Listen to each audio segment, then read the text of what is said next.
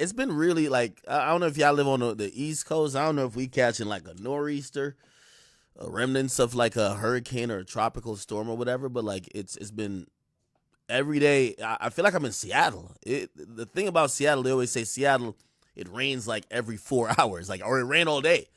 Like literally, if you've been in New York, New Jersey, it's Philadelphia as well. It's been raining every fucking day. Shit's crazy, right? Anyway, apparently a transformer went down or something, and not one of them Caitlyn Jenner transformer. I mean like an electrical outlet. You get what I'm saying? Anyway, what's cracking with y'all, man? I'll tell y'all what's on the agenda for today. Not too many big topics. We do have PNB killer got found guilty. They finally caught Jordan's son at something he's good at. Definitely wasn't shooting the basketball. It was definitely snoring coke. Okay. Gunna. Apparently, Gunna's snitch card has now been revoked. There's a bunch of other little smaller topics. So we're just kind of jump around and, whatever I sink my teeth and pause. That's substantial. We'll kind of go with that. All right. Let's keep it fun. Let's keep it light. I hope I could give you the entertainment you deserve tonight. Also, what was I going to say? Forgot. All right. Anyway, cool. So we should probably start with some. You know what I didn't realize you guys would appreciate? Didn't realize you guys would appreciate when I broke down the whole Atlantic situation and how that relates to capital and how basically like shit is moving. Atlantic is about to come back, and I've been shitting on them for the last year or two because they've been trashed because they've been keeping the money in the pockets rather than investing in the artists. However, they have now made moves. We're gonna see some executives move, plays getting done as well. You see, Lucian Grange's son, Elliot Grange, he's now the CEO. Again, just working his way up that ladder. And if we talk about nepotism, I'm not saying Bronny James isn't trash at basketball, but nepotism definitely exists in most corporate structures and most entities where the CEO also is the chairman of the board and also has heavily incentivized, stock options within that company. And even if he loses, or even if he retires, he would like for power to go within the family. You know what I mean? Again, it's this dream when you could turn whatever business, whether it's your own independent business or one that you kind of run, into a family business. Okay. So I was actually impressed that you guys really enjoyed that. I do have a little bit more about that coming because we finally hit like this point. It's an inflection point, right? So I'll actually put this up on the screen. We'll start slow today. So basically, there was a quarterly update, right? And essentially, in a quarterly update for Universal Music Group. Remember, this is the biggest. Remember, there's three big music companies that everything fall under, right? Universal Music Group. That's where you get Republic. That's where you get like the Drakes, the Taylor Swifts, all of them, and a shit ton of other labels, right? Even Capitol. You get Sony Music Entertainment. That's where you're gonna get Epic Records and a bunch of others. Okay, I'm keeping it on the hip hop side that you guys can recognize the labels. And then we get to like, for example, what else? What's the last one? Warner. And that's where we get Atlantic, 300, and a few others. Okay. Now, what happened is that Universal Music Group, they're actually publicly traded. And what happened is they gave a quarterly report to their investors. And essentially what they admitted for the very first time is that they believe that streaming has capped out. And this is very important. So stay with the story. Spotify, Apple, Amazon Music, Pandora was in the mix. I don't know where they're at these days. They started off on a race to get millions of subscribers once they realized that the music industry pretty much acknowledged their failure in preventing piracy. So they couldn't stop people from illegally downloading peer-to-peer software. And because that was the case, essentially The music industry, they had to look to the tech industry. And the tech industry is, as much as you think of Spotify as a music company, it's a tech company. So they came with a solution to say, yo, if people ain't buying the music anymore because they could get it for free, we all know the saying, why buy the cow if you could get the milk for free? How about we give them a deal they won't even blink about paying for? We'll give them every music that they don't technically own, but they could stream it on demand. Let them pay like $10 a month. We'll treat it like the streaming model, which, by the way, the streaming model is also adopted by Netflix and others. Great. Sounds great. It was basically bringing free money, and the music business was realizing that they were losing so much money they need to make a change. Okay. Every year streaming has been going good. And I'm going to make this a short story. I'm not going to make it too long. Now, the point of this whole story is every single year, Spotify would report, yo, we just gained 50 million more people who are listening. So the way how rappers or your favorite artists and labels make money through streaming is this. Remember, you're only paying 10. Actually, I just looked at my bill. Spotify charged, how much they charge me? I think Netflix charged me 20. Yeah, Netflix been going crazy. I got to check that. Anyway, let's say you pay $15 for Spotify, right? The way how labels get paid from that is that they pool all of the subscription models. Because remember, you can't buy music on Spotify. You can't, well, Apple Music, they have the iTunes, so you can buy music technically. But let's just only talk about streaming. So Apple Music streaming, Spotify streaming, Amazon Music, not purchase, streaming. We're only talking about streaming. And I'm going to tell you why eventually, and this is a big deal. So essentially, every year, the music industry is trying to make more money. It's like any other business. Like Tesla's trying to make more cars next year. Apple's making more iPhones. Everybody wants to get more, right?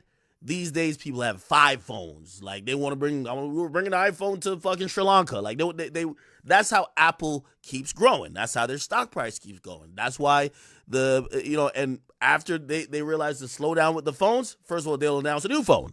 Then they'll be like, hey, we're coming out with Apple cars. And then we're coming out with AirPods. Like they'll keep making products to keep increasing revenue. It's all about revenue. Again, with Spotify and most streaming platforms, the only way they get revenue is from subscriptions. So you're paying your $15 a month. Now, they get to increase revenue if they keep adding new subscribers. So there was a year they were all competing and they were all announcing, yo, we just hit 30 million paid subscribers. And then the other company came out, we hit 45.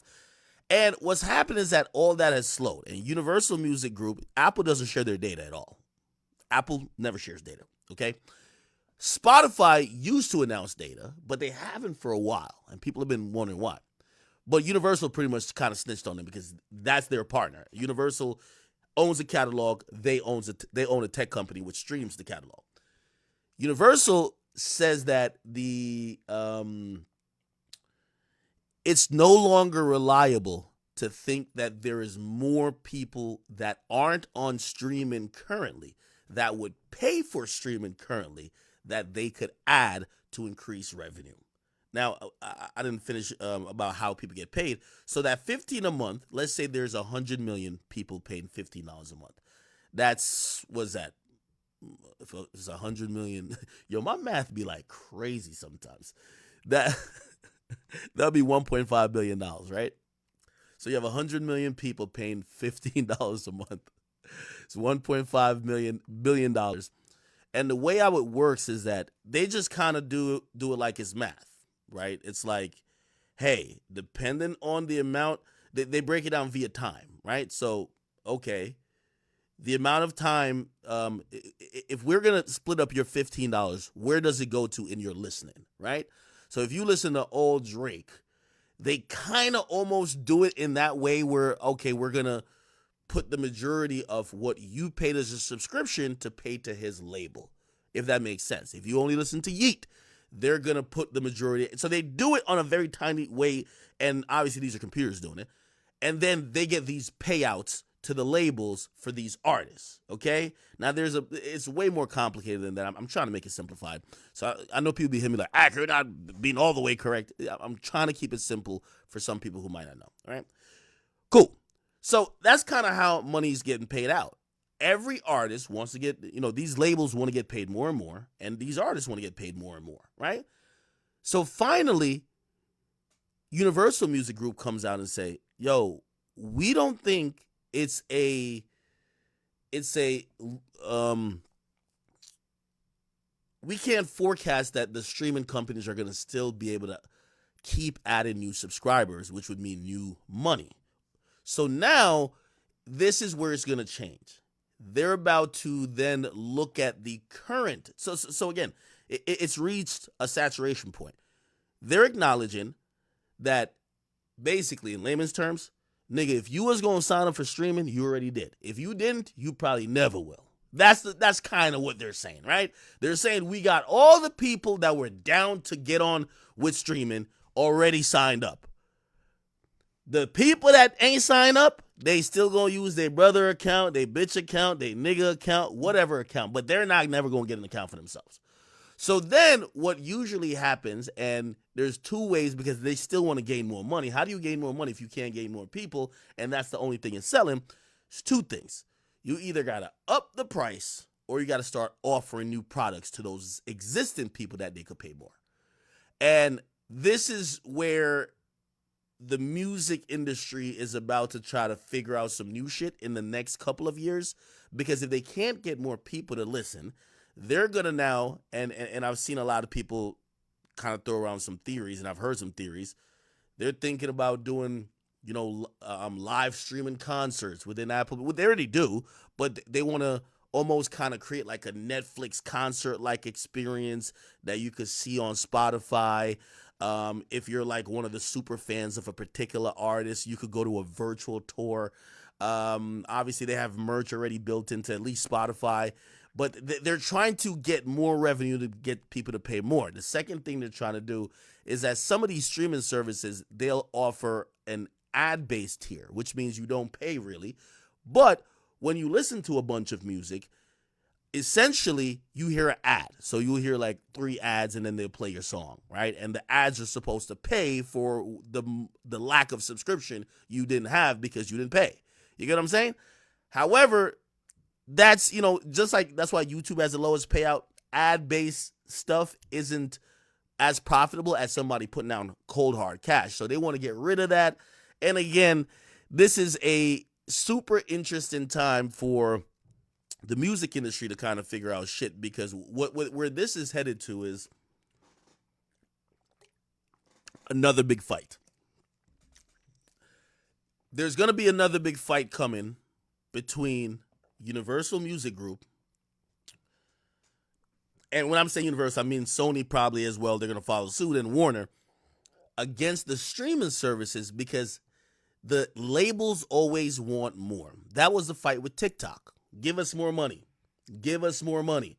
And TikTok's like, nigga, calm down. No. Give us more. All right, we ain't giving you more. All right, take our music off there. They argue for a little bit and they come to some deal. Put it back on. You get what I mean? It's like a holdout if you like sports.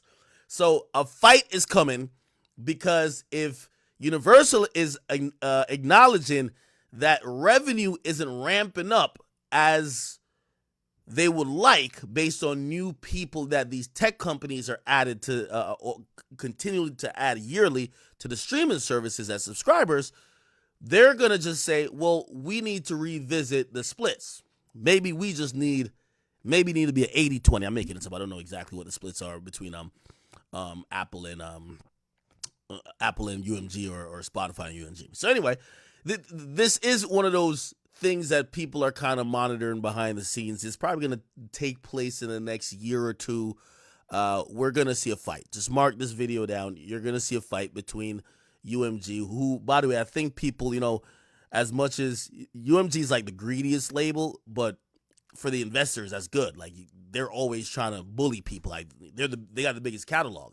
At the end of the day, they could always say to the people who they're in business with, "Oh, word? All right, take off Taylor Swift, take Drake off, take this off, like take the Weeknd off." Like, they got the biggest artists in the world, right? And now granted, I do believe Taylor Swift is one of the people who made that TikTok thing happen. This is how crazy Taylor Swift is. Or not crazy, but like how big as an artist she is. She kind of reversed it on UMG to say, yo, y'all get back with TikTok immediately. Stop playing. So she couldn't be used as leverage, and of course they struck a deal. Anyway, just a little bit of music industry stuff that's coming down the pipeline. I'm watching this for the next year. We're gonna see. Okay, all right, my people. We are gonna get into the Pop Smoke killer situation. Except, I heard a little rumor. Heard a little rumor, man. Let me see if do I have an update on that. No, not yet. So I hear that Nicki Minaj was on this online radio app called Station Head. She was throwing a bunch of shots, man.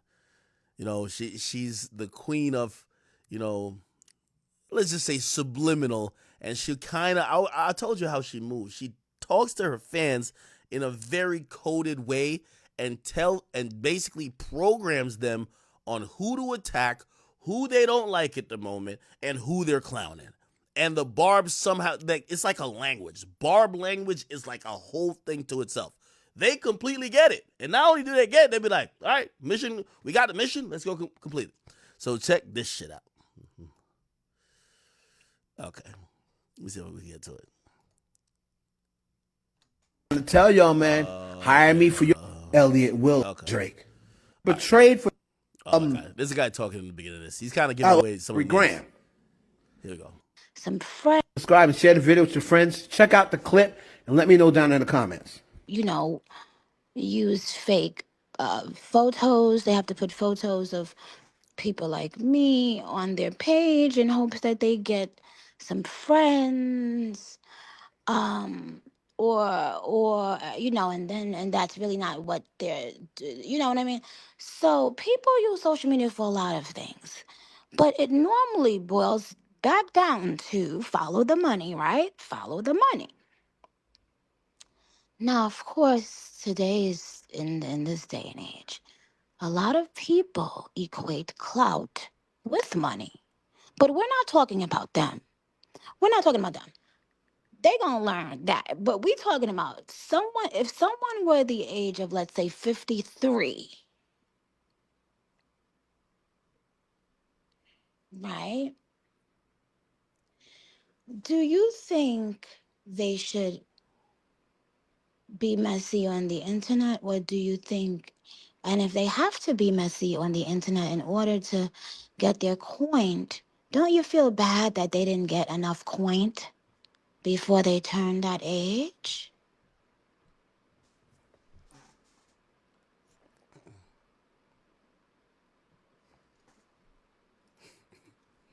What are you saying, Nikki?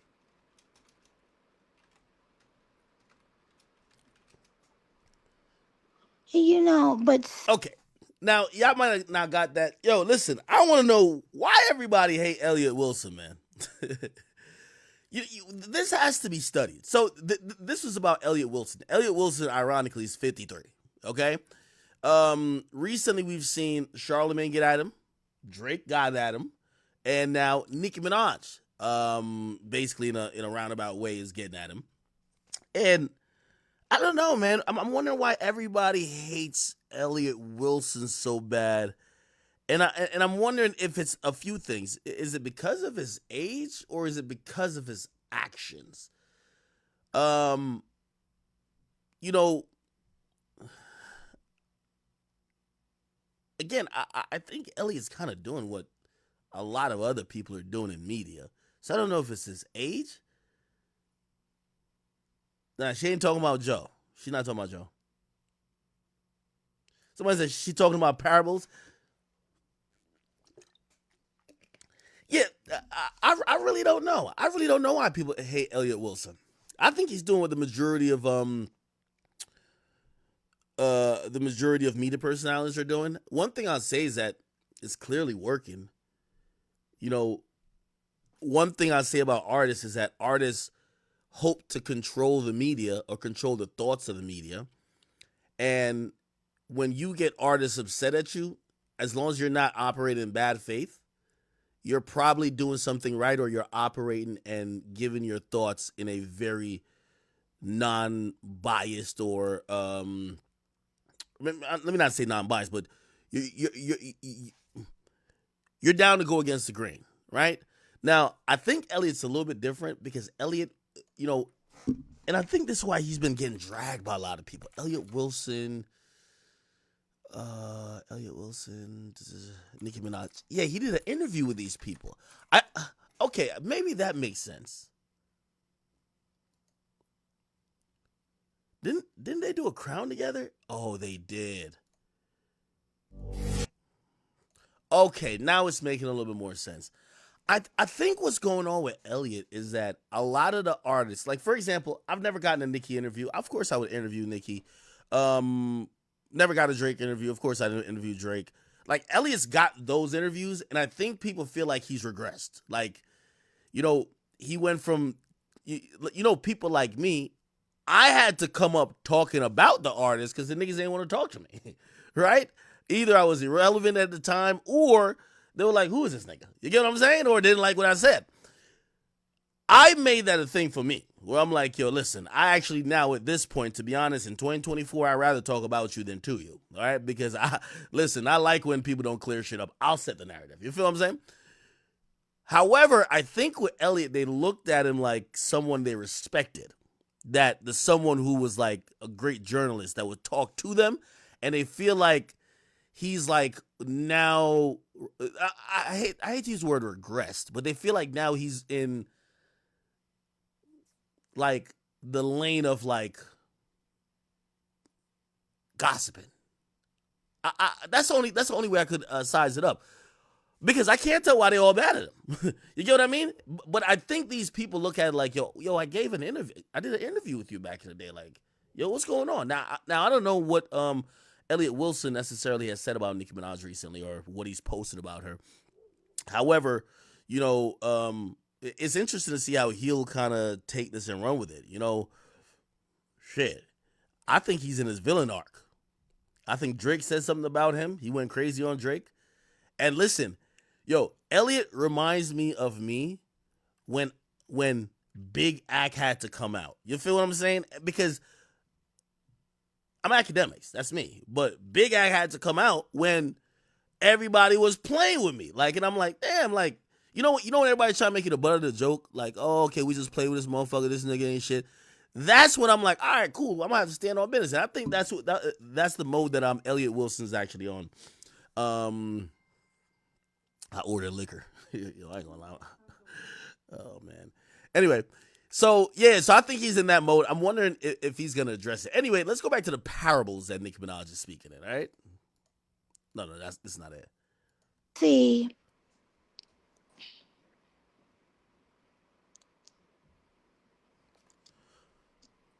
Oh, okay.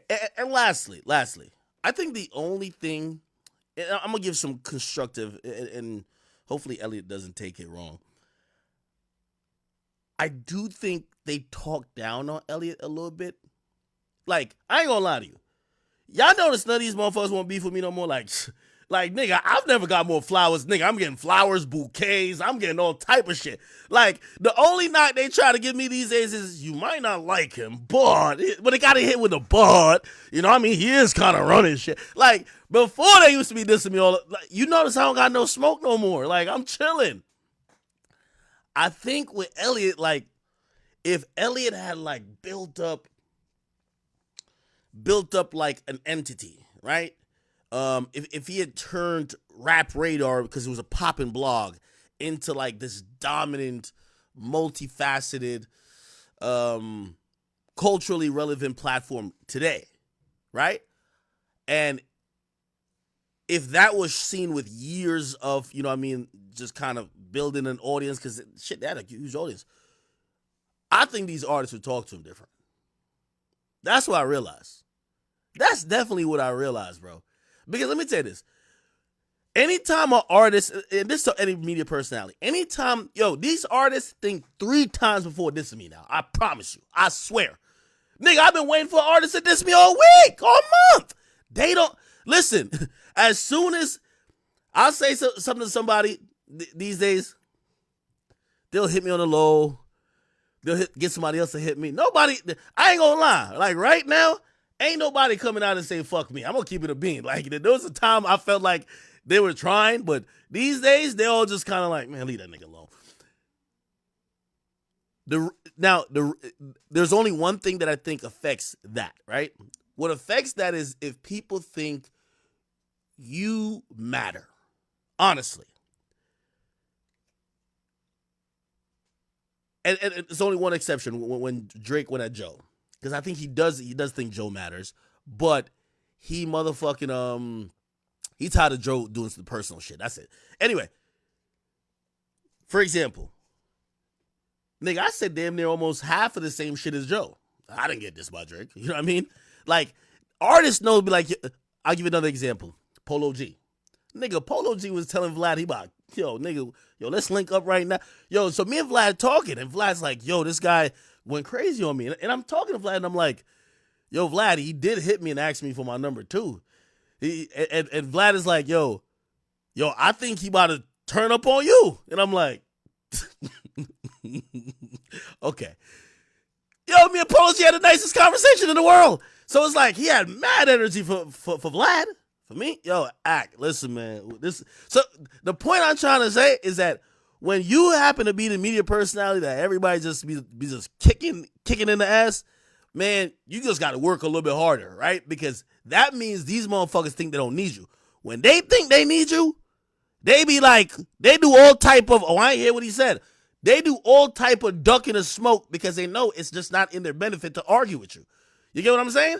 Ever since I put that nigga little baby back in his pajama clothes, these rappers is like, shit, you did that to Meek and that nigga, I'm good.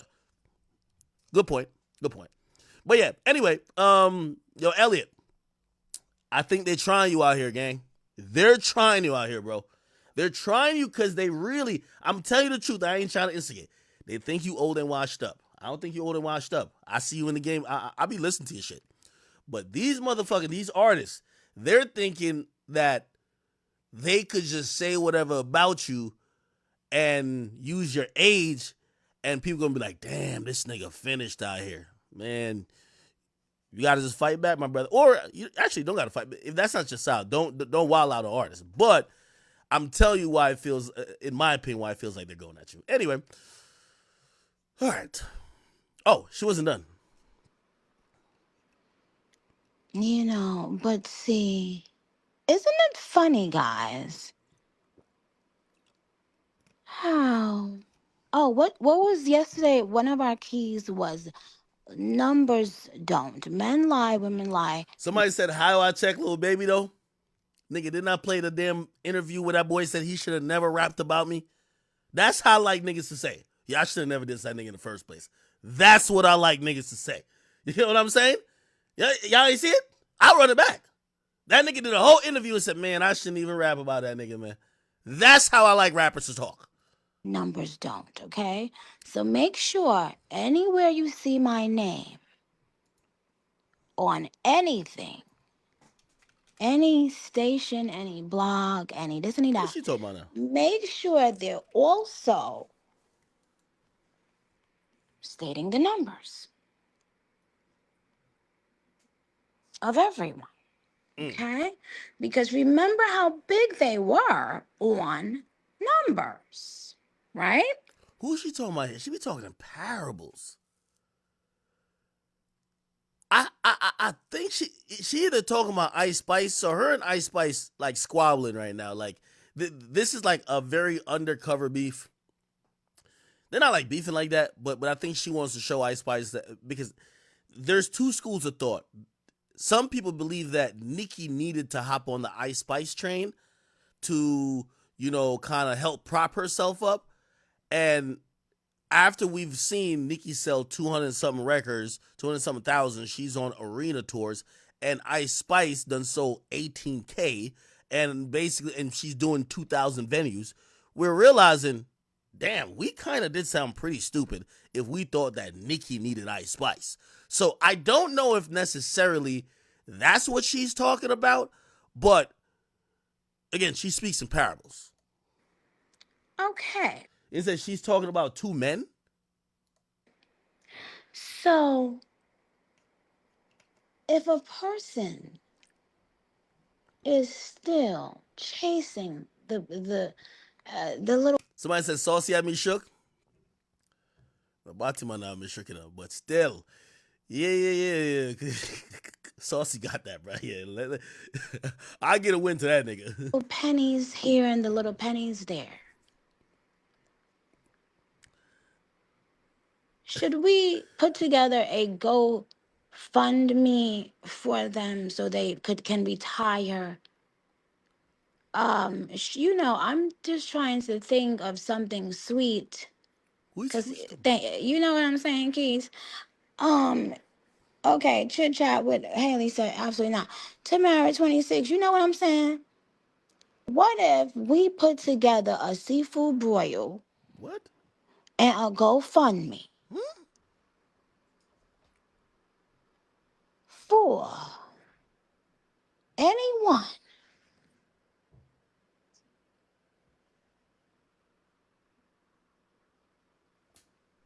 who sits around obsessing over Onika and the Barbs every day? Shouldn't they be on a boat? All right, man. I don't know what's going on with Nikki, man. Anyway, all right. Bet. Uh, what else is popping in the news? So my boy Nelly got arrested. Damn. Now, they're saying that Nelly was arrested with a little bit of ecstasy. Now,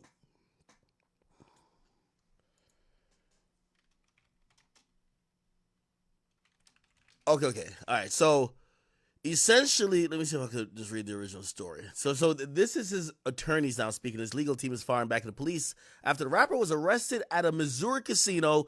They claim he was targeted by an overzealous, out of line officer. Now, I'm gonna be honest with y'all, bruv. Yo, listen, when you at a casino, and I'm just speaking tongue in cheek here, people. You at a casino, Nelly probably losing tens of thousands, hundreds of thousands of dollars, gambling, nigga rolling dice, nigga playing blackjack.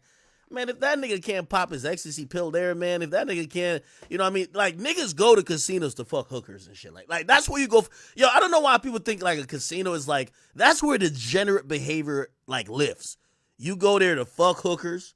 You go there to snort coke, eat pills. Like, if you go to Vegas, nigga, it's like a drug induced, like, rage. It's like white. You know what the white dudes call it? The dudes, they call it a bender. Yo, dude, I was just on a bender. This shit was crazy, dude. I took so many Jaeger bombs and I snorted like 15 lines, dude. Like, shit was amazing. Yes. That's what niggas do at a goddamn casino. I don't know what casino this is. What type of? Oh, it's in Missouri. Yeah, what the fuck is he doing in Missouri? You gotta go to Vegas for that shit, nigga. Okay, let me see. He said Nelly had won the jackpot.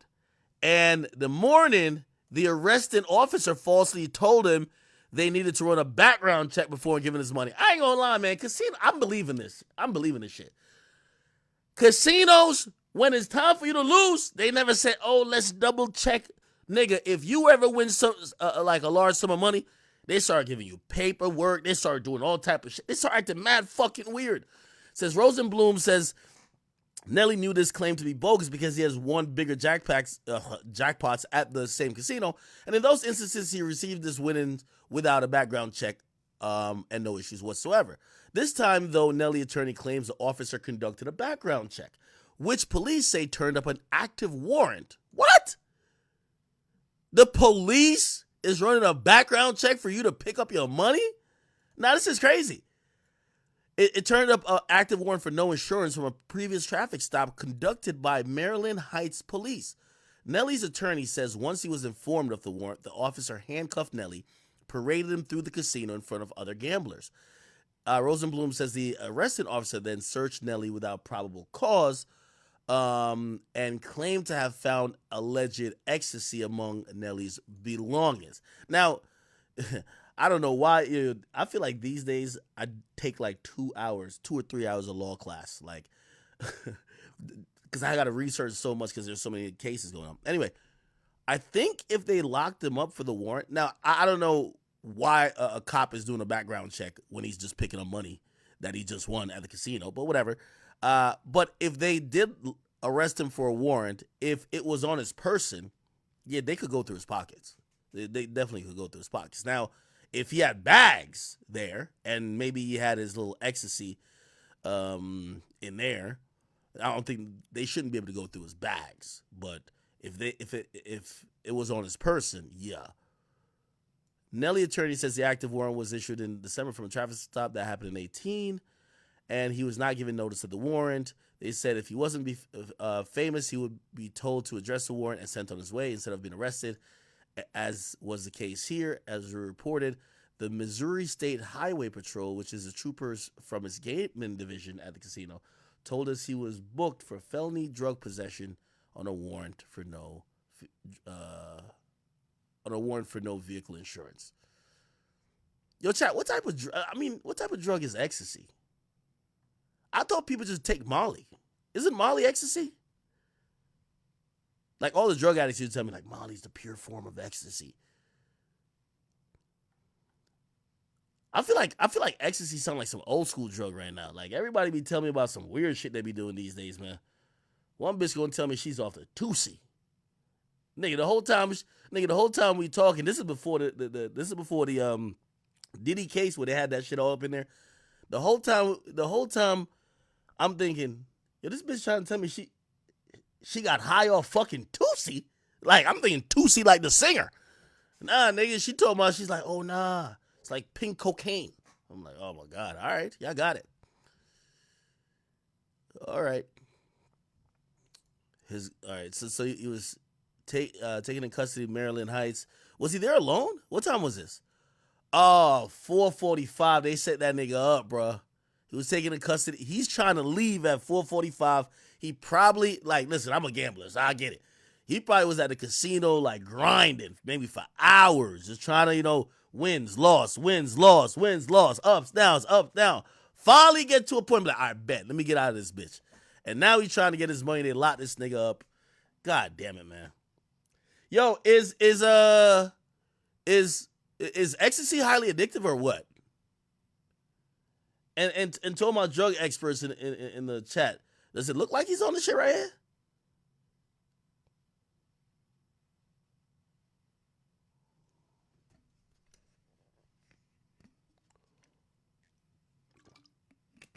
Somebody said X be busting. Tesla pill. What's a Tesla? Wait, Elon Musk is making pills? Oh, yo, Elon Musk got to cut it out. What the fuck is a Tesla pill? What the fuck? Yo, a nigga said he got the look off. He got the look off being off a honey pack. Yo, is a honey pack even considered drugs? Oh shit, yo, we got an AI bot in a YouTube chat. Viewers in the chat are saying MDMA, what? It just went away. The fuck? How do I get the AI thing back up there? Oh, here we go. MDMA or Molly, which is known as ecstasy, it's a popular party drug. Many are sharing their personal experience with it. Oh shit. All right. Nah, they hating on my boy Nelly, man. Ever since Nelly got Ashanti, man, that nigga can't stop smiling. This is probably the only time he ain't smile. That nigga got her pregnant.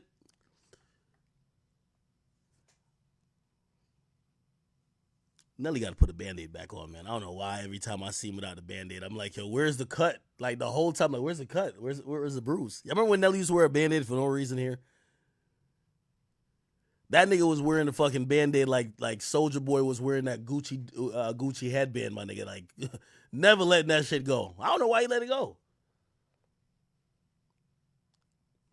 All right. Free Nelly, man. Free Nelly. What do y'all think about, like, honestly, all rappers take, like, drugs and shit. I mean, nigga, I just ordered some liquor right now, my nigga. You know what I mean? Like, now, I don't pop pills. Y'all know me. I only do alcohol, but I do a lot of it. Everybody got some vice. Most people smoke. Like, smoking weed is, like, still a drug, right? Yeah. So, I mean, him doing some ecstasy, fuck it. Nigga, does ecstasy make you, like, fuck? You might have had Ashanti up in the room. Everybody know this. All the real gamblers know this. When you go to a casino, you gotta distract your bitch. Your bitch is the biggest hater of you when you're gambling. Facts. She bring bad vibes. She looking at you losing the money, scrunching up her face. Every time you lose, nigga, she looking like you losing money. She thinking that money could have been hers. She watching your pockets more than you watching your pockets, bringing bad vibes, bad energy. You gotta just, yo, bitch, go over there, man. Go play the slots. Go the fuck. Or the best way is you just leave the room. You leave her up in the room, give her a nice session, pipe her out. You go downstairs and go gamble by yourself. Never gamble with a woman. That's a fact. Woman just bring bad vibes. You're gonna be losing like a motherfucker. That's a fact, bro. That's a fact. You said not your girl? Your girl be with it? Now, if your girl is a good gambler like that, I bet. But most girls, put it like this. You get them $100, be like, go over there. No. Just let me be. Go over there. They come back with 105. I won. You're like, nigga, I'm coming back with 0 or 500, nigga. Fuck that. Your Shanti pregnant? Oh, she probably was up in the room.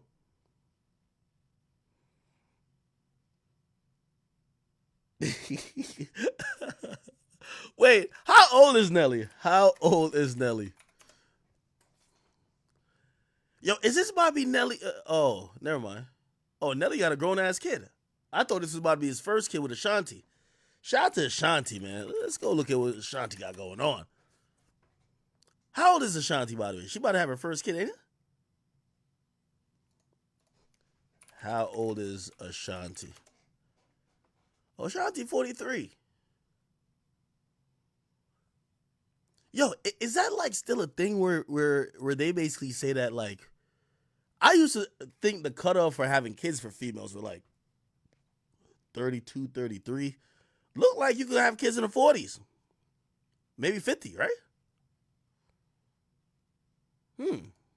Okay. Did the baby get born yet or no? I guess not. What is this? Oh, they celebrating her mom's birthday. Ever maternity shoot. It's an ET exclusive. Baby. Ashanti and Nelly dated on and off from 2003 to 2013 and shocked us all when they rekindled their love last year. So if someone had said to you in 2013 when you first split, wait a decade, this is the man that you're going to marry and have a baby with, how would you have reacted? Are you crazy? After our breakup, I didn't even think we'd ever have a conversation again. Before, sometimes we would argue and walk out, slam the door, and not talk for a few days. Really? And now it's kind of like, all right, you good?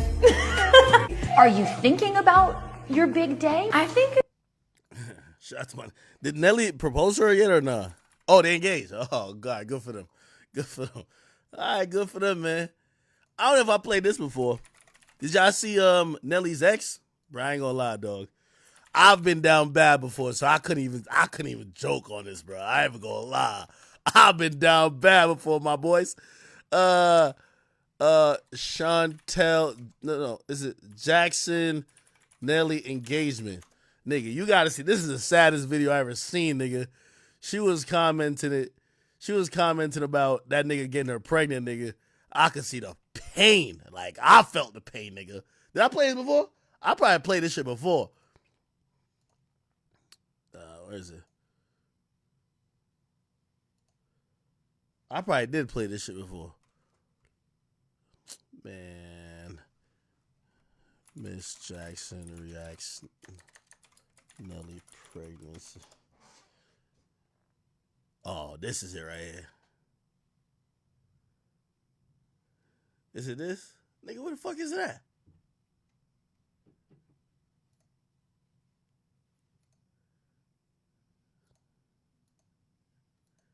Nigga, where is it? Bro, I ain't gonna lie, bro. I seen the pain Shorty was going through, man. I was like, damn, I've been down bad like this before, dog. It's one of those.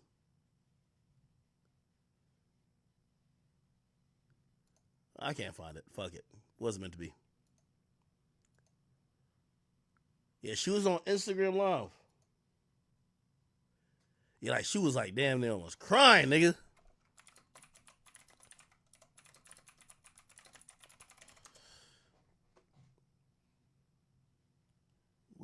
find this shit. Oh, okay. All right, bet. Oh, right here. Think or have this make believe story. I left. I left because I wanted initially, I guess, space to see maybe will the space bring us back together, or do I need this space because I just need to rip off that band-aid. So, and initially I wanted the space or the break to rip that band-aid off. So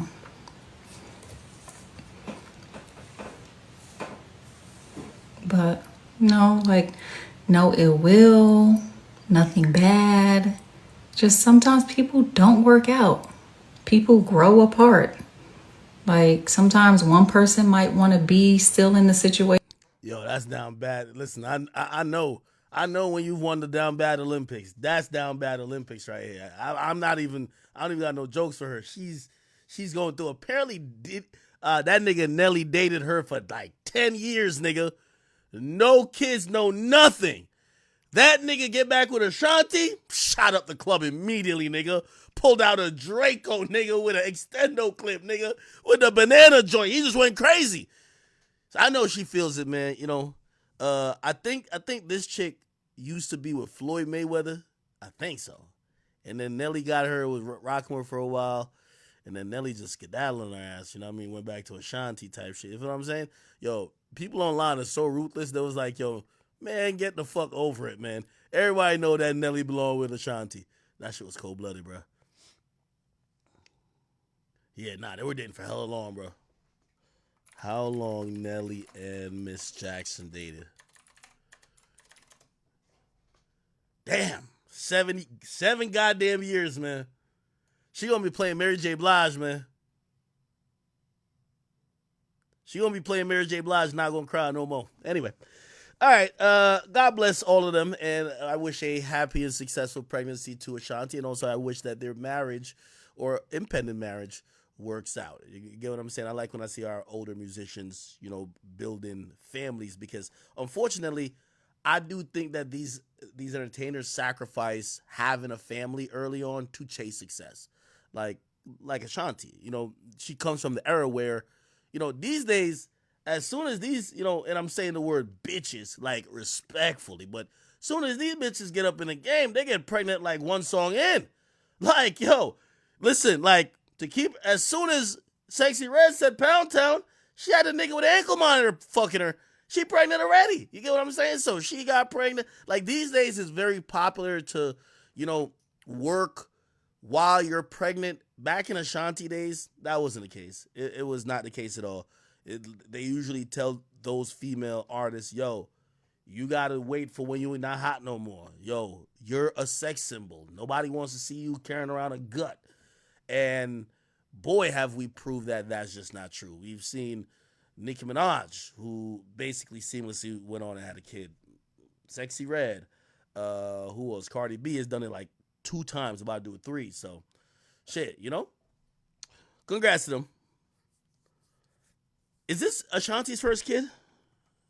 Does Ashanti have kids? Oh, she doesn't have kids. It's her first kid. Yeah. So actually, I'm very happy for her. All right. Let's see what else is popping in hip hop, man.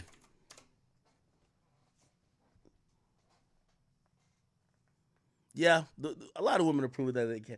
Hey, yo, y'all see my boy Vibes Cartel, bro? Like, yo, I'm praying for my nigga Vibes, man.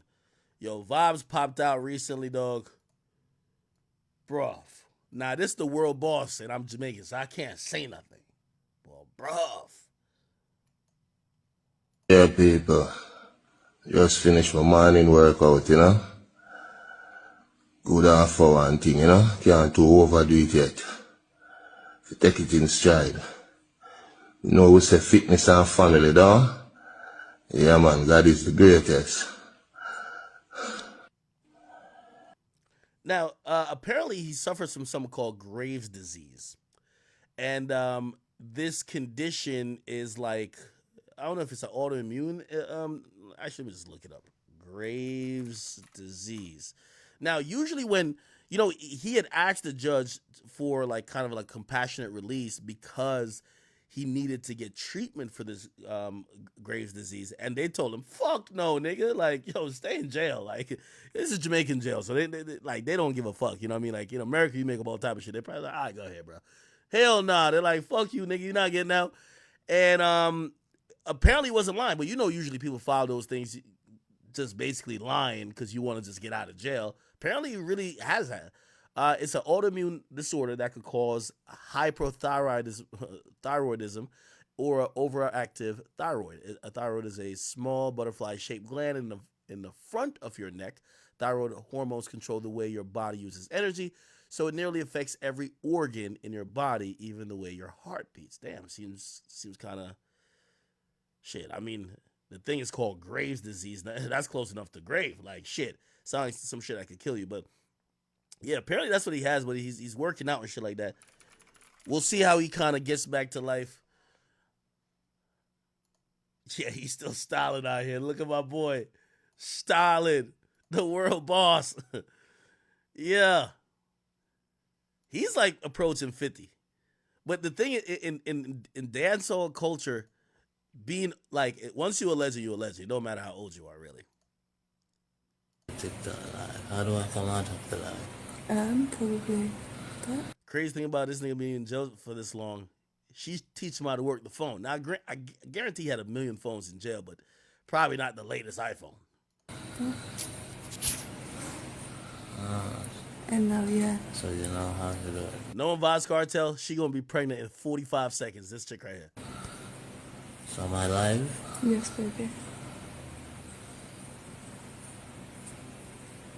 You look the job. Okay. Anyway, also, you know what I think about NBA YoungBoy? What comes to mind? Yo, when Vybz Kartel went to jail, these are his kids. These were like little niggas. Like, they were like children. Like kids that were going to like elementary school. These are grown ass men now, bro. That's the thing about it, some of these artists that got like a shit ton of kids. All right. Shout out to Cartel, man. I'm going to try to set up an interview with him whenever he's, healthy enough and ready to talk. All right. So in the PNB Rock case, the adult, because I know a couple weeks ago, I actually reported that the 17-year-old son actually was found not competent to stand trial, which we kind of see where this is going. This has been happening in LA.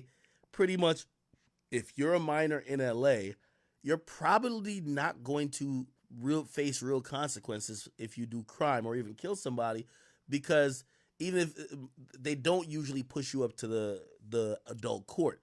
And if they give you juvenile life, you get out at like 23 or something like that, or 22. So again, if you're 17, you do 4 years and you kill somebody. That's like ridiculous. Now, this kid is kind of setting all of that up. Like, I don't believe that. So the 17-year-old was found to be not mentally fit to stand trial. Clearly, that's probably also a ploy that this shit doesn't get bumped up to, maybe adult court, or they're going to be lenient with the sentencing if he ever gets to trial anyway, right?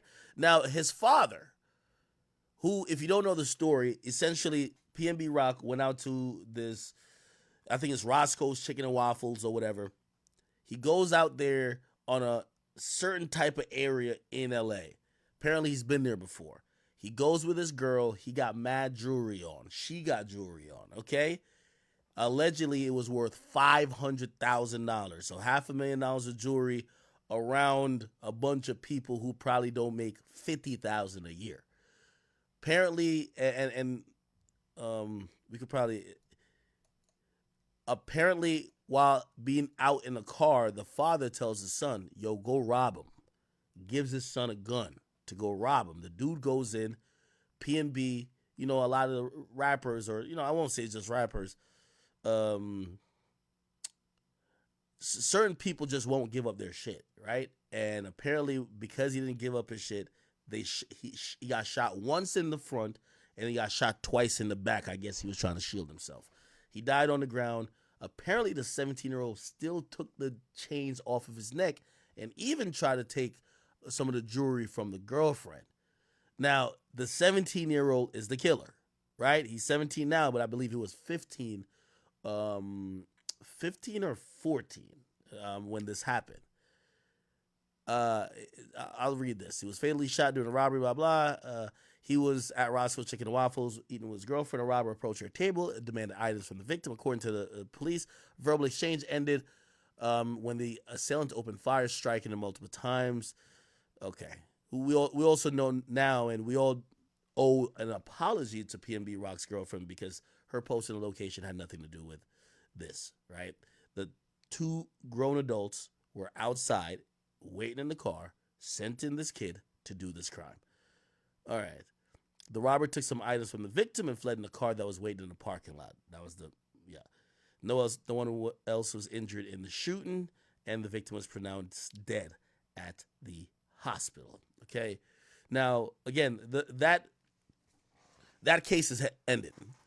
Unfortunately, with the cases in California, they don't allow cameras in court. That's why we don't see the Tory case. We didn't see the Pop Smoke's murder case. We didn't see Nipsey Hussle's killer's case, even though we did see, like, there's like some short video, but mostly all we see is pictures.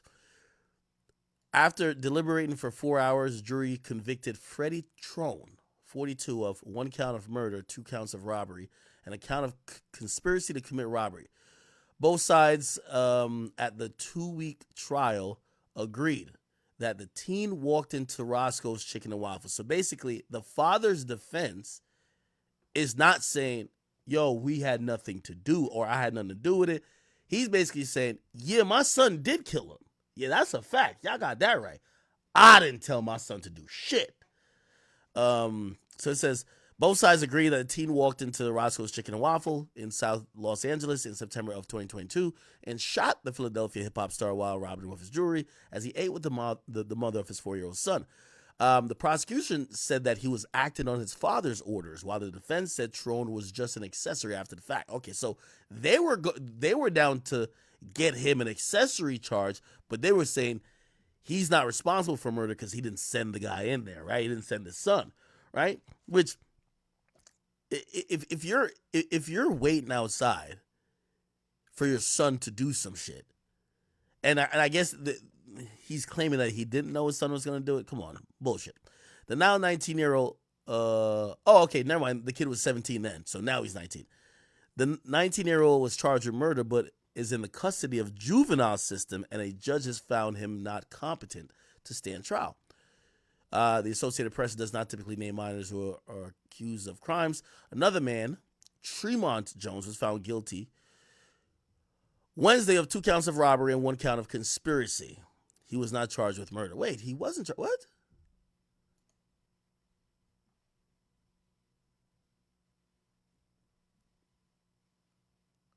Why was he charged with murder?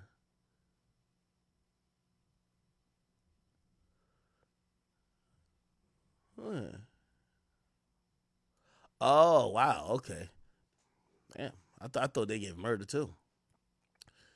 We all know how the conspiracy shit works, right? Like that girl in the Fulio case, she didn't pull a trigger, but she's getting a murder charge. Y'all all plotted to do this murder. Now, I think why he probably didn't get the murder charge is that, but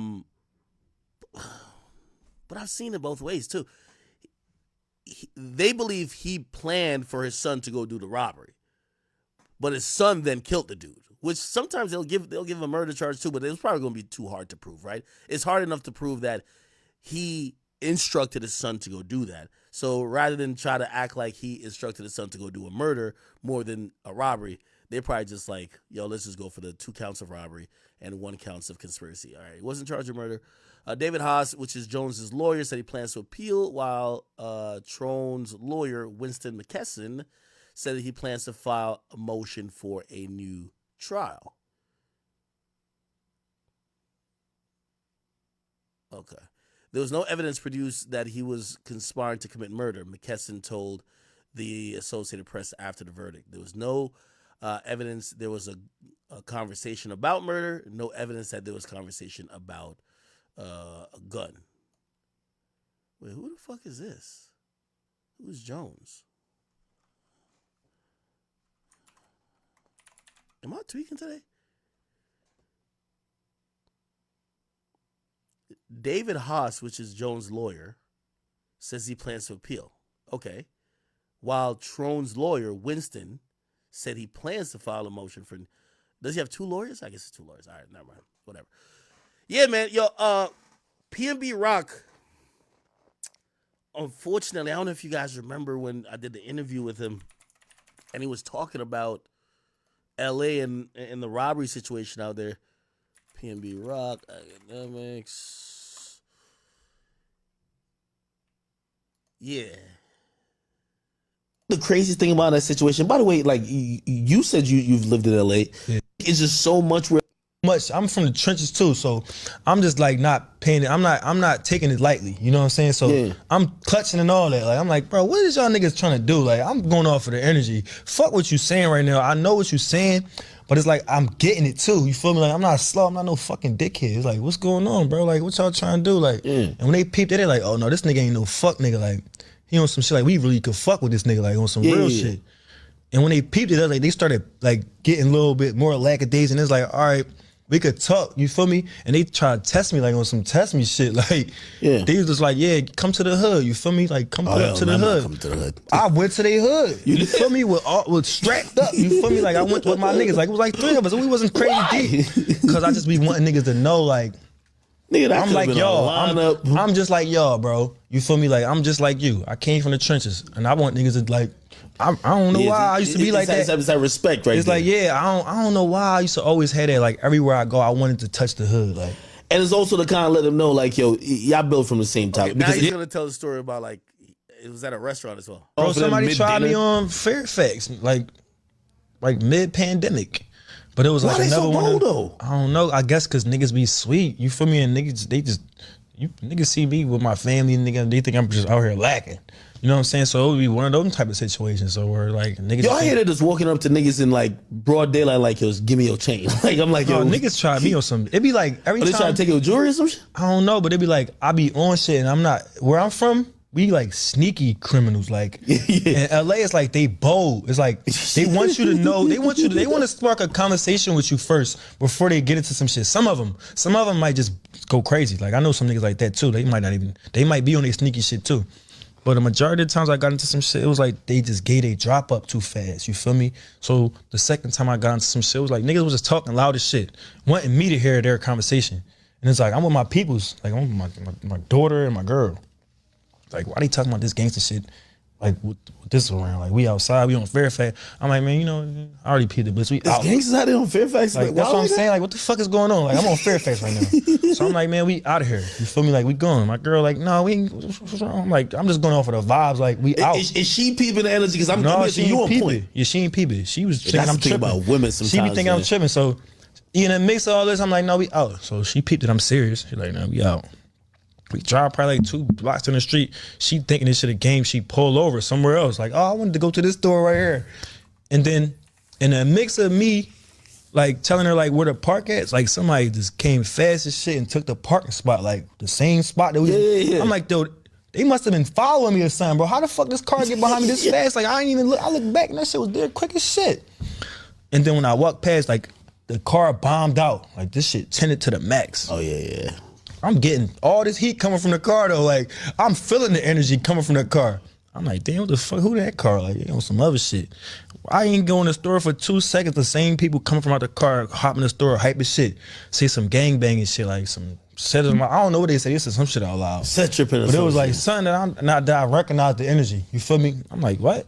You feel me? Like he like started talking to me with some gangster shit. Like I'm like, bro, do you know me? Like you know me from somewhere? He like, nigga, yeah, I know who you is, trying to get me to like get into some shit. So I'm like, man, I flagged him off and I just walked out the store because I already know like what this shit about to go. You feel me? You don't that make you nervous? It's like you with like your girl. No, that's why I be trying to be cool because you don't want to be nervous and make it seem like something about that. You want them to be as calm as possible. You feel me? You want your girl and your kids to be like making it seem like everything is cool. Ain't nothing about to happen to us. You feel me? Like we super good. So I just be cool. I just kept it cordial. I'm like, come on, maybe out. These niggas on some real shit. Yeah. You feel me? They got to the car, and while they get to the car, that's when I let niggas know, like, I'm not on that. You feel me? And I ain't gonna say what happened, but niggas know that I'm just not on that. You feel me? It's like, all right, he ain't one of them. You feel me? At Like, least they didn't take your. I heard. Well, I won't name the rappers, but I've heard of like 3 like it's so bro, commonplace it's now. more than like, 3. Niggas be getting they shit took, and it don't be spoken about because it's like, That's what why I'm you gonna saying. talk about I it? hear it's so normal that, like, usually when you rob a rapper, like, everybody knows. It's like, oh shit, that nigga got his shit took. Yeah. I'm here in LA. It used to be like that. Niggas used to be like, Yeah. oh yeah, we got such and such chain, but now it's like, it's so common, and niggas don't want you to know they stole nigga shit. You feel me? Yeah. Niggas don't want that shit to come back on them. Niggas is getting locked up. Yeah. Niggas is, people is coming back for niggas. Like, it's like, Alright. once you get away with some shit, why you wanna make that shit hot? Niggas ain't everybody ain't dumb. Shit, but they You ain't feel taking me? nothing from you. No, I never got robbed ever in my life. Well, I ain't gonna say never because I don't like saying never. I'm not superstitious. I'm not superstitious and nothing like that, but I haven't been robbed. Rest in peace, PNB Rock, man. Super cool guy. Super duper cool guy. Can't even lie to you, man. All right, so I found this like Nicki clip, which they claim that this is Nicki talking about Drake and P&D. I'm actually thinking, I think this is cap though. There's no way she would. Let me hear this. So, Ugg Boy 1 and Ugg Boy 2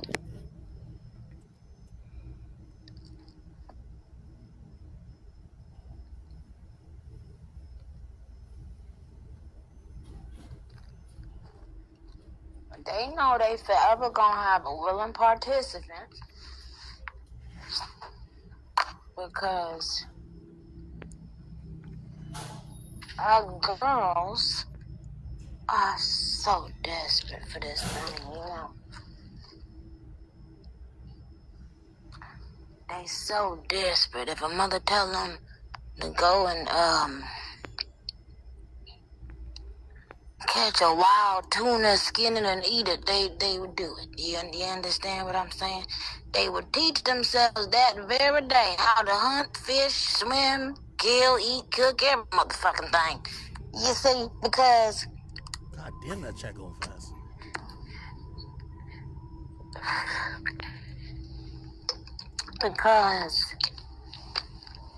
they want it so bad they can taste it. And when you taste it, you want it again. But honey child, they ain't finna taste no more.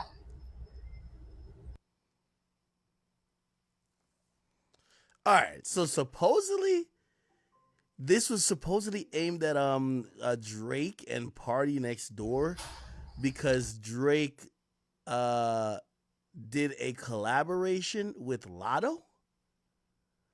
But I think it's on that 100 gigs thing, right? Is this it?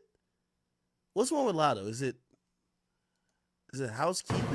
We finna see they gonna act like they Crocodile Birkin and I'm I know Party Next Door probably like, well, why she say fuck me for? Like, what does Party Next Door got to do with the song? they feel like you're riding. I think, yeah, so Drake did yo, Nicki is fucking petty, bro. Yo, I can't believe that Nicki really treats the music industry like it's high school. Yo, people are making money, man. Like, people are making millions of dollars. You're making millions of dollars. People are gonna collab with who you want, with who they want. None of the beef that y'all have is that serious because otherwise you be pulling up on these bitches and you be handling it. So now Drake not supposed to work with nobody you don't like? What type of shit is this? This is like some high school shit. Now, I could imagine if it's a record where Lotto's dissing you, of course Drake shouldn't be on a record like that. I agree, right? Like, that's just like loyalty. But again, y'all been subliminally beefing. It's not even like y'all are rap battling at the moment, right? Like, Drake and Kendrick was rap battling. So, like, you know, if Wayne did a song with Kendrick at that time, it'd be like fucking weird. But y'all haven't ever rap battled. Y'all only have had like these subliminal wars or have said a few words to each other, kinda. Why the hell would Drake? And by the way, Come on, this is another thing too. Man, y'all know who Lotto locked in with? Come on. Let me say it without saying. Like, y'all know who Lotto locked in with? What? Come on, bro. Like, yo, Nikki gotta knock it off, man. This is the thing about Nikki that makes her look so unsuccessful. And I love when she gloats about her wins. And I've been giving her high praises. Nikki has been dominating the field. I don't even think it's close with her and any of the women right now, right? But it's she comes across bitter, even during victory. Like, that's not even enough. It's like imagine winning like imagine coming first in the Olympics and you talking about the people who came last or the people who came fourth and fifth. Oh, child, they thought they could run against the queen. But look where they at. They in fourth. Like, who gives a fuck? Like, when you're like the Don Dada, the top person, the queen, why is the queen beefing with the peasants? Why is the queen beefing with the princess? This shit is kind of odd to me, man. But also, it would shock me if... Actually, it wouldn't shock me at all. It wouldn't shock me at all. If Nicki was sneak dissing Drake, it wouldn't shock me at all. I think Nicki's that petty. And I don't think she's, like, beefing with Drake. I just think she probably looks at it and be like, ew, that's an ugly move. Y'all fucking with that chick? That's ugly.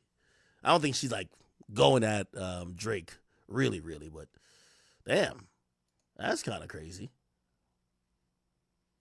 Who else she with at? Did she say anything else? All right, now. Who the fuck? All right. Yo, shout out to my boy Marcus Jordan, man. My boy over here, he was caught doing cocaine. Apparently, he's like in Greece. He got some new supermodel girlfriend after him and, Scottie Pippen's leftover didn't work out. He was with Larsa. And after, he finally got done with that. And supposedly Michael Jordan had said, bruv, nigga, I got to go to Hall of Fame ceremonies. Nigga, I'm selling like $15 billion a year in Jordans. Why there's so much pussy in the world, my brother? Why are you fucking my disgruntled teammate ex-wife, bro? Like, what's up with you? Marcus Jordan is like, we got to create a list, people, of the biggest losers that were born with a silver spoon in their mouth. No Diddy. Bruv, you know how much of a reject and a fucking loser you gotta be to be Michael Jordan's son and just fuck it up. Like, as bad as things, Diddy's sons, they be keeping it swagged out. They be looking cool.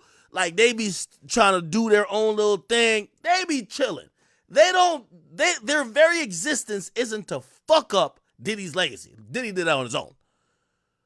Marcus Jordan, he's up there with crack smoking Joe Biden's son. What's that nigga's name? What's Joe Biden's son? The one that be smoking all that crack? Like, you're on that list, my guy.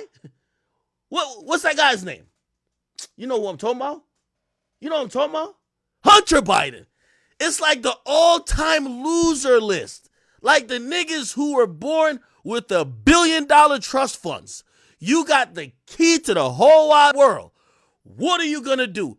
My nigga, like, first of all, all of these things have one thing in common. Loser mentality. They couldn't live up to their fathers. A son they want to walk in their father's, like, footsteps. If your father was an astronaut, you're going to like space. That's usually what it is. You get what I'm saying? You even want to be better than him, or you want to be as great as him, right? But here's the thing, I get it. This nigga couldn't jump a lick. The nigga can't jump 3 inches off the motherfucker. Like, I don't know what type of DNA Jordan had, but Jordan was off all that yak, Jaeger, and all that type of shit. I don't know what type of pre-cum created this motherfucker right here. He can't jump, he can't dribble. Did y'all ever see him play basketball? He can't do nothing. That nigga listen, when it comes to him, put it like this. Y'all talking about Bronny. When y'all talk about Bronny, y'all just got to remember the OG. When it comes, y'all talking about Bronny's bad? Nigga, when it comes to motherfucking Marcus Jordan, I can't even break his game down. Let me call on the pro to break his motherfucking Did LA game give up down. too much All to right? get a guy who has Here we been go. first round picks? Here we go. Ready, whether you win a championship or not, this man was a bona fide scrub. Yup. He can't play. Yup. No disrespect whatsoever, but I'm sorry to Talk to him. tell everybody the truth. The man cannot play the Here game we of go. basketball. He has small hands. He can't catch the ball. Can't He's catch got the bad feet. He can't really move, even though he's mobile. Doesn't really know what he's doing. Doesn't have a post move that he puts to memory that he can do 2 times in a row. He has no game whatsoever. Plays no defense. Doesn't have the heart, the passion, or anything that comes with it. And you're asking me whether they gave up too much? Please. The Los Angeles Lakers knew exactly what they were doing. They should be celebrating right now, and Kobe Bryant should not be. I'm going to be honest with you. Yo, Marcus Jordan is a certified bum. Now, here's the thing, brother, and I'm not hating. Like, for people, like, listen. There's only one Michael Jordan, and there's really only one LeBron, right? Their kids might not live up to their legacies.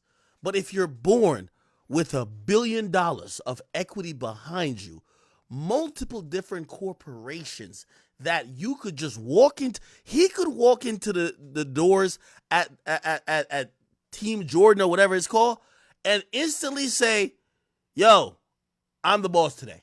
Like, yo, you're Michael Jordan's fucking child. I just gotta show you the privilege these motherfuckers have, right? If the nigga could, like, you know, like a half retarded kid just like fucking color some dumb shit. He could just color some dumb shit and it's a colorway and it's gonna sell like $15 million in sales. There's no way he should be losing in life. No fucking way. It's like being Hunter Biden. Yo, your daddy's the president. Wait, how are you smoking crack with a fucking hooker? What's going on? That's what I'm saying, man. These are like all-time losers, bro. It's no, like, bro, you could take, and I'm saying this even though it's a lot of money, but like, this is nothing to Jordan. Take $50 million. Bro, go in music, go sign a couple niggas, have a label. Like, yeah, maybe you'd have some success in music. Go to another industry. Start a restaurant chain. All this nigga is doing is running after aged, mature pussy and just snorting coke, just wasting Michael Jordan's money and making him look bad. This nigga's a fucking loser. I'm just sorry to tell you, man. Like, bruh, how don't you have any type of drive to say my daddy was a great man? Maybe I'm not great in basketball, but let me go show him in this way I could be great. This guy's a fucking loser, man. Add him and Hunter Biden to the list. Bruv, I seen somebody in the comments say, they say, yo, you know you're just a lazy ass, bum ass coke snorter when you can't even go to the bathroom to go snort the coke. This nigga's just doing it right out in the open. Like, to keep it real, like, it's like he's shocked that paparazzi's even taking a picture of him. No, this is bad, people. And apparently he had oh, by the way, I watched Kevin Hart's new special. Yo, Kevin Hart, oh shit, I don't want to give it away. Kevin Hart is shitting on Michael Jordan's sons. Yo, again, well, not special. I went to the show, but I think he's gonna do that same bit for the whole tour, and then it's gonna come out on Netflix. Yo, he's shitting on Michael Jordan's kids, and I forgot why. He said Michael Jordan. He said. I think he said he clowned Michael Jordan about his jeans, and Michael Jordan got mad at him. Like, Michael Jordan was like, I don't fuck with that nigga. And ever since then, you know what I mean, he's like, all right, well, fuck you then. And so he started clowning. He was just like, yo, who got the biggest loser sons other than Michael Jordan? I didn't even know there was another one. So you got Marcus and another one. I guess that nigga just kind of stay out of the public eye. Anyway.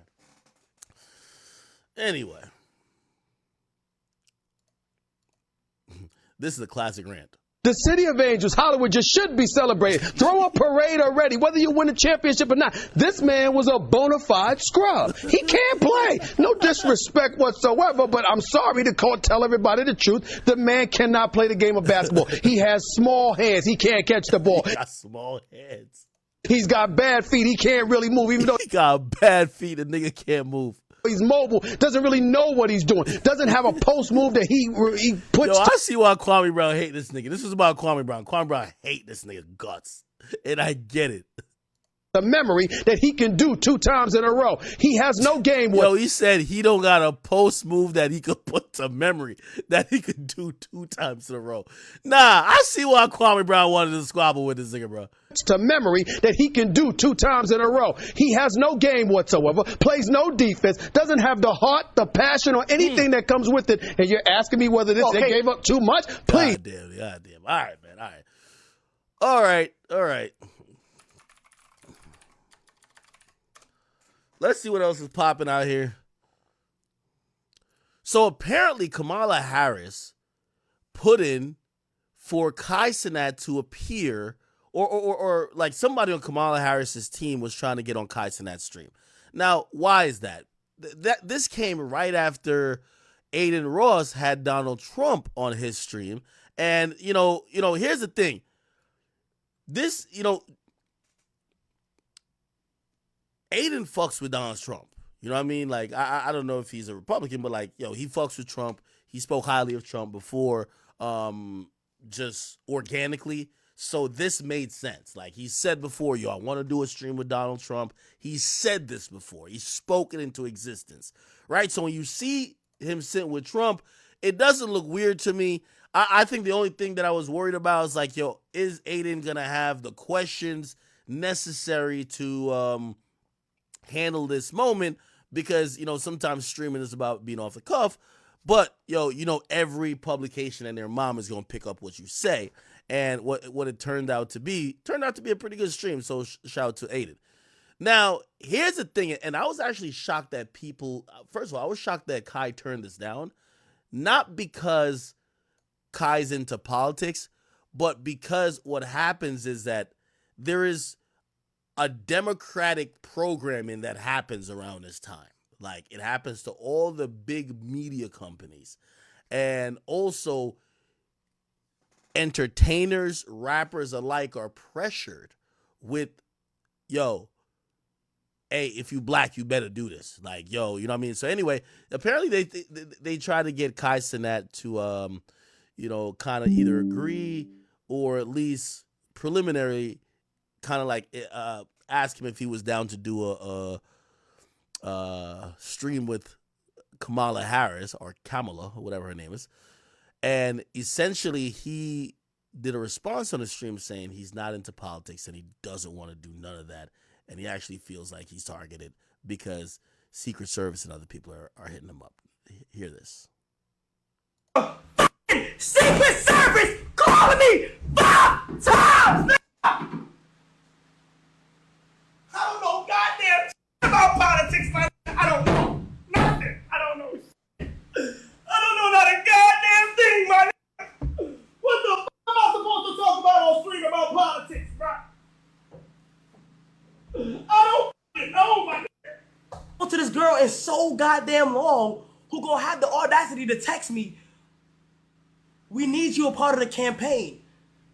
At first I was thinking she was talking about like a game, a video game, like a Modern Warfare game, or some shit. Or if not that, a clothing brand. I'm like, what campaign? Shorty gonna say,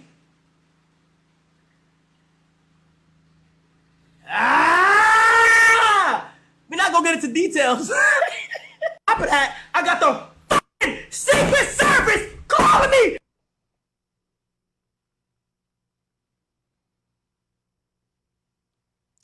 Okay. All right. Yeah, I think Kai is doing,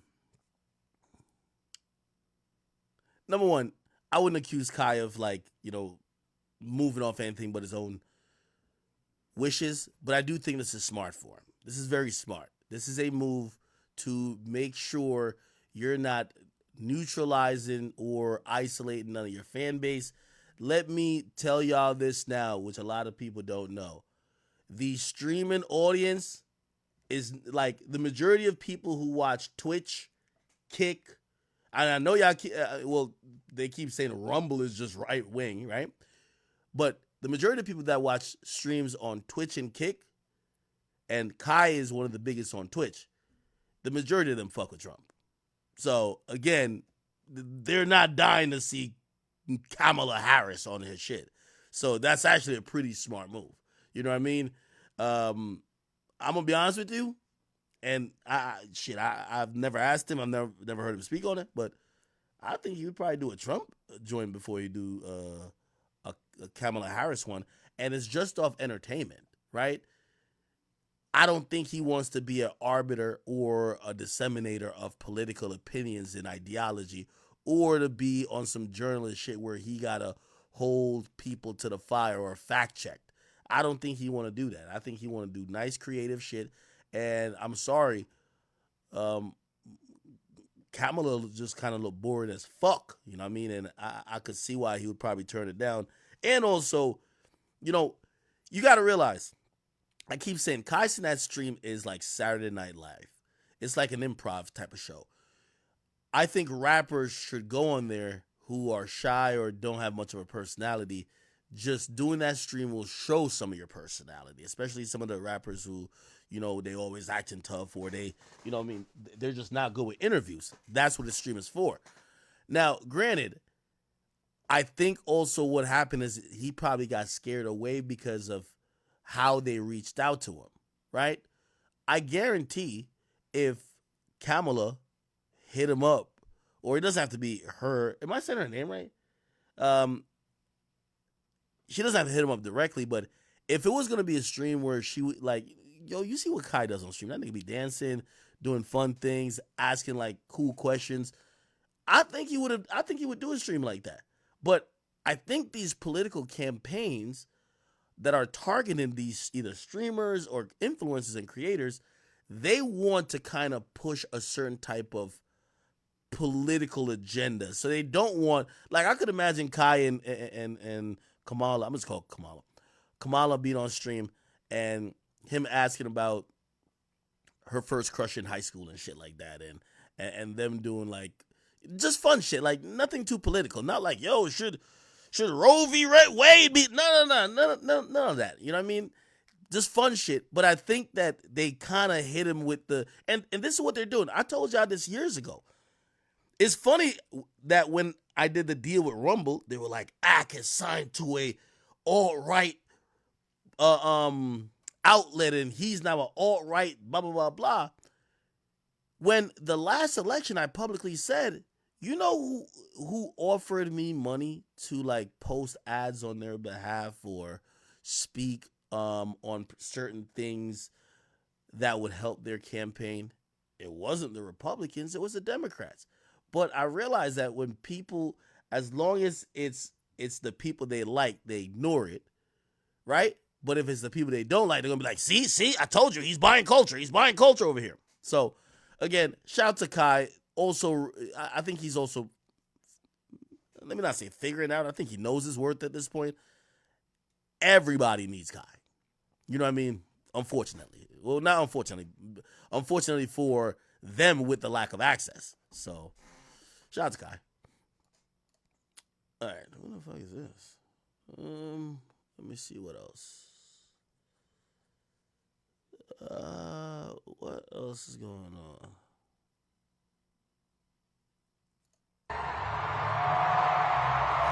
This is them right here.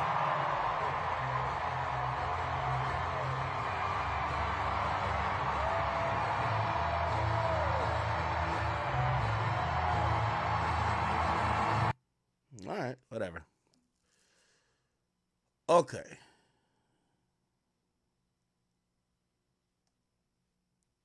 All right. Have y'all seen YSL Mondo, who is now addressed YSL Mondo Gunham? So YSL Mondo is now coming out to say, yo, we shouldn't have never labeled Gunna a snitch. Now, this is kind of like so confusing because I have a theory. I honestly have a theory. And listen if you think my theory works. This is why the streets are full of shit, right?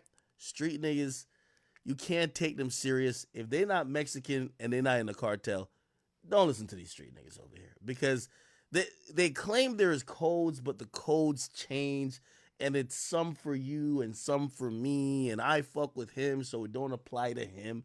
They have no universal codes that just doesn't have that, what WAC 100 would call selective politic. And unfortunately, the number one thing that rules most of these people's opinions is money. When Young Thug was out and free and feeding everybody is the strongest, most toughest, thugged out nigga. Now, Young Thug's been locked up for damn near 2 years, and there is no path of his release that's imminent at this point. They're not giving him bail. This trial's going to continue, and who knows, he might get found guilty. While Gunna's now on the streets making shit ton of money, he's like selling out arenas, he's doing whatever. And before Gunna got out, or when Gunna just got out, before he dropped the album, everybody vocalized, Gunna's a rat. Now, I'm not talking about the rappers because they haven't changed their minds. Some that didn't speak have now collaborated with him. I think Roddy collaborated with him. I think Offset. But the street niggas are coming back around. You know why? Thug can't help y'all right now with money. Thug can't do nothing for y'all. So you know what it's better for y'all to do? Yeah, we should have called him a rat. Probably in hopes of getting back around him. Probably in hopes of him bringing you back into the fold. Probably in hopes of him start, helping out with some bread like how Thug did. And that's my problem with street dudes. Because if money controls your morals to that extent, did you really stand for nothing at all? So, let me read you what Mondo said. Do I have it?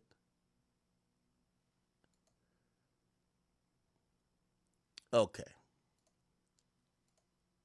Shit, my bad. I gotta just take off this ad blocker. So, this is what Mondo said. He says, I'm man enough to say I should have never spoke about the Gunna situation. Because technically, he didn't rat. He just kind of folded. Yo, have you ever heard in the history of street niggerdom where they're saying technically, kind of, sort of, like they're using words and terminology that we've never heard street niggas talk like? Well, technically, according to like, what? Because technically he didn't rat. He just kind of, sort of folded under the pressure. And he just should have stayed down with his man till everything was over. Because all the originals know he ain't did nothing. Wasn't even around from the beginning. So he wasn't going to do no real time. Do no real time. Regardless, I feel bad. Because now a nigga who literally is a real live rat is running around the city getting glorified and smiling like he ain't just sent multiple niggas to jail. I was so mad and hurt at the brother going through this shit after he turned a lot of niggas up who should have never been allowed in our circle. He can't. Okay, my bad. Let me just click on this. Shit came from my page. Okay, right here. Damn, this nigga's typing in a run-on sentence. Holy shit. I was so mad and hurt at the same time because my brother going through this shit. He turned a lot of niggas up who should have never been allowed in our circle. He can't speak up, so I felt I'm the only one who should be speaking up. And that's the reason I started talking about Gunna. But I'm a real nigga in real life. It ain't no mystery in my history. I'm not afraid to say when I was wrong. And saying Gunna is a rat was dead ass wrong. And I can't take nothing back. I just gotta stand on whatever I said. Whatever I said, and take whatever come with it. Then he says, no funny shit. I'm glad Gunna out here putting a brand and label on his back. It was a good thing he took a plea, because at the end of the day, he never took the stand and testified. He did what made sense for him, which turned out to be good, because bro out here putting up numbers musically. You see what this is about, Jack? He got to keep the label going while Twin gone, because these major labels scared to let me in the door.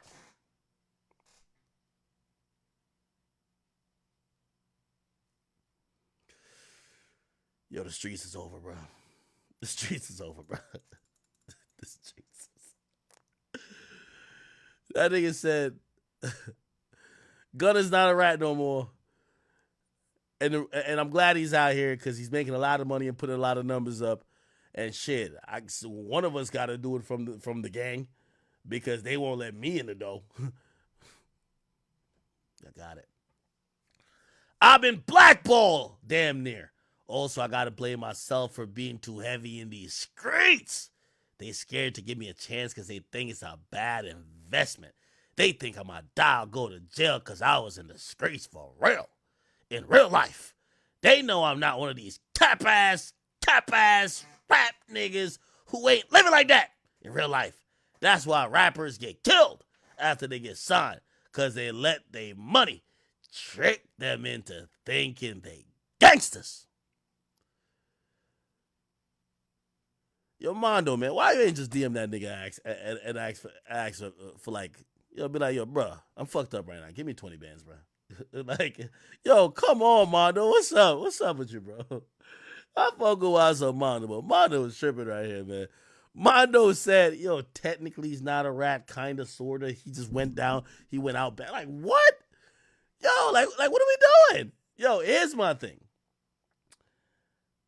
And I don't really care either way. Sure, let's say Gunna's not a rat. Why did the street niggas say he was a rat in the first place? How come the opinion on him being a rat changes with how successful he is after allegedly ratting? That to me is kind of like, wait, so ratting just means being unsuccessful and telling, not being successful and telling. Now, what he's talking about with have y'all seen this with Woody? Yo, Woody been doing mad 20v1s, bro. 20v1. He did another one like 2 days ago. Look at this shit.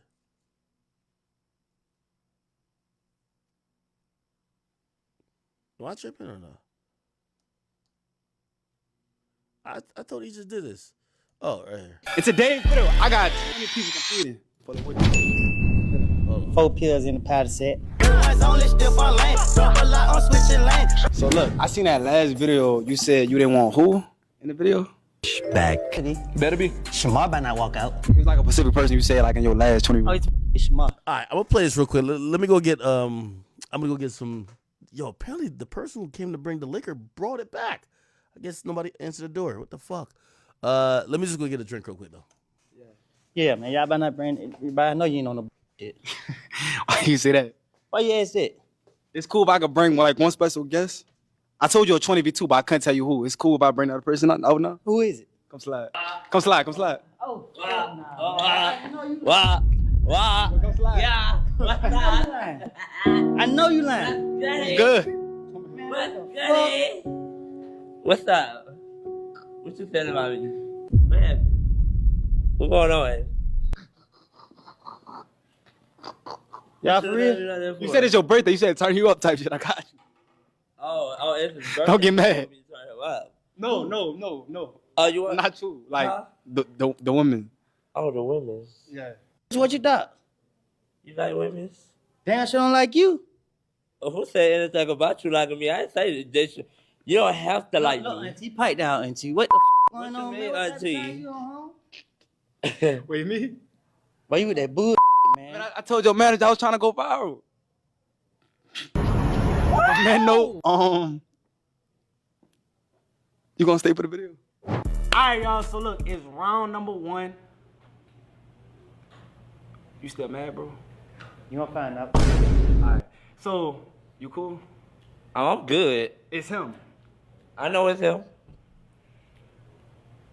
Wait. You're gonna be like you got a problem. Crop that to you. So the first round is based off first impression. Each person is gonna walk up. They gonna say their name, say their age, where they from, and 3 facts about them. First girl, come slide.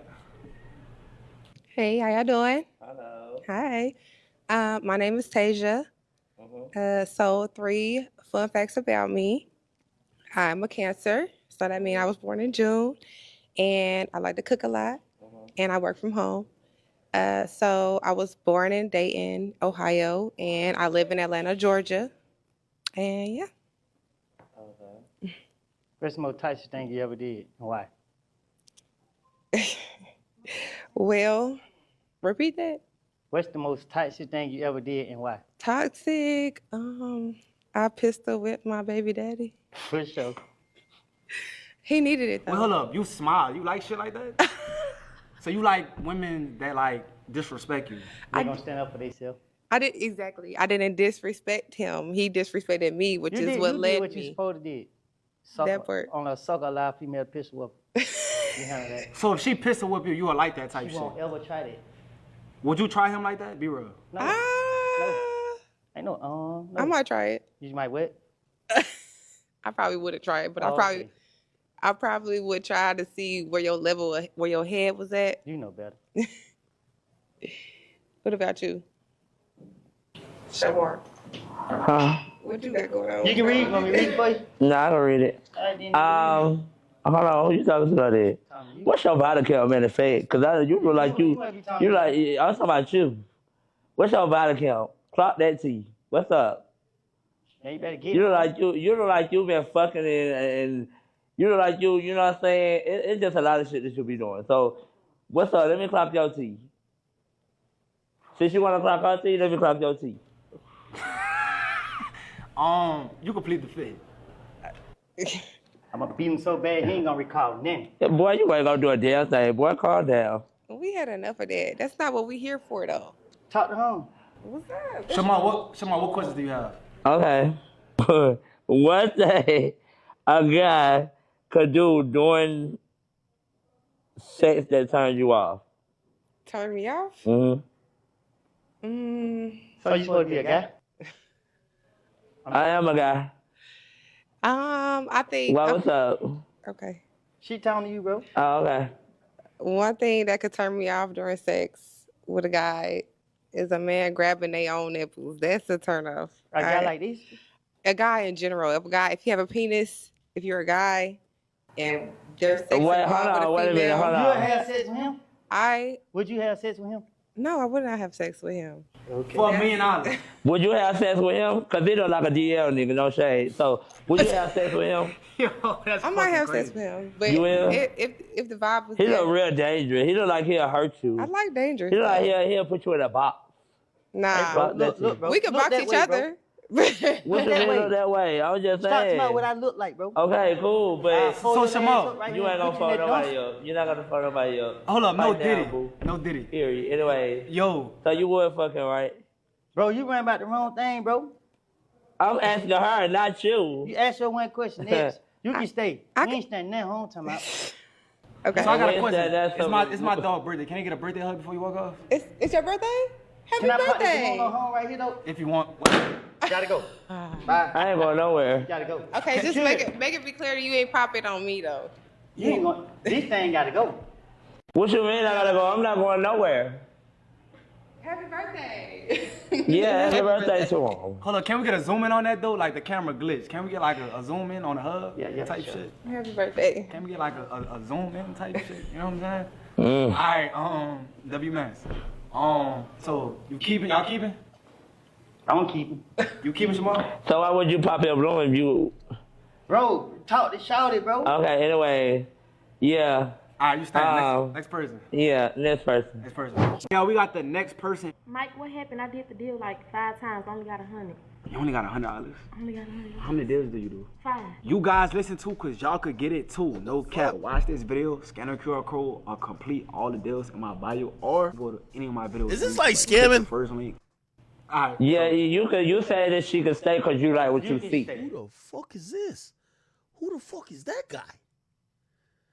Okay. Clock that T. But she do got a nice body. Clock that T, okay? Is that like a half transformer, half? What the fuck? Let me not get canceled. Period. Alright, y'all. So, alright, man. Let me click off of this bitch, bro. I ain't gonna lie to you.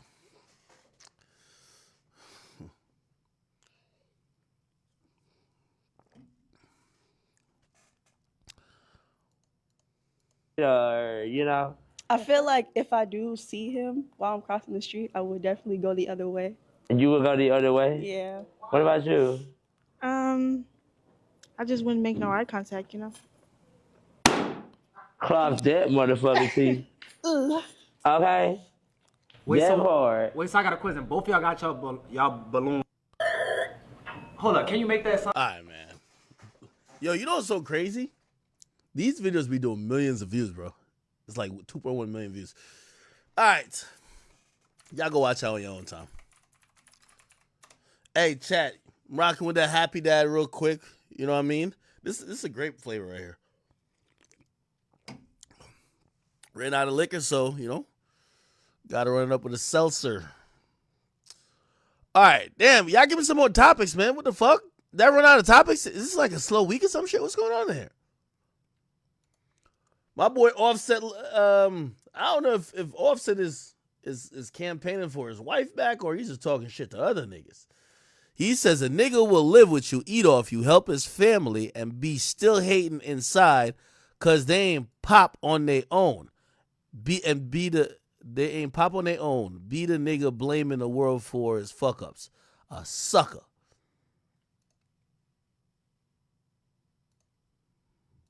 All right, Offset, we don't know what you're talking about, bro. Have no fucking clue.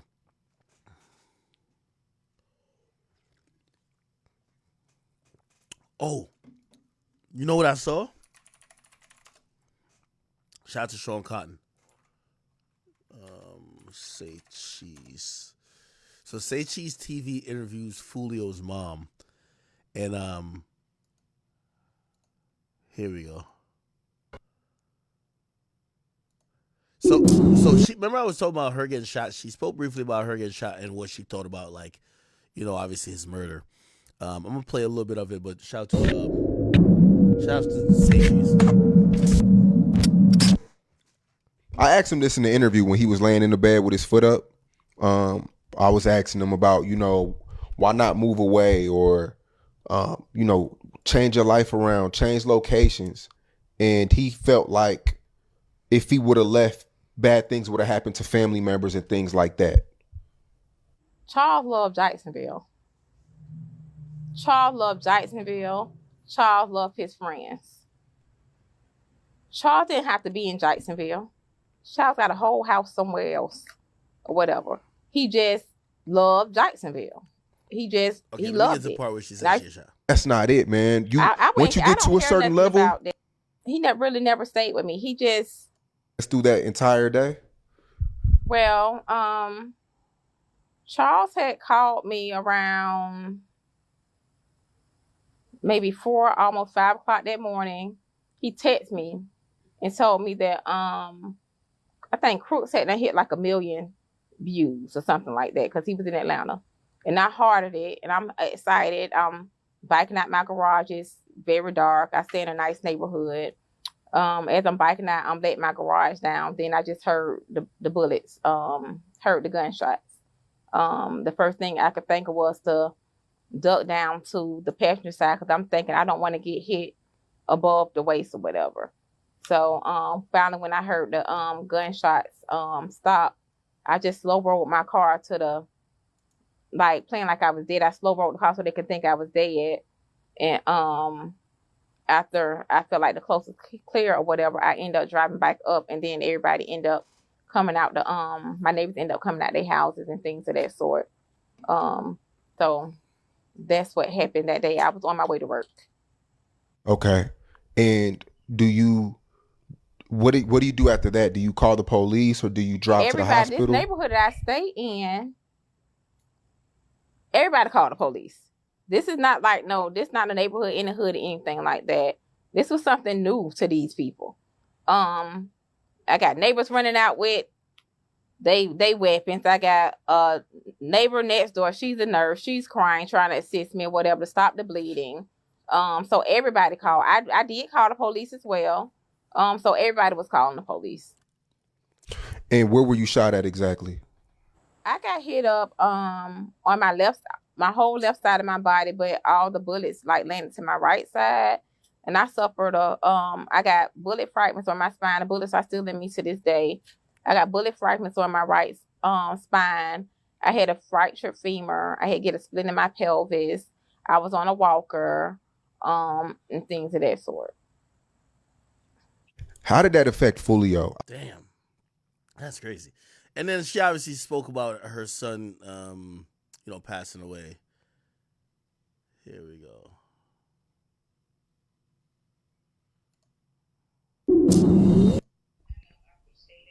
Yeah. I don't got no other choice but to be strong. In Chicago, something similar happened where multiple rappers and kids passed away, and 4 or 5 mothers got together. And although their sons were enemies, they still got together. They held conversations. They took pictures to let the youth know that it's bigger. It's a bigger cause. Is that something that you would do in the future? That's something I already done tried to do. I mean, I can't force it on anybody. I do speak to one guy, and Charles was dissing his son, and we talk like we're adults.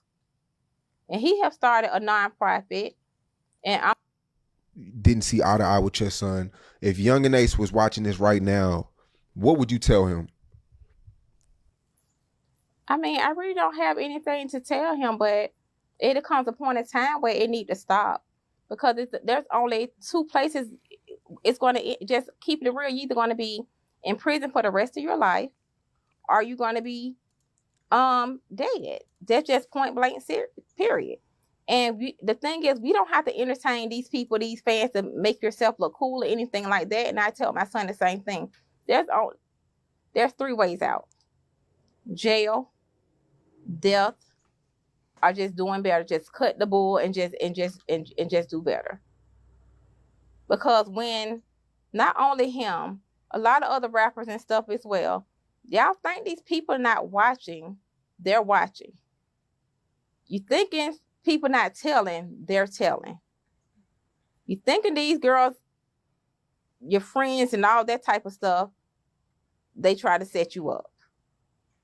So it comes a point in time where it just got to stop or whatever. Whether he take this from me, me being Damn, I ain't gonna lie. By the way, I watched a lot of this interview.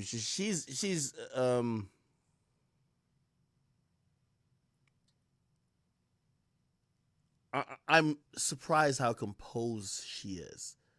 I believe for a mother who is going through so much grief from the sudden passing of her son, who probably was, helping out with a lot of, maybe financial situations that she had, for him to suddenly pass away in such a tragic way. And within 2 weeks, she's able to do an interview and very level-headedly speak about this. She just had to lay him to rest. And she could talk about his potential enemy and not have that hate come out of her.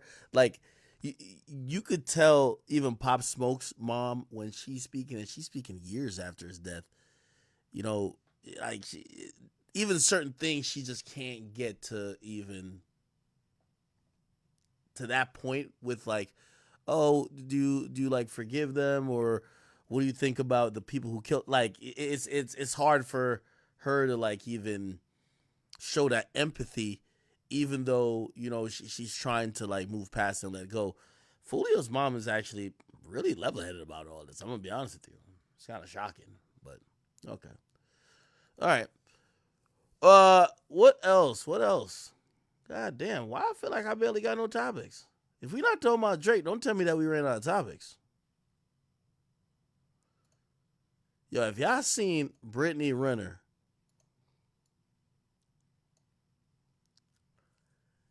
Brittany Renner, I love you, girl. And we friends. I do call Brittany Renner my friend. But Brittany Renner done threw away all her thongs, all her, like, assless jeans. She done threw away all the crop top that you could see through with, you could see her nipples. And now she done gone Muslim, people. This is what I call, chat, the whole redemption arc. And I love Brittany, but anytime you see a hoe find God, she either caught an incurable STD, she either motherfucking realize her time is up, or she got too many baby daddies and she trying to look innocent. Or she coming from the strip club. That's another one too. Bitches from the strip club, like I don't know what they see when they upside down on that pole, but when they ready to leave that shit and get married to a regular nigga, they found God. Okay, niggas been sticking half their fist inside their pussy with a bundle of dollar bills. Everything is all good. They be necking niggas up and down in that goddamn strip club. But when they ready to come out and they ready to cleanse themselves of all the bodies and filth, they come out mad religious. And I'm not talking about just kind of religious, mad religious. Like, yo, they start walking around with a Bible. You get what I'm saying? Like, you're like, God damn it, like, I know you're religious, but you got to bring the Bible around? Yes. She's Muslim now, whatever. Nigga, she got to show, this is a spectacle. I'm throwing away all my whole shit. All I'm going to be wearing is burkas and all this other shit right here. Look at this shit. She says, wardrobe update. I'm going to enjoy every moment of this walk of mine. What? First of all, hi. So I'm currently... Now, I love Brittany Renner, but Brittany Renner got famous for talking about fucking niggas, and when she was in the car, basically she said it's a single baby mama summer. That's what she said.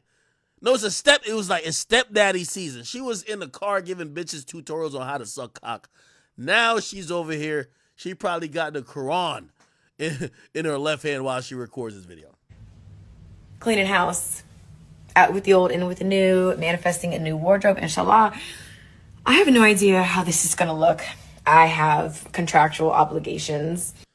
Yo, you know what's so crazy? I guarantee, yo, in a whole, listen, this is a whole redemption arc. Trust me. And Brittany, I love you. I know you're gonna see this. I guarantee you still gonna see that ass poking out under all them garbs. Man, listen, we ain't in the Middle East. She gonna have that ass poking, nigga, fitted that you could see that ass sitting up like a stallion. And also, by the way, we gonna go to her page. All them pictures that were thirst traps still ain't deleted. Clothes to wear, posts to do, bills that have to be paid. And, You see, this is good. Now she can justify the hoeing with, oh, I'm just paying the bills. you know, showing up the best I can, right? Because I know that it's not going to be perfect. I know that people may have a gripe. I mean, my arms are out, right? At first all, it's hot, and then I sweat like a puddle under my armpits. Not an excuse, but looking into Botox under my arms and finding clothes that are more aligned with where I'm headed, even if it's not to the book perfect. That's what this... Where y'all think she headed to, y'all? Let me tell you this. This is typical hoe shit right here. Fuck every rapper alive. Fuck every athlete. But now it's time to cleanse yourself. Brittany, let me tell you this. And Brittany, I love you, so I hate that I gotta say these things about my friend. Because you're my friend. But I do have to, I'm not saying it directly really to you, but I gotta help educate these other hoes. The future hoes that you've misled, I gotta put these hoes back on the right path. Right? This is why I gotta say this shit for awareness. Everybody knows a hoe. Listen, what I'm about to say some shit. When you start identifying with what I'm saying, start spamming one. All right? You don't spam one until you start identifying. Be like, oh yeah, I do know that. Okay. Everybody knows a hoe who fucked everybody at the corner store, fucked everybody on the block, the next block. At school, she fucked half the football team. She go to college, she's sucking niggas into oblivion. And all she do when she's ready to end that whole phase is switch the zip codes, nigga. This is exactly what's going on. This is Brittany trying to prepare her. She about to go to Dubai and get one of these chicks to take her serious, gang. I'm serious. She fucked all the little Uzis, all of the Cam Newtons and all them niggas. Now it's time for her to be taken serious. She about to head over to Dubai, porta potty land, get a nice wet turd just sat on her back, and she gonna get wifed up by one of these sheiks. Listen, she's done being a hoe. There's this one chick, man, back in my college day. yo, this bitch was a whore. Like whore wasn't even the proper word for her. I remember she was so much of a whore. Like, nigga, she broke down to me. She was like, yo, she said, oh, you're my 8th body this semester. I'm like, yo, bitch, you just had orientation like 6 weeks ago. Like, what you mean 8th? But, all right, whatever. Anyway, like I forgot, I was probably a junior, she a freshman. So I'm telling like, yo, listen, I'm gonna keep it a bean with you, girl. Like, yeah, you a pretty chick and everything, like, but yo, you doing too much hoeing. And I wasn't doing some sim shit. I was telling her because she was choosing dick over school. Like, I remember one time, like, I had to like kick her out. Like, the chick had a Friday class, and chick was just like, yo, I'm just trying to stay here and get fucked. And I'm like, yo, bitch, you know you pay to come here, right? Like, this is school. Go to class. So, and I remember just talking to her like, yo, listen, I know you're having fun this and third, but yo, you came here for education. You could do the whole shit, but you came here for education, right? This hoe gonna tell me, she said, you know what? I feel like none of these guys care about me. They're just using me. You're the last nigga I'm gonna fuck this semester. And I'm like, it's that Drewski meme. You ever see the Drewski meme?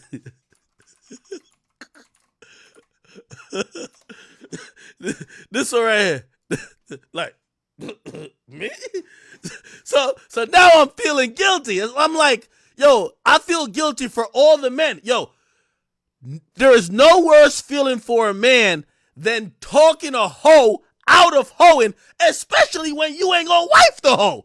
It's like, damn, did I fuck it up for everybody else?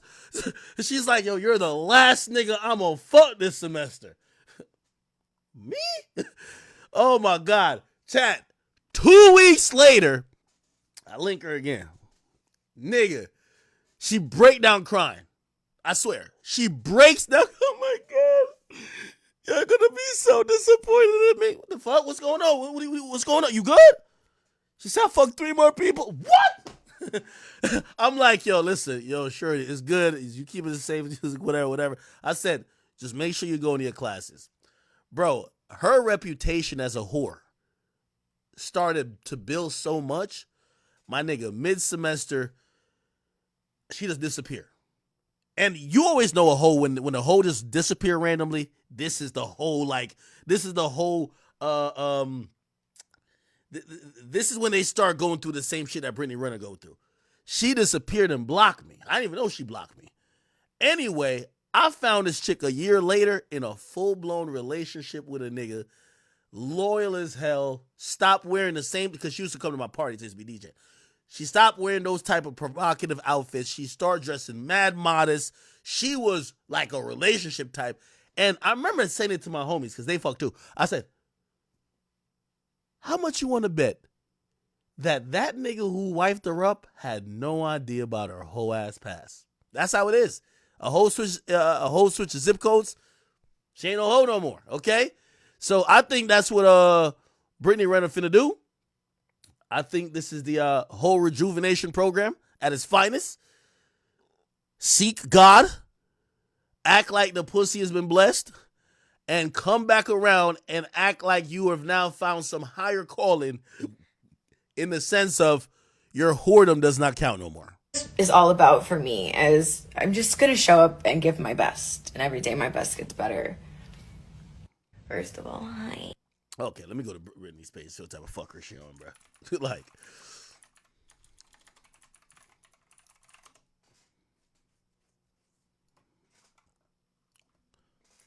Brittany Renner.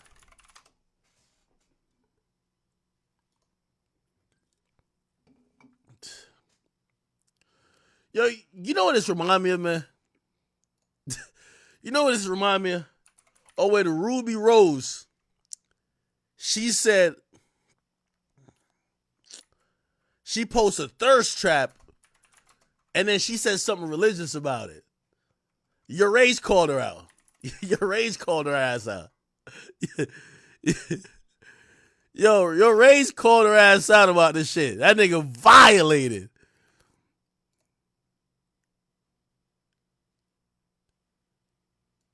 Look, this is what it was right here. Yo, she said, ready for Ramadan. Yo, Shorty said she ready for Ramadan. Her profile picture is her skinning out the pussy with her hand over the shit. This nigga said you bent over covering your punani in your profile pic, talking about you ready for Ramadan.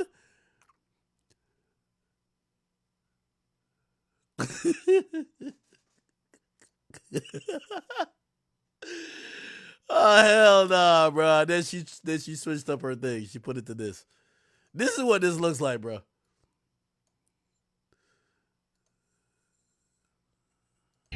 So you guys know I shared with you how Nah, fuck with Brady, but Brady, you burned out.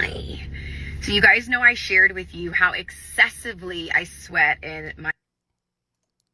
First of all, honey, you know what I've noticed? In any message I share, for the record, always applies to myself. Like, I'm not exempt just because I'm sharing it. So, by the way, I do think, you know, I was trying to do like a podcast situation with Brittany. Right? I think she's a great talker. She communicates well, and I think she's honest. Even if you're gonna clown her, laugh at her, disagree with her, she's honest, knows how to communicate. I think that means great podcaster. You know what I'm saying? I've noticed that we want to sign your sign. Mind you, we've been getting dreams, songs, angel numbers. That post that. By the way, look at this comment right here. It says, "Stop disrespecting my religion. Islam isn't a marketing strategy or a way to get in the blogs or a way to gain attention. It's a way of life, and I would appreciate if you wouldn't disrespect the hijab." Hey, by the way, I'm gonna keep it a bean with you. Y'all remember when all the red pill niggas turned Muslim for a second? That was some shit. Yo, all the red pill niggas was the red pill niggas was funny as hell. Am I a red pill nigga? I guess not, because I did not turn my. Yo, all the red pill niggas was like, yo, women belong in the kitchen. They shouldn't be able to vote. Yo, fuck these hoes. And they were like, nah, that's misogynistic. And then everybody was like, wait, we getting demonetized? We getting canceled? Then niggas look for the only thing that could justify it. We Muslim. That's what it means. You know, Muslim people don't liberate their women. Like, yo, that did kind of work. They just did it too late. You feel what I'm saying? And also all that Middle Eastern shit where like niggas, where people just dress from head to toe. That shit do not work in the United States. We gonna look at you. I'm sorry. That's weird. Came across our feed that just so happened to apply to our situation. But we want the sign to be on the billboard in big red letters, lit up with. Yo, you do know that's what happened, right? The niggas with the fuck these bitches mentality needed something to validate the fuck these bitches mentality. And Islam, and again, I don't know too much about it, so I don't want to speak bad about none of y'all religion, but I think they got a lot of shit in there that kind of like really restrict the female. And all the red pill niggas was like, yeah, that's what we believe in. Yeah. These niggas don't believe in a motherfucking thing other than women shouldn't have rights. That's all they believe in. Women shouldn't have rights. They're like, whoa, misogynistic. Wait, no. I'm inshallah. Is that a thing? What is that, by the way? I don't even know what it is. Inshallah. Yo, all them niggas just ran for the hills. I'm looking at these niggas like going overseas to like do some shit like, oh yeah, I'm going to the Mecca, and I'm like, what the fuck are these niggas talking about, bruh? Nigga, you don't gotta turn Muslim. Just say you don't fuck with bitches being able to vote. That's what you trying to say. You get what I'm saying? These niggas all turn Muslim, bruh. The glitter. And it's almost as if we're waiting for this moment to feel ready. You're not gonna feel ready for something you've never done. That's why you have to get pushed. Now, I'm gonna be honest with you. I do think that she might be legit a Muslim though, right? I do know she has a close relationship with Kevin Gates, and Kevin Gates is into his shit. You know what I mean? So maybe he helped to guide her. So I'm not gonna take this completely as a joke. However, you know what I mean? The funny part in this is, nigga, the post before the other shit, nigga, is this, nigga. You know what I mean? Go from here to here. Like, yo, shit. Yo, I know a girl who used to dress like this in college. Biggest hoe, bro. Biggest hoe. She used to go to Rutgers, Newark. I ain't even trying to snitch on her type of shit, but she used to go to Rutgers, Newark. So I went to New Brunswick. So I had to go to Rutgers, Newark. Nigga, I feel like I was going to the hood, nigga. I used to, nigga, I'm in Newark, nigga. I'm running every light, nigga. I'm like, this shit is, nigga, I knew Rutgers, Newark was some real shit, nigga. They had metal detectors before you go in the dorms. I'm like, metal detectors? I'm like, what the fuck? Like, I'm like, it's like they expected niggas to have guns over there. So anyway, I'm up in there, and then there's one chick, she dressed like this. And I'm like, oh man. Like when I see somebody super religious, I kind of almost like I'm over here just like, you got it, you know what I mean? Anyway, I get to drop her. They said, man, oh yeah, she sucked the most dick out here. I said, no way, she got the whole shit on her head. She got yeah. They're like, yo, bruv. They said, we going to a party tonight. Wait till you see at the party. Nigga, she's in a party doing splits. They was playing Jamaican music. She doing splits, niggas throwing her in the air. She rocking the same clothes. I'm like, so I'm like, nigga, how she?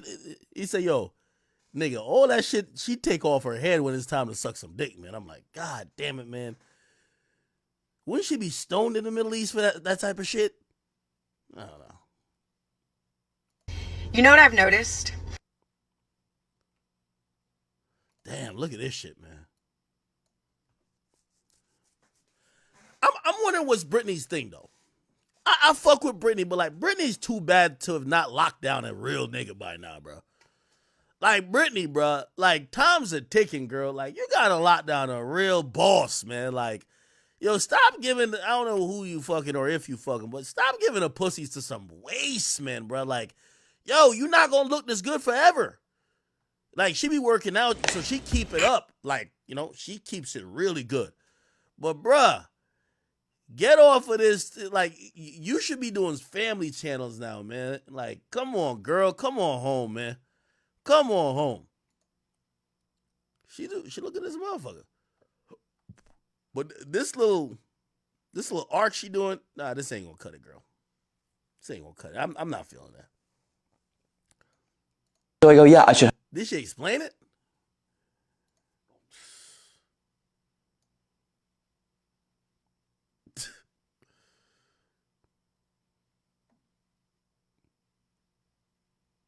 Ain't it some religious shit, bro? Yo, the fit check selfie with the religious outfit is bananas. Like, this is crazy. Yo, Allah probably wilding out. Like, yo, what's going on over here?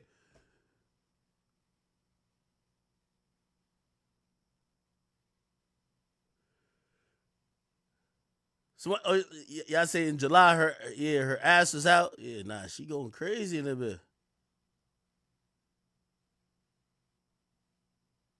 Damn. I ain't gonna lie, man. All right. Good for her, man. Good for her. Hey, I'm a warn all y'all celebrities, though. When y'all get in trouble or y'all become a hoe and y'all trying to undo y'all hoism, and for all y'all red pill niggas, like after y'all did all type of massaging and shit and y'all want to come back, please stop using Islam, man. Y'all know they got some extremists over there. They don't like people messing with their religion, bro. When it comes to Christianity, y'all could do whatever y'all want, man. Niggas, yo, first of all, niggas don't care nothing about Christianity. Bruh, rappers just casually lie to us and say on God. Like, just lie casually. Like, don't even blink. Niggas just lie and just say on God. Like, what? Wait, hold on. Wait, he might send like a lightning bolt down here. What the fuck you talking about? What you? Yeah, niggas don't care. I never seen no niggas say on Allah. I never seen that. Is that inshallah? I don't know that. There's one word they be saying a lot. What is it called? And it's supposed to mean like I swear to God. What's that shit called?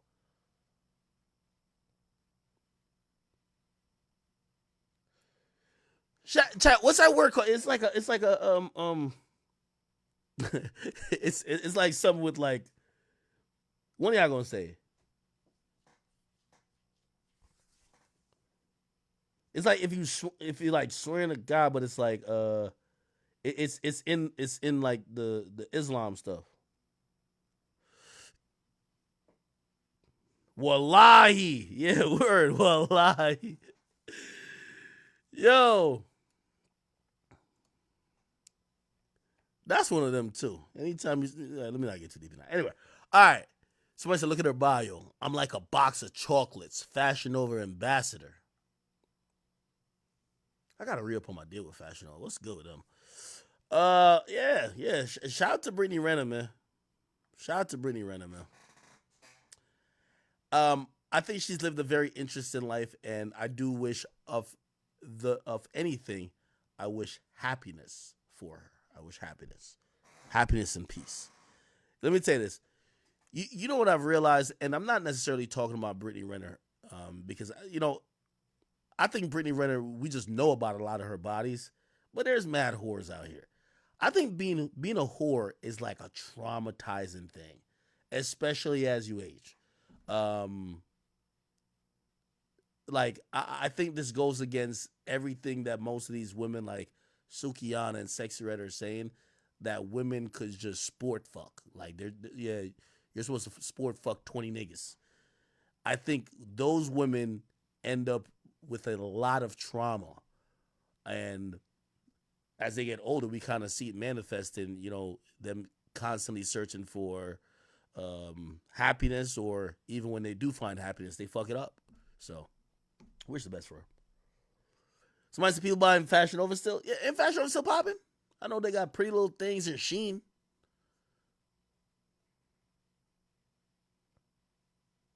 If somebody going to DM me, I think I blocked the bitch. Bitch going to DM me talking about, Lululemon me, please. Nigga, I don't even know what that is. I thought that bitch was asking me for some ice cream. I said, fuck out of here. I blocked the bitch. Yeah, get out of here, nigga. I Googled it afterwards. Apparently it's a clothing line. Lululemon me, please. I'm like, lemon ice cream? The fuck are you talking about, nigga? Like, Lululemon, right? Yeah, it's like some outfits. Lululemon me, please. Like, fuck out of here. Fuck I look like. You know what I mean? Lululemon me, please. Get out of here, dog. South Dudan. He said, yo, Ack will talk about everybody else. Let's talk about Voscar till bleaching his skin. What you mean? Oh, those are yoga pants joints? Fuck out of here, man. Nigga, I thought they were talking about ice cream. Word too. I'm like, yo, what? Somebody says Fashion Nova is Temu quality. Yo, I'm gonna keep it a bean with you. Nigga, Temu, nigga, I'm fucking with this Temu website. I'm about to buy some. Yo, anytime you want Snap, yo, Temu got the best deal with Snapchat ever. Nigga, if you see 3 snaps, nigga, I almost bought some shit off Temu I don't even need. I will have no use for in my life. But I'm gonna show you exactly what it was. I'm gonna just type it in. Temu car lift. Like, nigga, I swear. Nigga, I almost bought one of this, nigga. Nigga, there's a Temu ad, nigga, for this. And I'm like, shit look good. Like, nigga, I was trying to buy it. Nigga, I was trying to buy it. Let me see if I can find the ad. Nigga, they've been playing the ad nonstop. I don't even need it. Nigga, Temu be advertising on Snapchat like it's going out of style. Nigga, they'll advertise some shit. Bruh, you'll be like, that is a cool accessory. Bro, I ain't gonna lie, they good. They'll be like, yeah, that is a cool one. I never thought about that one. Nigga, I got about 15 mops and buckets in my house. Nigga, they showed me some new mop. And I was like, oh, I need that mop. That's the mops of all mops. Bruh, Temu is good, bro. Their marketing is amazing. They will get you to buy some shit you don't need, will never use, some shit you got already. They're great. I'm telling you, they're great. This is no type of endorsement. I'm just saying, when I'm on my, listen, I'm gonna follow these ads real quick. I'm gonna go on my Snapchat. Bruh, I kid you not, nigga. The way they fucking, bruh, they will convince you to buy some shit, nigga. Nigga, I almost bought a car lift. Nigga, yo, you know why? You know how I almost bought it? It showed like, there was like a girl like using the thing, and it was lifting the car. I was like, wee! I'm like, oh, this kind of look fun. Like, you can lift your car and bring it down. Like, oh, this is kind of cool. Hold on. Let me just, I'm just look through a bunch of stories until a Temu ad pop up. It pops up quick, trust. Here we go. Oh, yes! Look, nigga, I almost bought a forklift! Nigga, the nigga's doing pull-ups on a forklift! Nigga, I almost bought a forklift! Look! Bruv, I'm telling you, I'm on Temu like, yo, why not get a forklift? Why not? Nigga, let me get a tool set. I need one of these. That looks cool. Bro, I'm telling you, bro. Bruv, I'm telling you, y'all, I don't know what they do, my nigga. They are fucking good, bro.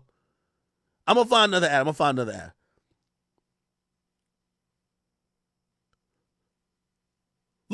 Look at this one. Oh shit. Look, it says your dorm is missing this. It's like some organizer. Nigga, I don't even live in a dorm. Nigga, I live in an 8,000 square foot house. Nigga. I'm like, that looks cool. Let me just buy it. I'm telling you, Temu is a devil, bro. Look, I'm gonna find another one. Nigga, like, I'm doing this in real time, gang. I'm doing this in real time. Look at this. Nigga, it got a girl lifting a toolbox like you a mechanic, nigga. Like you little J. Bruv. Nigga, I'm about to buy all the tools to go change my own oil. Nigga, I got all type of wrenches. Like, nigga, I'm telling you what let me see if I could look. For auto repair or home use. Finally, here is the bottom layer. Hammer, tape measure, wire strippers, and Allen wrenches. You name it, all in this set. And lock it to avoid rust and loss. Bruv, I need that. Must be expensive. Nope, I got it with a $100 coupon on Temu. What? Don't miss out. Bruv. Hold on. Look. Another one.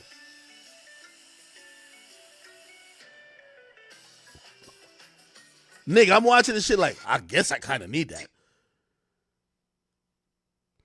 Chat, I ain't gonna lie, man. If y'all see a bunch of shit on Temu start popping up at my house, fuck it. Fuck it, bro. Fuck it, bro. Yeah, nah, Temu got me. I ain't gonna lie to you. Temu got me. I don't even know if I'm saying it right. That shit got me. All right.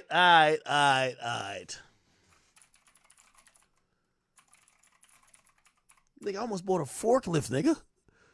Nigga, I was like, well, I guess I kind of do need a forklift. Like, could drive it around the property and I could probably lift heavy stuff up. I could get some heavy stuff. Like, I'm telling you, this shit's crazy. All right, let me see what else is going on in the streets.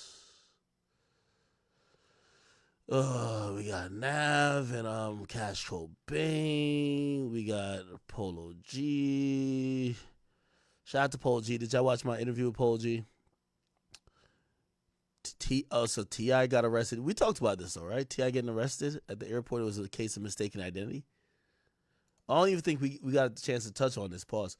So rapper T.I. got locked up, which I'm wondering if he's going to have a lawsuit. He got off the airplane, and essentially he was arrested because they said there was a warrant out in Baltimore, Maryland for him, right? He was taken to Clayton County Jail, and because the warrant was issued out of state, he had to have a extradition hearing to see if he was going to, get sent to Baltimore, Maryland. Except the warrant wasn't for him. The warrant was for another man with the legal name as Clifford Harris, right?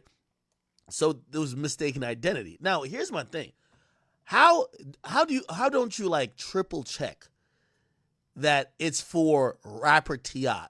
Now, I'm guessing the other Clifford Harris has to have the same date of birth. It gotta have the same date of birth, right? It can't be like it can't be different ages or something like that, because you gotta have more of a verification system than just do you have the same name, right? Because I can imagine there are probably a bunch of Clifford Harrises in the world, right? So apparently the judge dismissed the warrant and dismissed the extradition order, or the judge dismissed the extradition order, so he got released. And I'm wondering if he's gonna sue. I know it's a mistake, but shit. If I'm T.I., I'd be like, yo, y'all cost me like $80,000. I was supposed to go somewhere. Like, y'all niggas held me up. T.I., let me see. Let me just search Clifford Harris. Yeah, so yes, it was for another man, and I'm guessing. Oh, they said the Clifford Harris guy who's wanted weighs 205 pounds. T.I. reportedly weighs 165. Now, I did look up the warrant. Let me see. Clifford Harris warrant. Yeah. So apparently it says that okay. The charges listed were first degree assault, conspiracy to commit second-degree assault, and 2 handgun charges, right? On the document, the defendant is listed as Clifford Joseph Harris, born September 25th, 1980. The same name and date of birth. Oh, wow. It's the same name and date of birth. Damn. Okay, all right. Now it makes a little bit more sense. Okay, same name and date of birth. That's fucking rare. To have the same name and the same date of birth is kind of rare as shit. Clifford Harris. And, yo, it's not only it's the same first name, same middle name. T.I.'s middle name is Joseph. So same first name, same middle name, and same last name. The only thing is that T.I. is actually a junior, but I don't think that gets put officially on like his name thing. So damn, they have the same first name, same middle name, same last name, and same date of birth. Let me look at the odds for that. You know, I'm a mathematician. I ain't gonna do it. I'll just Google it. Odds of 2 people having same birthday and same name. The odds of 2 people having the same birthday are 1 in 365. Okay, what the fuck? Share my name and date of birth. Actually,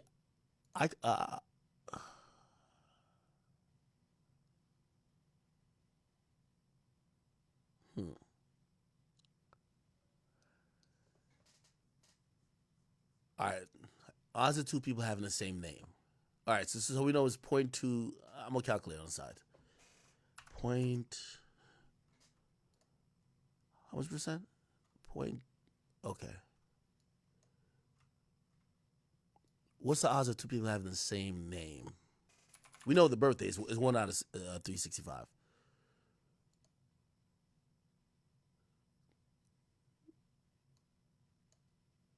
The exact same name.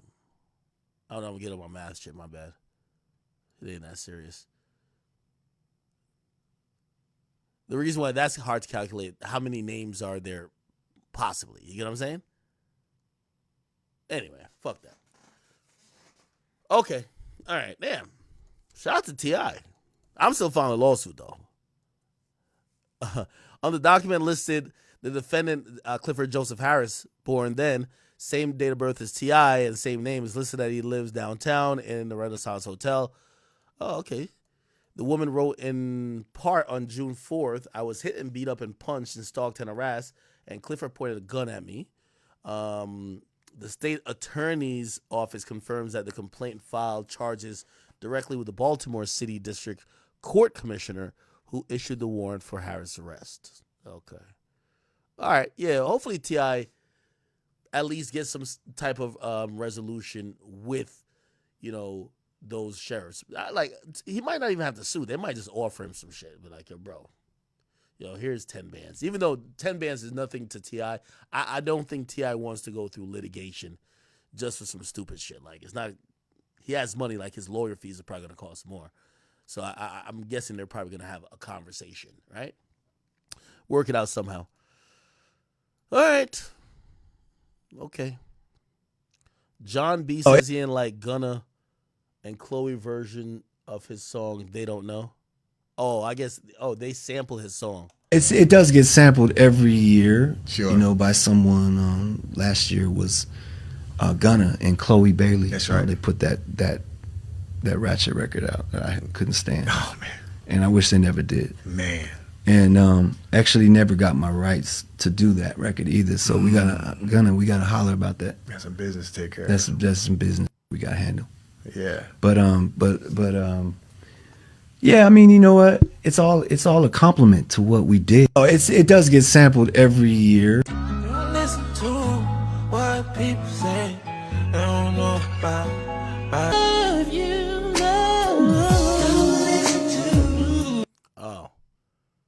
I know some people called him a hater. I ain't gonna call him a hater. Nigga, it's his fucking song. That nigga probably made a nice, beautiful song, and then here come Gunna and Ratchet. Actually, Chloe Bailey not really Ratchet, but still, yeah, he don't like the song. It's his song. You're copying me. I have a right to my opinion if you're copying me. I think that makes perfect sense. Also, he probably feels a little bit weight if business wasn't done right. If business was done right, he'd probably have a very different opinion. But that check ain't hit yet. Of course, he probably feel away. Nigga, fuck you in that song. Fuck you in your remake of my song, right? Now, when y'all send a check, it's like Dave Chappelle. He says, listen, he says, y'all don't know the truth? Man, Coke and Pepsi taste the same. He says, what tastes better? Whoever paid me last. You get what I'm saying? You ever seen that joke? It's kind of like that. Nigga, if you pay this nigga John B., he probably would like the record. Right now, you don't like it because he hearing that bullshit and he not getting paid from it. And I get it. I can't be mad at him. And it's also his song. Okay. The game says any nigga that smoke hookah in 2024 could jump up and land in the splits. Yo, they really hate men smoking hookah. I think, head Batiman in charge, Saucy Santana, he said straight men shouldn't smoke hookah. So I guess the gay men could do it. I don't know. Drake smoke hookah? A lot of y'all niggas probably smoke hookah. I don't smoke, period. Hookah, vape, cigarette, blunts. Nothing. I don't smoke at all. Do I think smoking hookah is feminine? Nah, not necessarily. You know what I mean? I think I have the same disdain for smoking at all than for someone smoking hookah. So maybe my opinion is kind of null on this, right? Somebody said Joe Budden loves hookah too. Yeah, Joe Budden loves some hookah. Somebody said, why is hookah gay? Why is hookah gay?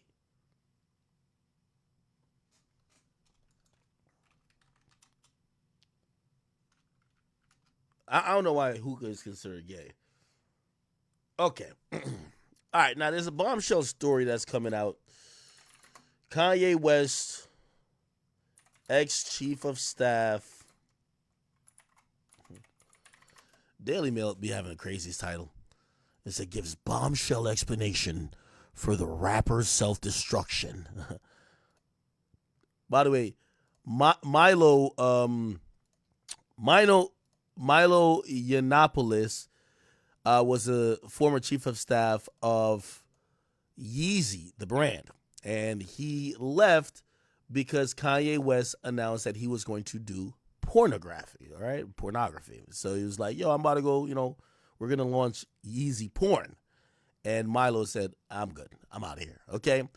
Now, yeah, he quit working in May. After 2 years, he claimed that West is addicted to nitrous oxide or laughing gas. Is that Whippets? And allegedly, Connolly was aware of West's psychological vulnerabilities and believed he sought to exploit them by supplying the gas. What? Okay, let me read it from top. Kanye's former chief of staff, Milo, has made a slew of bombshell allegations aimed at the rapper and his dentist in a legal affidavit. Ooh, maybe I should look it up. What court was it filed in? Yiannopoulos claimed West is addicted to nitrous oxide or laughing gas and alleged Connolly was aware of his psychological vulnerabilities and believed he sought to exploit them by supplying the gas. Further shock claims in a document are that Connolly continued to supply the gas after the emergence of distressing symptoms that led to widespread comment and concern and charged more than $50,000 a month to do so.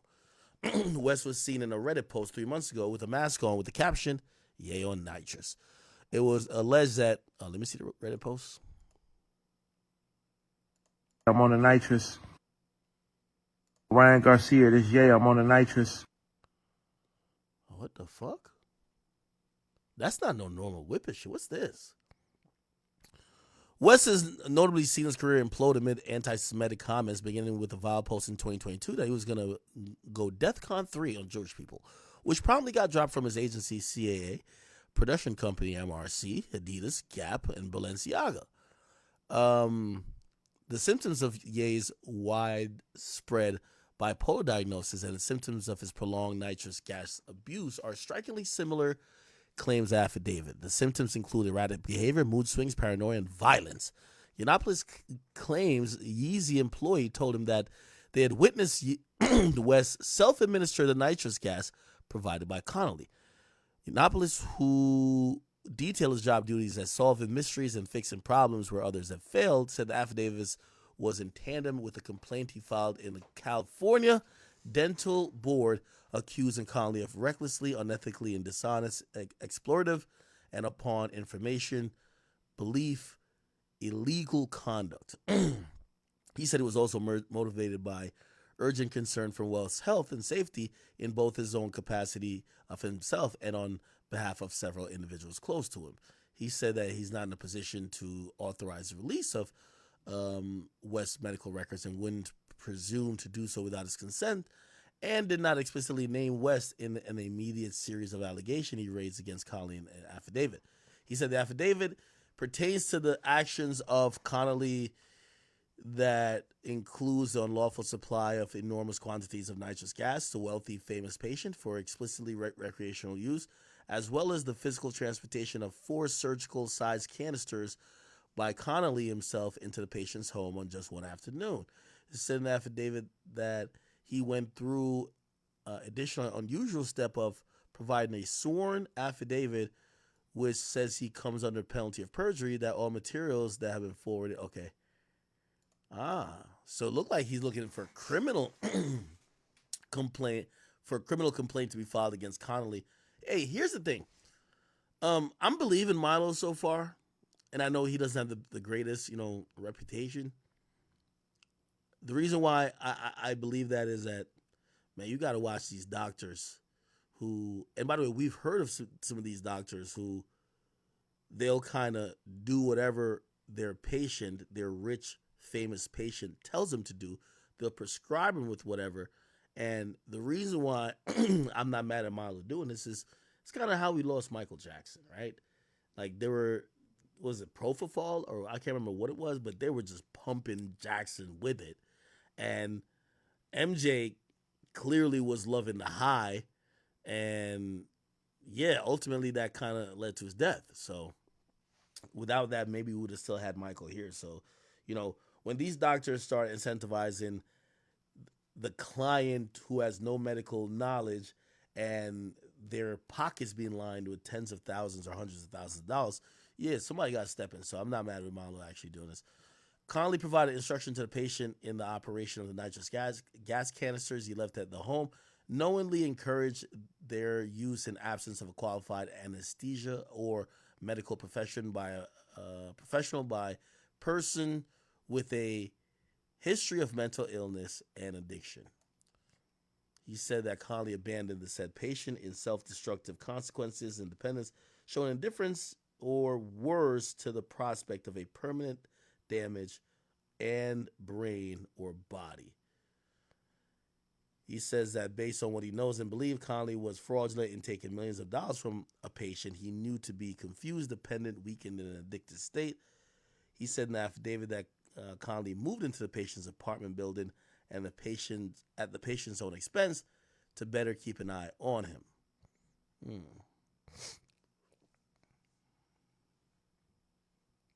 This is Connolly right here. Dr. Thomas P. Connolly, pictured in an Instagram post last month. Let's go to his Instagram page. So it's Connolly DDS. Here we go.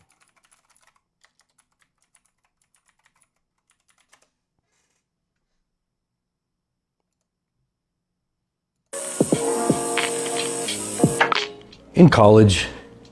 Yeah, I ain't gonna lie. My dentist can't look like this. This is a nigga. This is a nigga I'ma holler at if I want a hitman. This is a nigga like, yeah, bro, my dentist can't look like this. Hell nah. Fuck nah.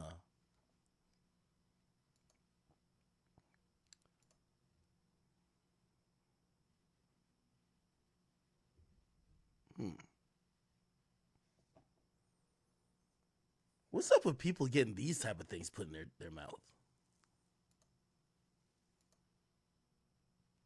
For whatever reason, this don't look too comfortable, bro.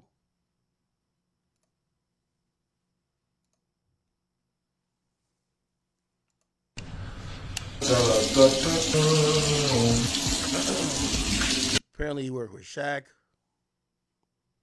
Moneybag Yo. Who's this? I don't know who that is. He gave Gunna his new smile. The baby. Oh, this guy look like he got a good reputation. Damn, did the same thing with Devin Haney. Wow. This nigga made Kanye West grill. With the new silver shit that Kanye be rocking, he made that. He did shit with Yachty. He did shit with fucking Offset. Bro, he done did shit. Bro, look at this nigga, bro. Look. Yo, wait. Kai got fake teeth?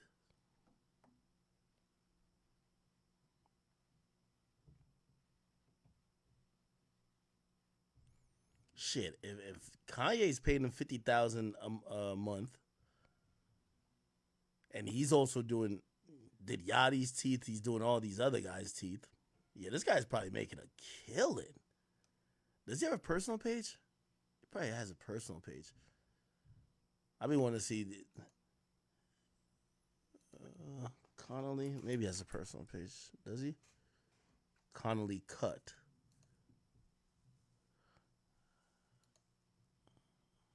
What the fuck? All right. All right, let me get back to reading this.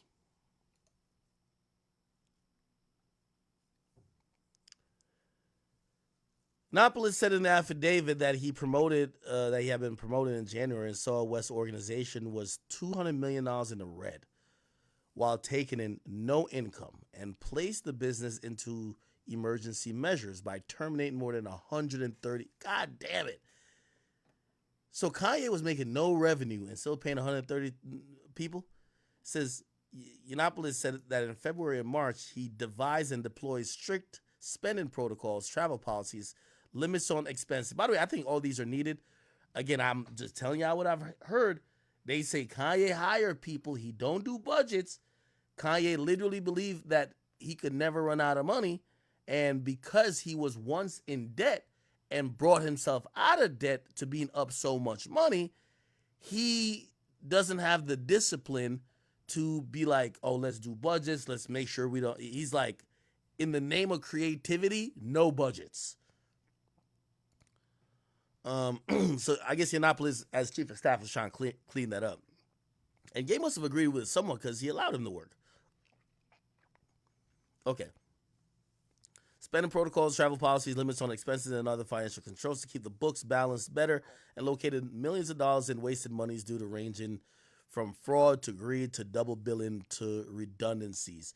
Yiannopoulos said in the affidavit that it was in this capacity he had crossed paths with Connolly, who was introduced to him as a dentist who assisted Ye in the design and installation of his much admired titanium prosthodontist. I ain't gonna lie to you, that's the ugliest shit I see Kanye with. Titanium prosthodontics. Like, what the fuck?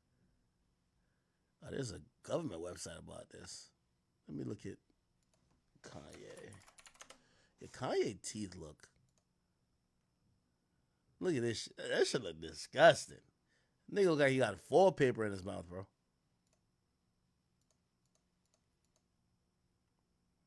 This thing like he got foil paper in his mouth, bro. I can't.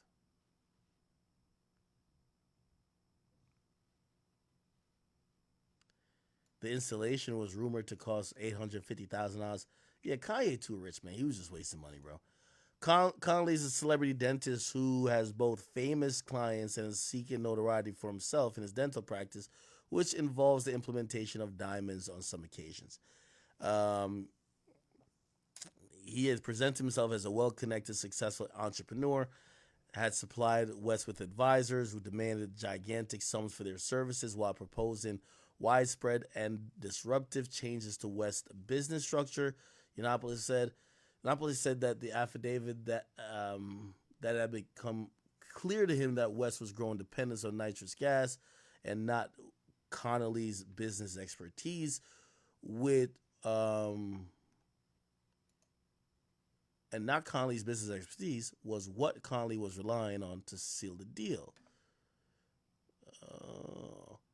You know what this feels like, chat? This feels like a never-ending fight to be the closest person. You see, Kanye West is one of those sporadic motherfuckers. The person who's closest to him in his ear is probably going to get all the money. So you're going to see people have this like battle to the death, or like, you know, they're going to duke it out in the sense of how could we become the closest person to Kanye, and if somebody's in front of us or closer to him than us, we got to make that person radioactive or get them fired or get them out of here. West is known. Okay. What was this? First charge timeout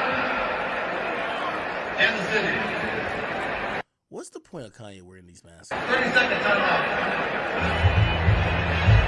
First charge timeout. Okay. Yiannopoulos said in the affidavit that this past April, Yeezy employees were worrying about Kanye's dependence on the gas and speaking about it openly, with West talking about it nonstop in meetings.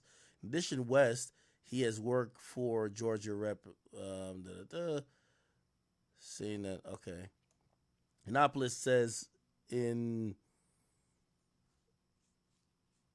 an affidavit that a number of Yeezy employees expressed concerns about 4 large surgical tanks of nitrous oxide in Bianca Sensori's apartment, and Connolly said that the canisters were empty and has always been. He feels that federal law enforcement should be dispatched to deal with the aforementioned issues, and Connolly's license should be suspended. A rep for Connolly told TMZ on Wednesday that the claims made by Yiannopoulos was not only not factual, but also intentionally misleading. It says he's making up these claims for attention, and was attempting to maliciously damage Connolly while doing so.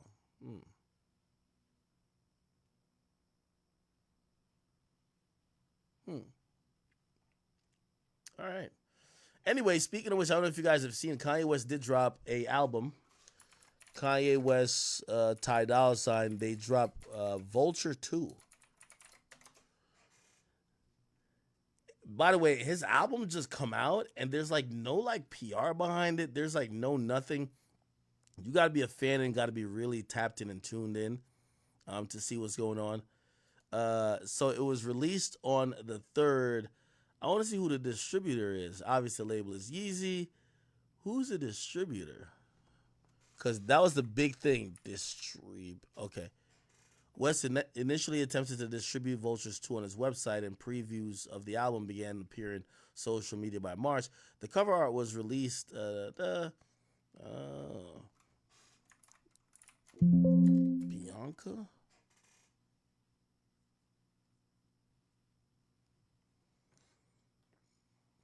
I ain't gonna lie, chat. I still haven't listened to this shit yet. Slide is just Kanye. Has a shit ton of writers. Frederick Gibson.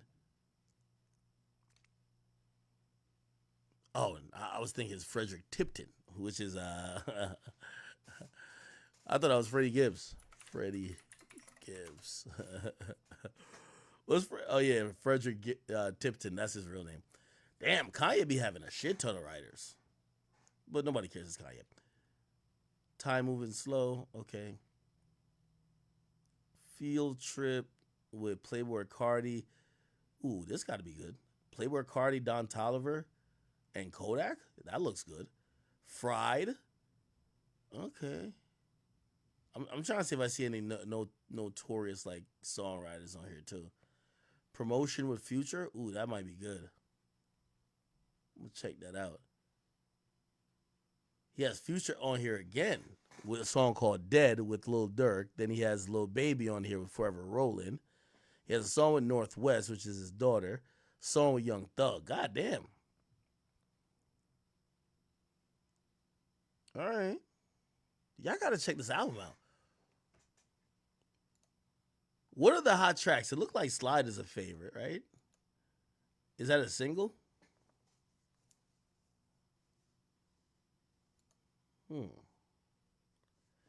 I ain't gonna lie. Ever since like Kanye's releasing music in this weird way, it just feels so disconnected.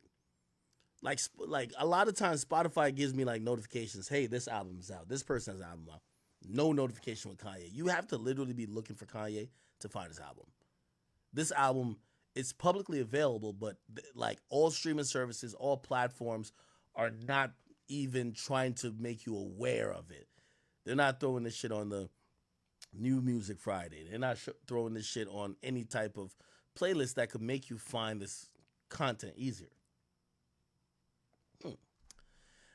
Overall, I completely agree with Milo. You know, it seems like he's still very, you know, he has a soft spot for Ye. Pause. And I don't think he's coming at Ye directly, but he wants Ye to get help.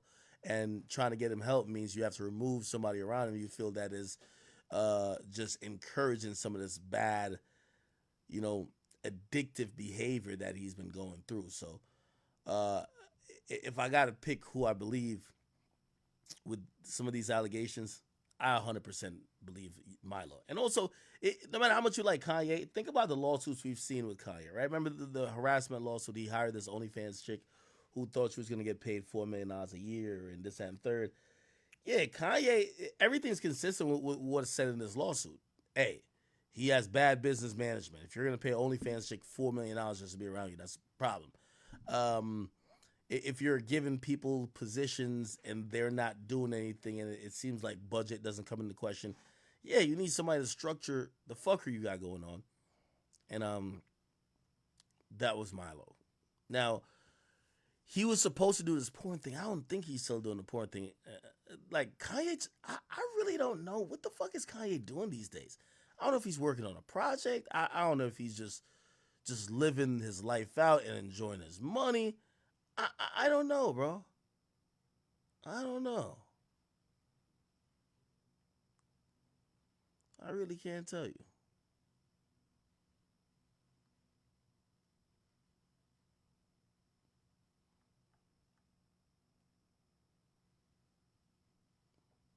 Oh, what is this? Last month, a new bombshell lawsuit accused Bianca Censori and his wife of sending porn to staff member, including minors at Yeezy.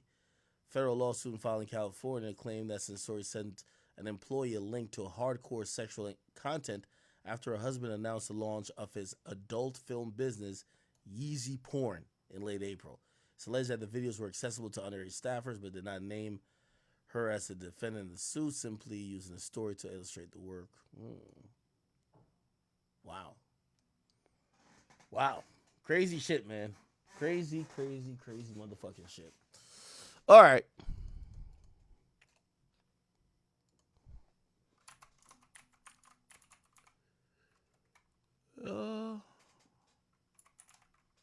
Let me go to Hollywood Unlocked.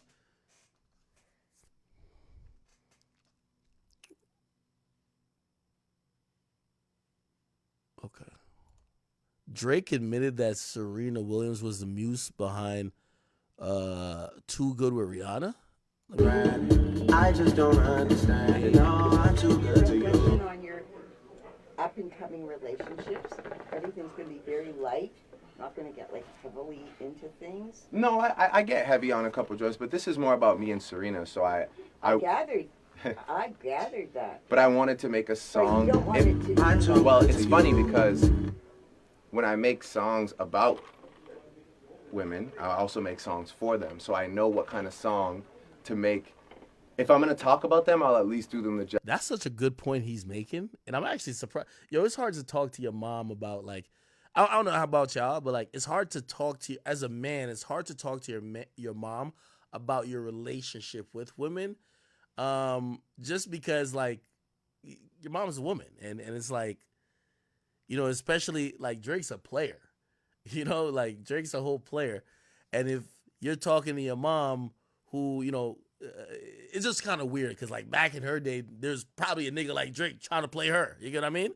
So it's kind of like, but she's now looking at it from the aspect of her son. It's a little bit odd, but Drake's doing a good job of explaining it to her. That's just making them a song that they like. Yeah. Okay? So I know Serena very well, and I know that she'll hear it loud and clear, but she'll also not hate me for it because it's lighthearted, you know. And she has seen Is he drinking lean? I see the double cup. someone else. I don't know, Mom. Now I'm gonna be honest with you though. This is why I think Drake's music has so much life and soul to it, because you know, and this is what I was making that point about. Yo, Drake fucking, you know, everybody said, yo, Drake fucked all these guys' girls, or Drake hanging with, you know, girls in their early 20s, and people have problems with both of those things for Drake. And I believe that's been a way of how he's kind of gotten muses, right? Is a muse or a muse? He's used those things to make songs. Like, he's one of the guys that I think we could definitely vouch for at this point, that most of his R&B records aren't just make-believe stories. Like, hey, let's rap about just heartbreak right now. Let's sing about heartbreak. He's writing these songs about moments in time that he's having with real women. And it takes the experience of being with said women to get the content. That's what I was saying, is like, well, if y'all have all the, you know, clearly we're not supporting nobody being with underage women, but like, they'll be like, oh, Drake is singing about a girl that's like 22. Well, he's kind of being honest about his dealings with the person, and it kind of makes a great music, right? Now, you could call him creepy or whatever you want, but like, you know, as long as it's legal, I'm like, bruh, I guess the whole point I'm trying to say is like, that's what I've said I don't want him to stop doing, right? I don't want him to get pressured by the internet to now not live his life like how he's been living it, because the music that's been given to us is because he's been living his life like that. You get what I'm saying? And yeah, that's just my personal opinion. All right, let me look at two good lyrics. I'm too good to you.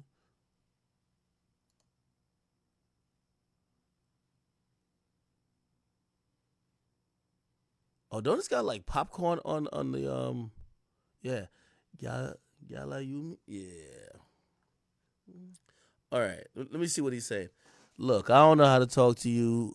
I don't know how to ask you if you're okay. My friends always feel the need to tell me things. Seem like they're just happy than us these days.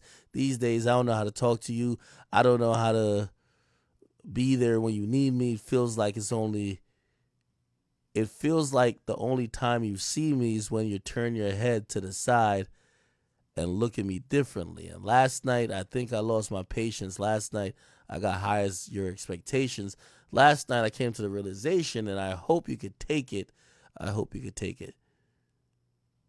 I'm way too good to you. I'm way too good to you. Yeah, and that's another thing I give Drake credit for. Like, the nigga writes a bunch of songs about not the most flattering moments that he's having with women. It's like, yo, you're kind of playing me a bit, right? But it seems honest and it comes off authentic. So I like the Drake R&B records. Remember, Drake ain't a vocalist like that, so his songs gotta have the content, right? It has to have some substance to it. You take my love for granted. I just don't understand it. I'm just too good to you. Okay, cool. And then Rihanna comes in. I wonder if Rihanna ever like checked that nigga, like, nigga, who you writing this song about? That's one thing I wish I knew about like some of these other artists, because it makes the song stick so much more when we know you're talking about something that's real. Like, a nigga just rapping about a make-believe story, it might be a fire story. Like think about one of the reasons why like Crazy Story, we don't even know if that story is real or took her to the it feels so much in line with how King Von was living that it feels real, right? So I'm not saying it has to be an actual story that's just 100% real, but it's just, it has to match. This is why we care about the artist's image and what they're going through and their experiences. If you're just rapping about complete fallacies, and that's what I'm saying, sometimes the image got to match the music. And I said this with Baby. If we're watching Baby getting reverse Oreo hugged, like at the white party, and now he's talking about riding through the trenches with the choppers, that shit just doesn't match. I'm like, no, you're not. Nigga, the only choppers is like, is it? Let me not make that joke. But yeah, cool. So years go by too fast.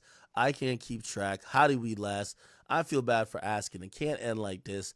We got to take time with this. Cock up your bumper, sit on it. Let me see if this is something I can fix. You got somebody other than me. Don't play victim when you're with me. Free time is costing me more than it seems. Sacrificing things. I want to tell you my intention. Yeah, this is kind of clear. In hindsight, it's clear he's talking to her because he's basically saying they both have these different lives. She's clearly a star. He's a star. And it's like to get free time to deal with each other is like so sacrificing, probably for both of them. But he's also saying we ain't together, but the idea, I don't know. He's saying a lot in this record. He feels like he's giving too much and she's not giving enough. Right? He's like, and I want to tell you my intention, and I want to do the things that I mentioned, and I want to benefit from the friendship. I want to get late night message from you, put my hands on you. Yeah, it feels like Drake is basically saying, yo, I'm doing too much. You got other niggas, and we're already busy, and I'm making a sacrifice every time we link up or whatever the case is. It's kind of a pure record. I like it. Okay. I just don't understand it. No, I'm too good to you. On your up and coming relationships, everything's going to be very light. Not going to get like heavily into things. No, I get heavy on a couple drugs, but this is more about me and Serena. So I. Now let me read some of this. It says the December 9th, 2022 footage shows Drake performing. And he confesses that he wrote the song with Serena in mind. I get heavy in a couple joints, but this is about me and Serena. It's funny because when I make songs about women, I make songs for them. I love that line. He makes songs about them, but it's for them. So I know what kind of song to make. If I'm going to talk about them, I at least do them the justice of making a song that they like. So I know Serena very well. All right, cool. A source close to page 6 in 2015 said that Drake briefly dated Serena in 2011, but things didn't work out. Even though it didn't end well, they have remained friends since. He's been at her side for a lot of tournaments recently, including Wimbledon in July, where he sat in the box next to her sister Venus. The tennis player started dating her now husband, Reddit co-founder Alexis Ohanian, and the couple announced their engagement in December 2016 and married. Oh, okay. By the way, do y'all think that Drake could, he probably took out certain shit. Like this 100 gigs thing, he took certain, this is kind of curated a little bit. Like it's not just random, right? It's not just a dump, right? Like, because you don't see nothing, obviously as an album, a collab album coming up with Party. Y'all tell me if I'm wrong. Did y'all see anything with Party Next Door in there? Like, Party Next Door wrote some of these songs that he's even recorded, right? And you don't see Party at all. Like, I didn't see Party at all. So I got to imagine that's probably also a little bit calculated. Yo, I have a project coming with Party. When me and Party start doing the Party rollout, that will be what it is. You get what I'm saying? Yo, oh, my mic is super low? Oh, my God. Sorry. All right. Hopefully it's louder.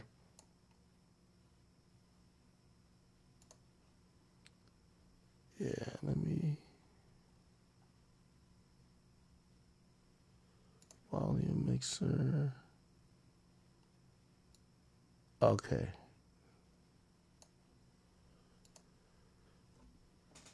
All right. Okay. Shout out to Drake for that. Oh, no, I was saying about the curation. Do you think that Drake put that particularly in there to fuck with Party and Drake were working on One Dance? Oh, I'm gonna look at that next.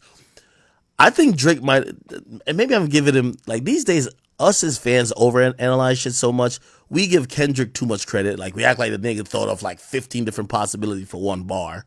And with this, maybe we're thinking too much into it. But you know what I'm thinking? I'm like, yo, maybe Drake was trying to fuck with her new guy. Like, when you got your girl, you never want a nigga from the past to come bring up some shit about your girl from the, you know what I mean? Like, nigga, she don't date you no more. Your history, get the fuck on out of here. You know what I'm saying? My love for granted. I just. Okay, all right. I'm gonna see if I can find the one dance thing. I think it's posted on DJ Akademiks TV, right? Should be. Where's the one dance? One dance. See it, why?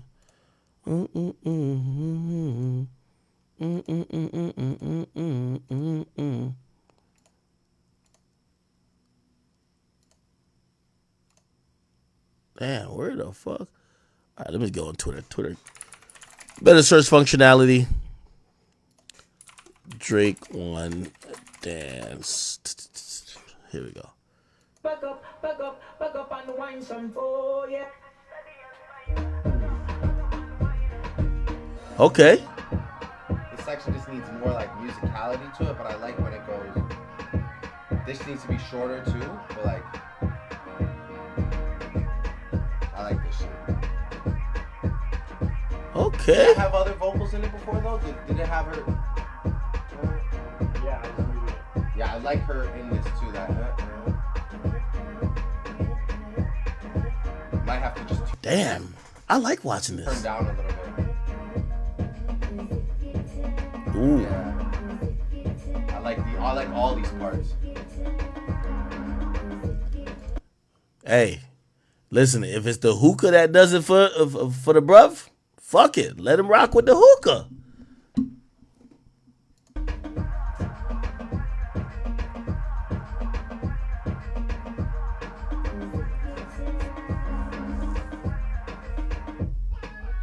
And then this end part we'll figure out. So it's just those two sections.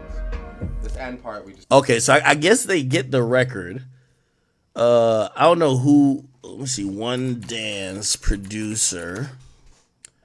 So One Dance apparently. Who's the original? Okay. So I think this is the producer who brought it to them. Obviously, 40's gonna do a lot of arranging, add some extra instrumentation. He's gonna make that shit sound good for Drake. You know what I like? I like those beat making videos where people show you like how I made so and so song.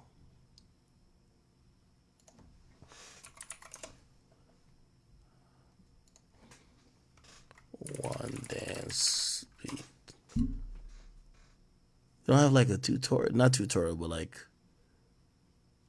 Oh, this was the original version.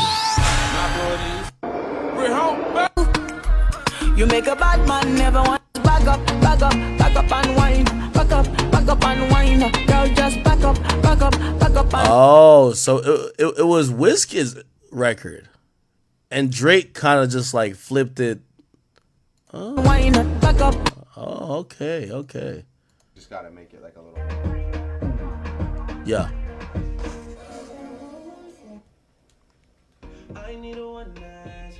Got a Hennessy in my hand. One more time. I go. I Add something else in there. Maybe take me out and put the piano and the guitar back in. Just instrumental. One thing about all these clips is that it's mostly Drake arranging the records, not much of him recording them. It's him arranging them, vibing out to them, doing music videos. Obviously, I was really impressed with the Middle of the Ocean. I'm glad I saw that.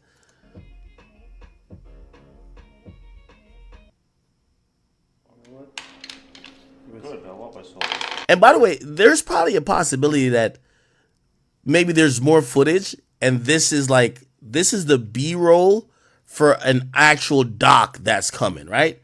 So maybe Drake is going to drop an actual doc and this is just the B-roll for it. You get what I'm saying? Perfect. Exactly what I wanted. Go ahead, keep him here, stop cheating.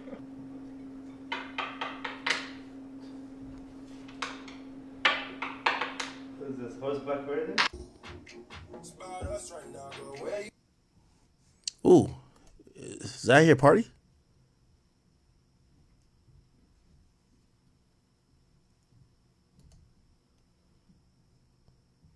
Hold on.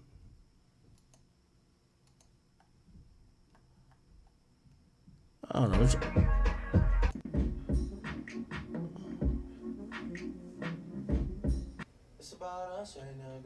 Oh, okay. He's. It's about us right now, girl. Where you going? I'm with you.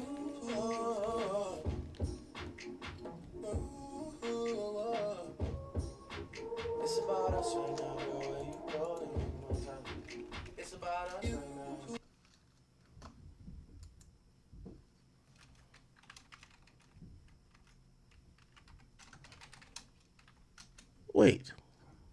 Wait, what song is that? It's about us right now. It's about us. Right.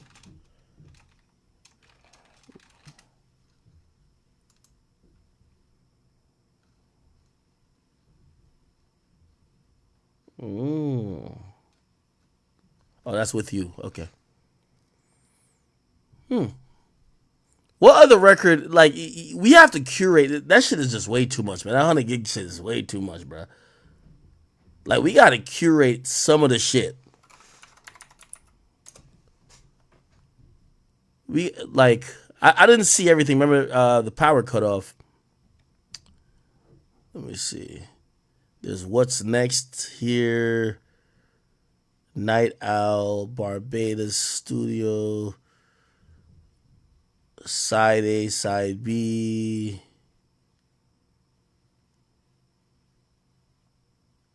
I think there's one with the Jet, Air Drake.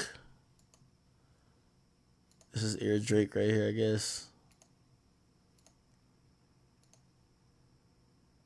Yeah, I haven't seen him in a while, so, you know.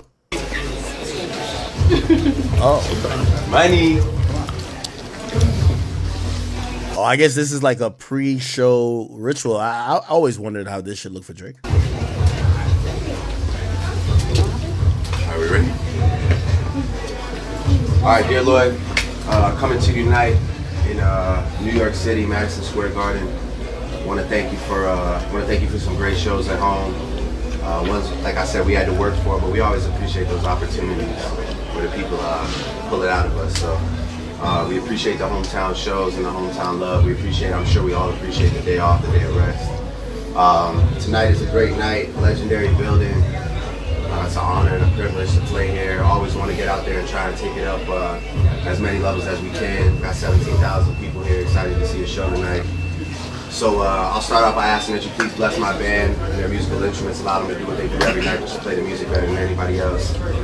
Please bless my beautiful collection of lovely, stunning dancers. Allow them to go out there, move free, move safe, captivate the crowd as they always do.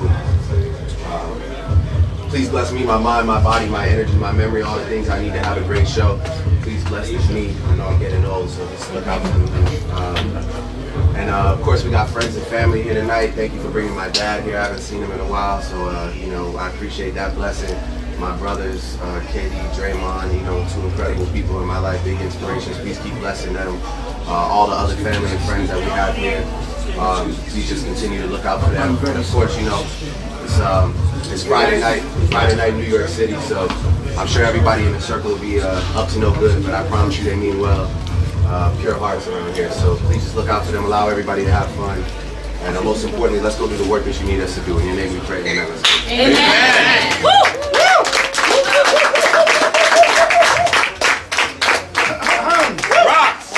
Damn, it's a huge team. Let's get it.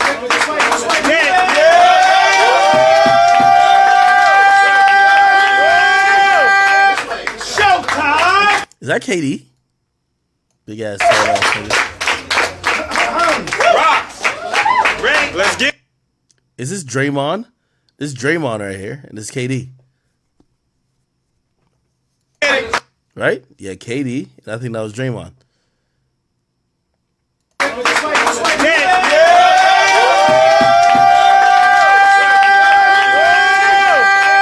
Showtime!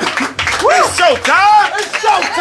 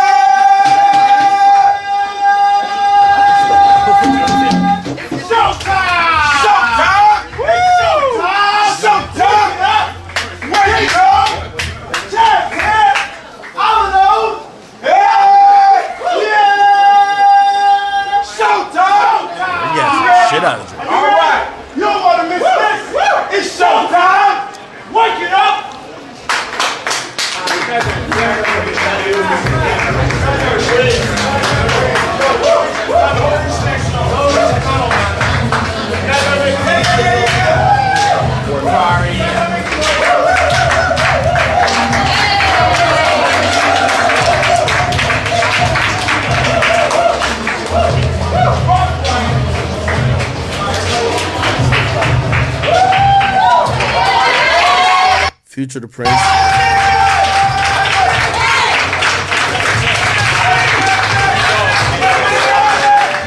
Oh, this was a tour where they had like the Ferrari that was flying all over the stage.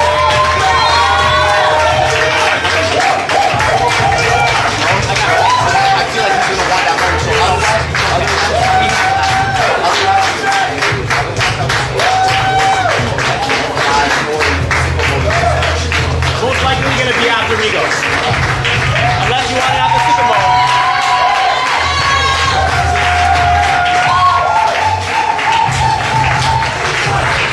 Yeah, this got to be still like 2018 because he's talking about Sicko Mode. When did Sicko Mode come out?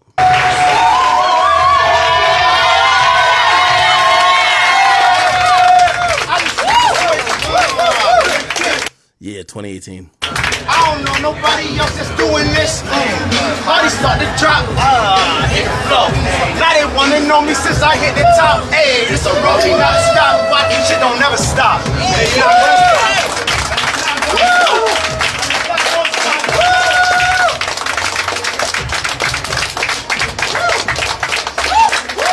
Yo, this is a Glaze-a-thon. Yo, chat. They've been clapping since the prayer ended. This is a Glaze-a-thon here, bro. Y'all talking about me. Stop playing. Yo, even I think this is Chubbs. He's like, yo, come on, cut the clapping shit out, man.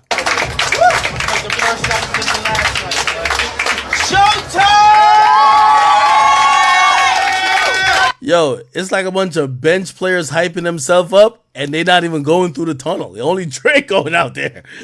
Everybody's gonna be in the back, just like chilling, trying to get bitches. Like, yo, they're like, let's go, let's fucking go, yo, let's win the championship. I'm like, yo, man, y'all niggas ain't doing a motherfucking thing.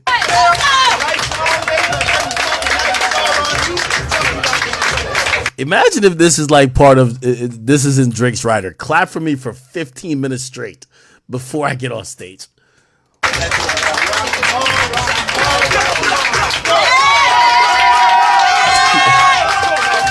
Yo, they legit clap for like dumb law. Let me see this one. Thinking like, yo, I'm scared because I don't want to hurt you, and I'm playing defense, but I'm sliding up under you when I land. That's how difficult those, and you hit some of those. But that, and then think about this. Me being there and KD being there, you're getting a shot off on me. You're not getting a shot off on me. Think about this. How are you going to get to 5 before you win? Oh, they talking about basketball. This one is Reggie. Bro.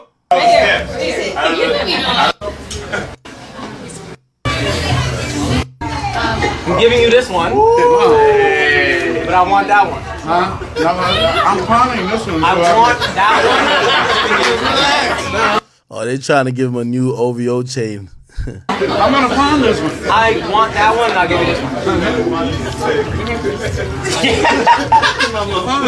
Yo, you gotta pray. We have a show to do. No, wait a minute.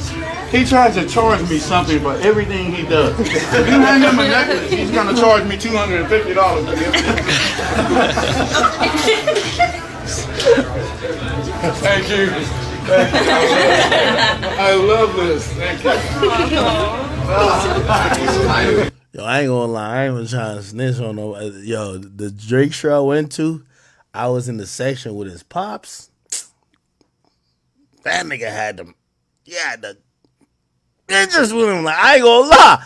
Nigga, you wouldn't even think this was an old nigga. Like, that nigga had them joints with him, brother. I ain't gonna lie. Drake father walk around like he Drake. That's a fact. Drake father walks around like he's Drake, my nigga. I kid you not. Like, you could tell, nigga. You know the nigga walking is like, yeah, that's my son. Yeah, I'm the reason why y'all here. Yup. Was that rainy night up in the motel set? Yup. I'm the reason why this shit popping. And by the way, I ain't mad at him. That's how he should be. Feel complete.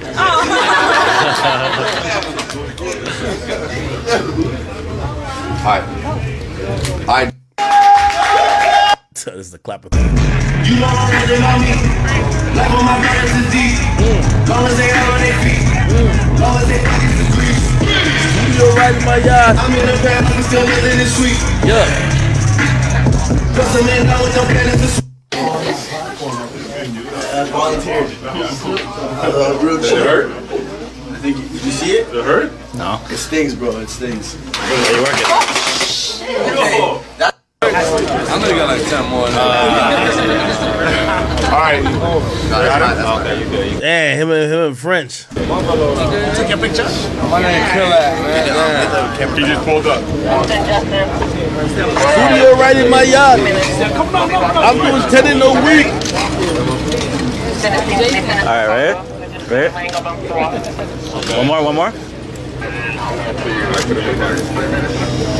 I bet take one with the bend down. Hold on. That's what I'm talking about.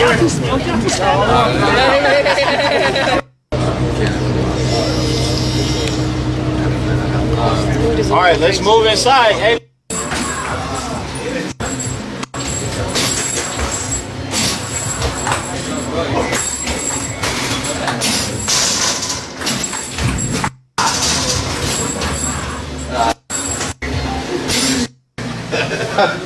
I see one thing I'm not scared of though. So somebody I can't be near that room. It's not you. It's not you. Yo, Neeks. Where's Neeks? Yo.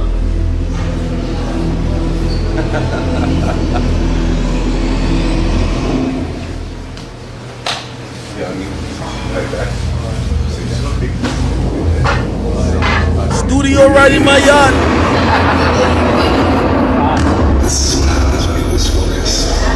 I guess it's rehearsals. You want to go ahead and get the ears? Watch your head, though. I want you to hit your head. Go. Hockey player. Oh yeah. Go ahead and take it.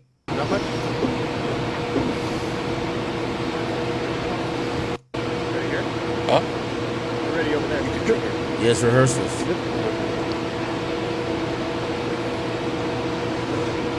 You guys ready? Whenever you're ready. We've been here before. This is what happens when you lose focus. Asma, what up? Thank you. Everyone staying alive becomes a full-time job. Being the type to make amends. If shit was at an 8, we like to. Yeah. Oh, here we go.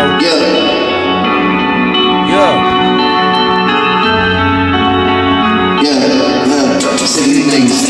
Sick of these niggas. I have some help. Get ready. Sick of this shit. Running. Hey, then we did. It is what it is, and I'm so tired. I fuck with a mom and I got ties. Oh no, sorry. Sean, there's no vocal in my ear. No quiet vocal. Yeah. Sick of these niggas. I have some help. Get ready, niggas. Sick of this shit. Hey, still not there. Put that Lambo moving fast. S-Class, G-Class, out of class. Ain't no rocket in that bitch, ain't got no tag. Louis bags in the straight your body bags. Yeah, sick of these niggas. Sick of these niggas. Hide some help. Get rid of these niggas. Fuck the buzz. It is what it is. Whatever you think. It is what it is, and I'm so tired. I fuck with a mom and I got tired. Knock you off with it tight. They only moment, don't know why. Go ahead, Drizzy. It's too late for all these other shit. I'm your better shit. All that other shit still not in my book here, man. It's too late for all that. It's too late for all that other shit. Huh? I have some help. Yeah, sick of these niggas. Sick of these niggas. I have some help. Get rid of these niggas. Sick of the shit. Try not to get it. It is what it is, yeah. G.I.D. put that Lambo moving fast. S-Class, G-Class, out of class. In a rocket and that bitch ain't got no tag. Louis bag and the shake your body bags, yeah. I'm sick of these niggas. I'm sick of these niggas. I hide some help. Get rid of these niggas. Fuck with the world. It is what it is. Whatever you did. It is what it is, and I'm so high. I fuck with my mom and I got time. Knock you off with that time. It's too late for all that lovey dovey shit. I'm your brother shit, all that other shit. It's too late for all that. It's too late for all that. Hey, it's too late for all that lovey dovey shit. I'm your brother shit, all that other shit.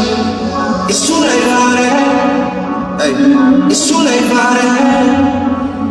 Yeah, sing it. Oh, these is rehearsals.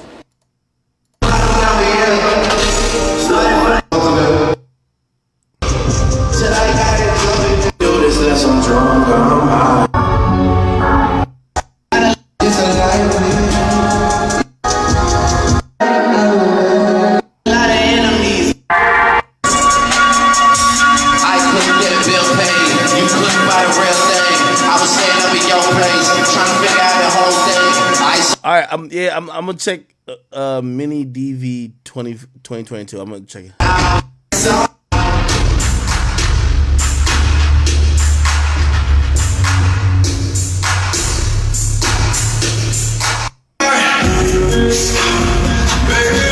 Come my way.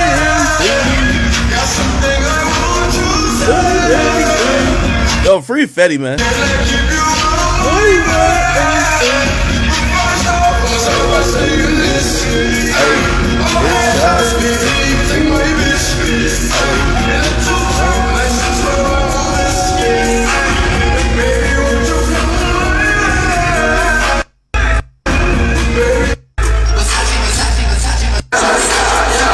I guess the show started. Oh, not yet.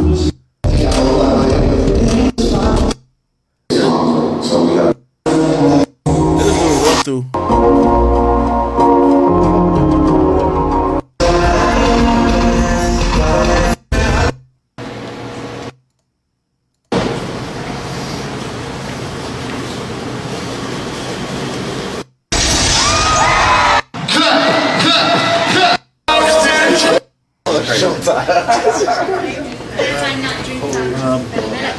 How we doing on that sound, John?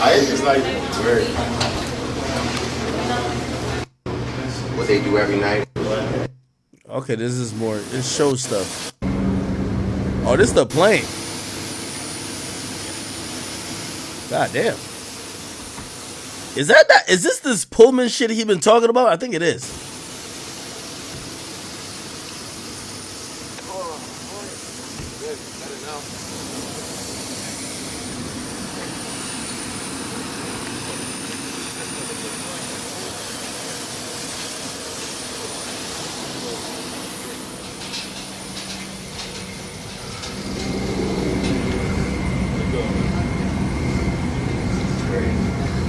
Damn. That shit looks luxurious. I'm ready to live on here. If you don't let me go now, I might just close the door and just call it a night. Oh, this is before it became Air Drake. Oh, damn, that shit was already nice inside.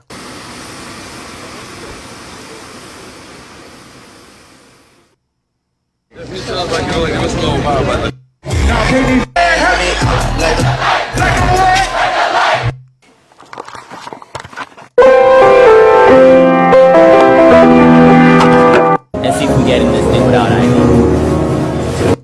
I just don't want to laugh like that. Oh, okay. All right, let me look at what y'all was saying. Drake, what?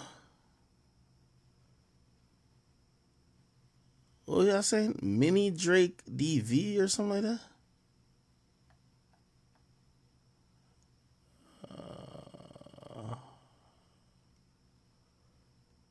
Oh, this one. Let's see.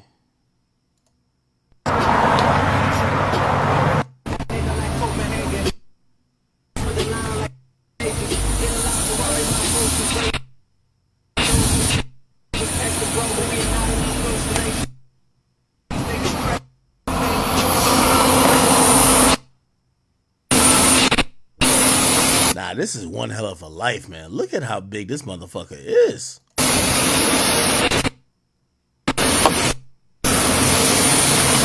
What up? What's up? I'm on a video.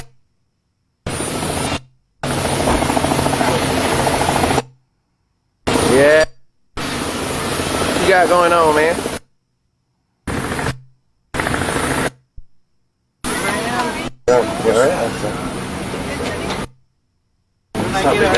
Of course you do.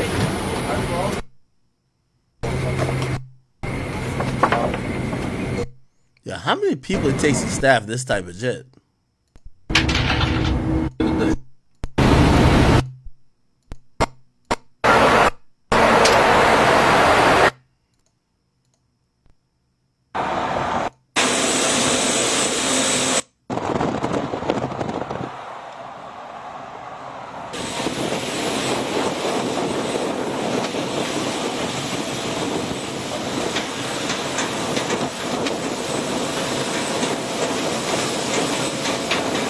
I don't like my car.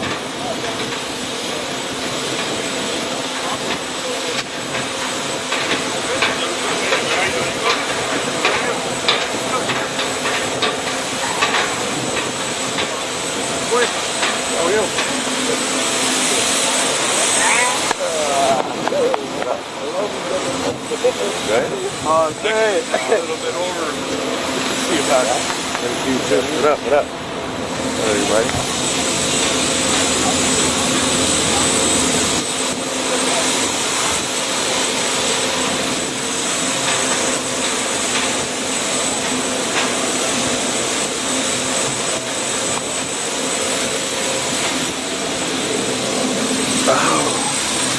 Straight on stick or what?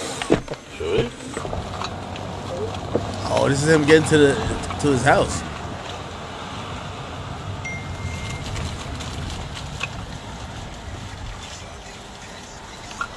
Bro, I ain't gonna lie. This nigga is living like a kid. This is why when y'all be like, yo, yeah, yo, Drake, yo, that nigga is pressed right now. Bro, look how the nigga is living, bro. Look how the nigga is really living, my nigga.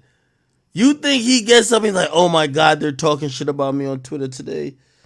Yo, the meme pages are cooking me right now. While he got a chef, a butler, 3 bartenders.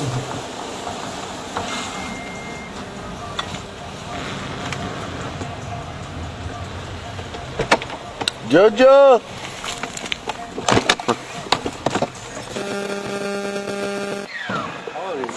Good, how are you? You alright? Good to see you.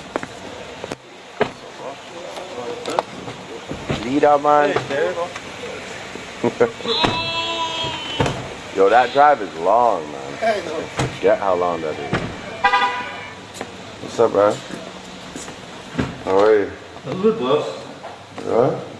I can't say I'm not good. I'm with you. I know. It feels Grand good piano. to be home. Feels good to be home. Can we get a cold coffee? No, just a water, ice water. Yeah.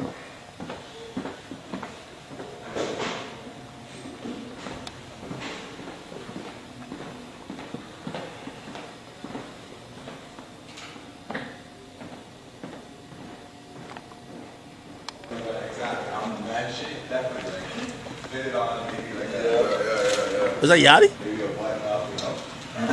The camera now. Not a this one, not a that. She's a general. Top general. That's out already. What's she too? What up? Shoes on the dock. I'm shooting my own music video. POV. Baka! Been shooting that shit. What up, Shata? Yo, Baka ready to catch a body.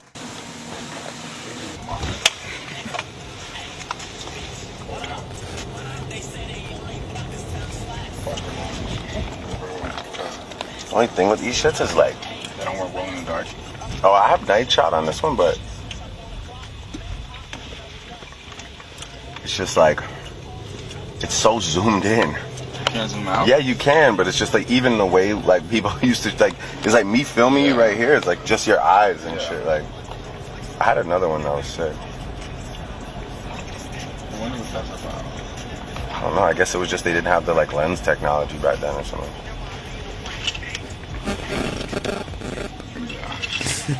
Yo, I see. Yo, somebody see a Bach about to catch an underage guy. Cuz, stop playing.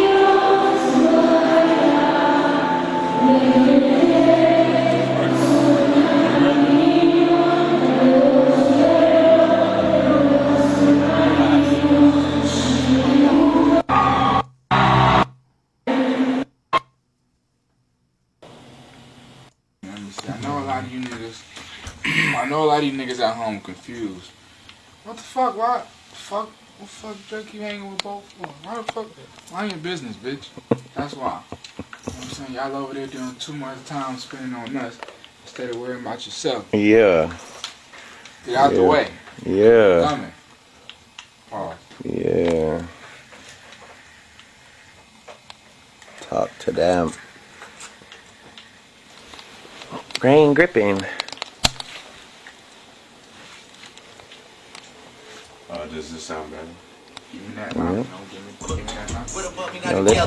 She gon' do it if I let her. She need a room, she text my assistant. So many places the phone start glitching. She opened up about all of her exes. Funny cause I got some songs with them niggas. Bought her a roller, she wanted a Richie. I fell in love with a video vixen. I can fall asleep before my bitches. Checking my hotel to see what I'm missing. It's so much cleaner. Yeah, that's so hard. Way, like so much cleaner. Way, yeah. See all the difference. Sheesh. Yo.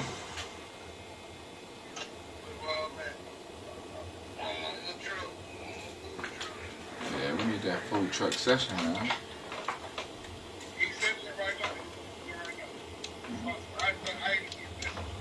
Yeah, we need that ASAP. And send some more shit if you got some more shit.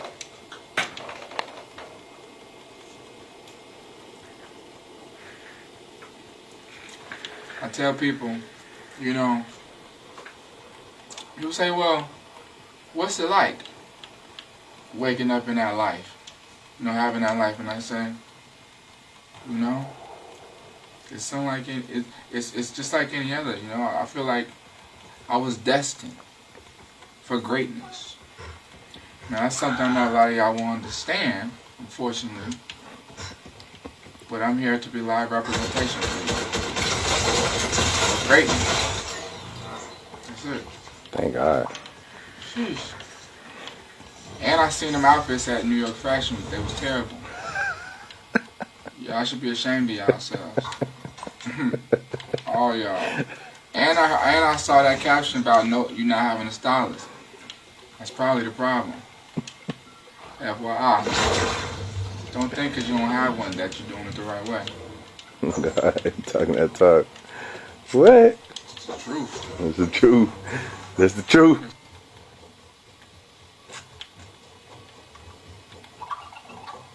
Did Tiffany make that necklace? Yeah. How did that come about? I don't know. They just sent it to me as a gift. That's fucking hard. They made it 60 inches. I know. I was like, fuck it. Like, if it was T-Pain's. Definitely Dennis's chain. Yeah, right. Like, look at the light. Wow. That might be the coolest toy yet, no?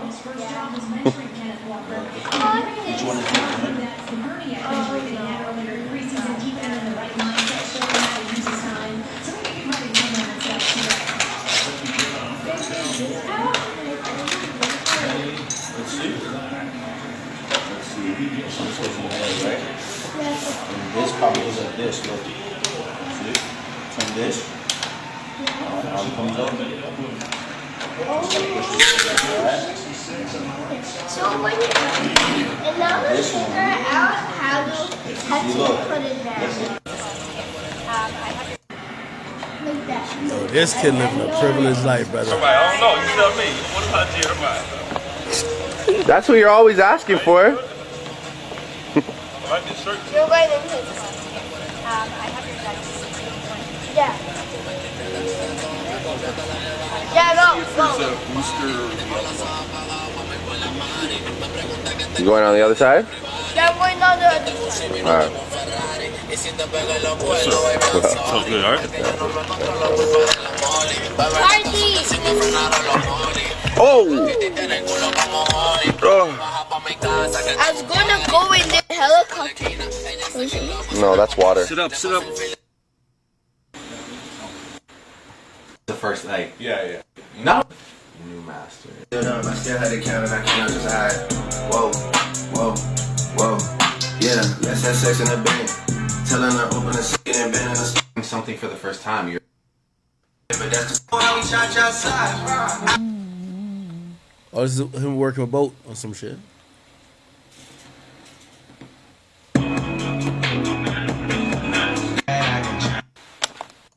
The newest. I've been blowing through the money like art.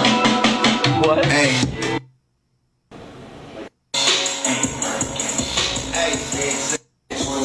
Yellow diamonds in a watch. This shit costs a lot. Never seen a bitch up die. That's how it's shot. More money, more problems.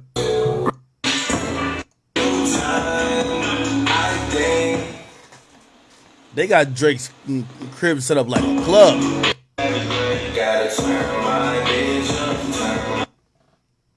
Okay. That's kind of fire.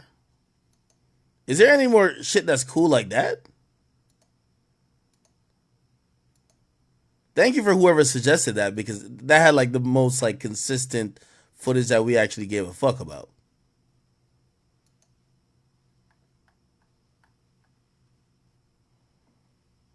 Let me see what else.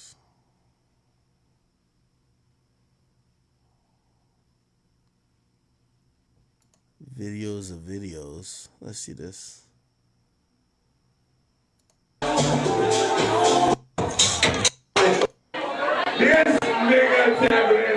Oh no, we already did that.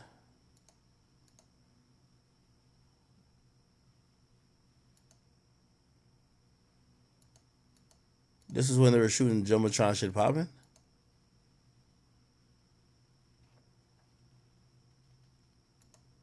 There's no audio.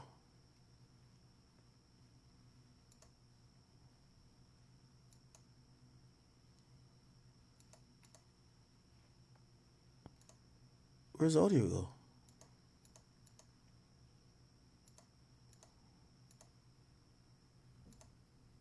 What, tripping?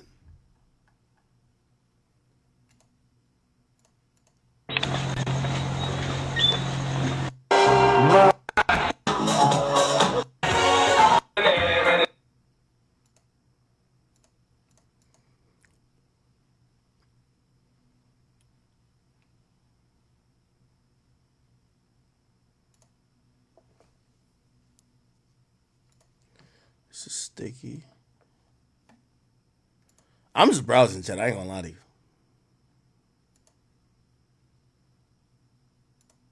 Half the shit don't have audio though.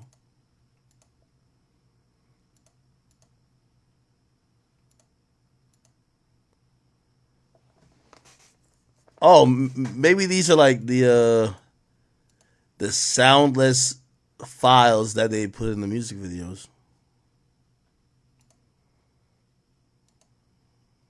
Go anime on Netflix.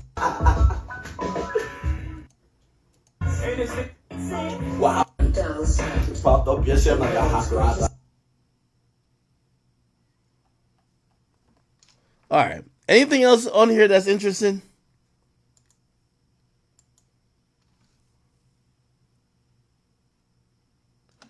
Views era got 20 views. Let me see. Views era.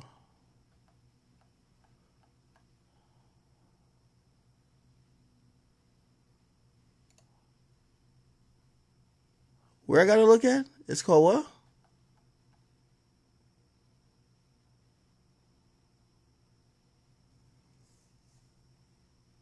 It's at the end Barbados. Yo, y'all niggas have really like looked through all this shit, haven't y'all? Student.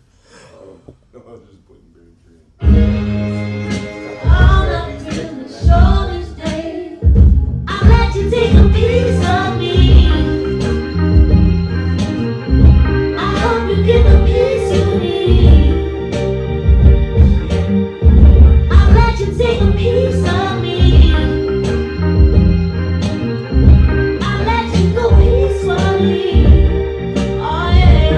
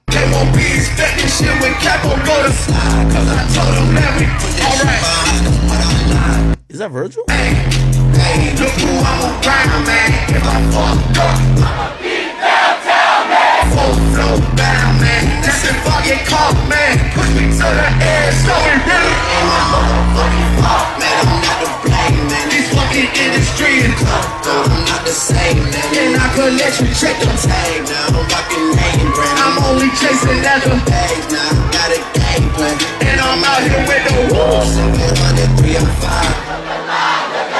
Niggas came up on the side. Now they on the other side. Oh well, fuck them dog. We gon' see how hard they rock. I get racks and go outside, and I spit it with them. What's up over there? I see you. Hey, they won't be expecting shit with capital letters. Cause I, hey, bitch, come through. I'm surprised they're performing Block Boy JB part. You know, rocket in that bitch ain't got no tag. Louis bags in his table body bags. Yeah, I'm seeing these niggas. I ain't gonna lie, Drake performed this song like he wrote it. I ain't gonna lie to y'all. You really niggas. Fuck with the one third. Hey, whatever you did. Hey, it really is. I'm so tired. I fuck with them all, but I got tired. Knock you off and make it time. They want me calling, but don't know. Hold on, New York City. It's too late for Hey, it's too late. Yeah, Jazz Prince. My dog will probably do it for Louis. Was off the rim and he had a and it's just a go. That shit wetty like I'm sure. See the shots that I took. Wet like I'm good. Hey, like I'm Lizzie. I be spinning. Brother.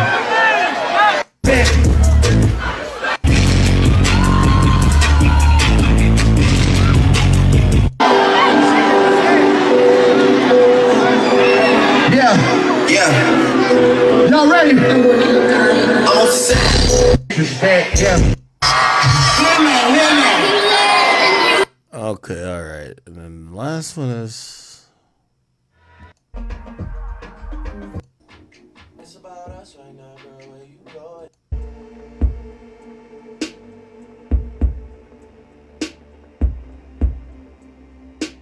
Brands got a break for it. Like, it just kind of moment in a very peaceful state if this is what we're talking about. But is there anything else that anyone feels? And I'm open. It's obviously an open discussion. But like anything that anyone feels like, oh man, you know, like fuck, I really think it would be a good idea to do something like this or. You don't worry about fitting in. oh, here we go.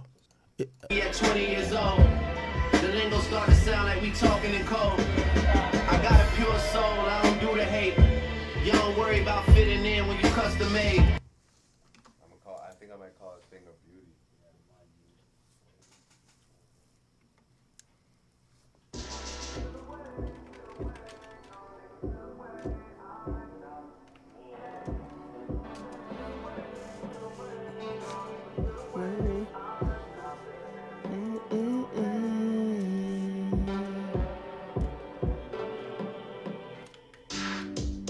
I should be downtown whipping on the way to you.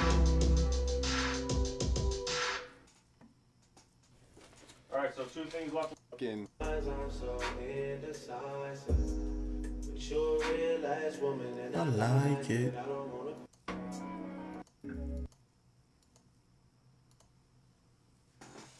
I'm fucking with that.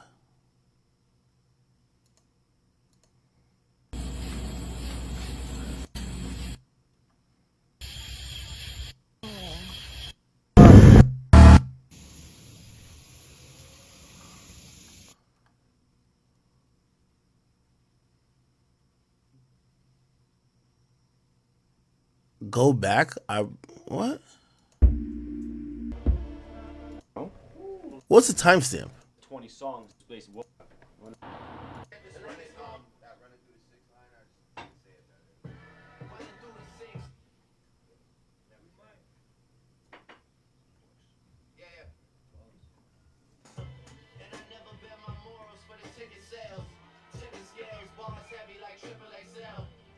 Tag no one in, I'd rather get you myself.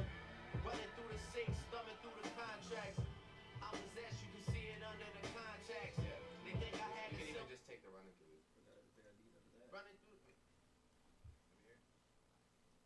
I'm a staple in the game of my papers together. And my life is on display like Truman. They want to pre the movements, gotta start to make them sooner.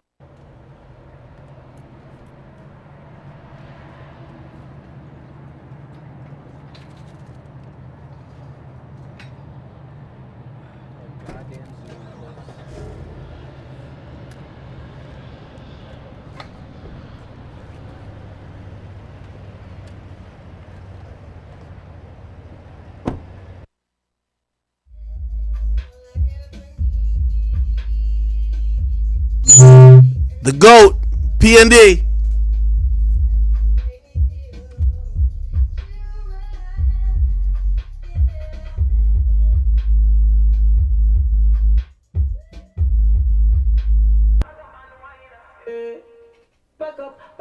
Back up and wine some for yeah.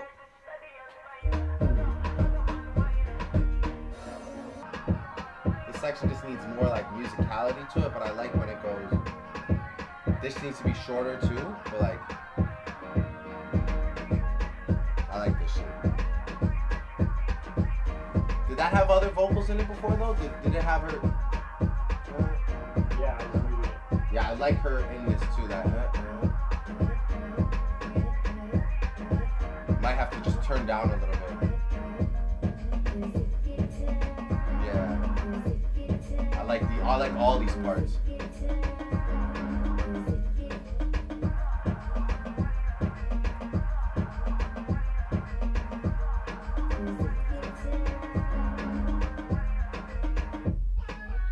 And then this end part we'll figure out. So it's just those two sections. This end part we just gotta make it like a little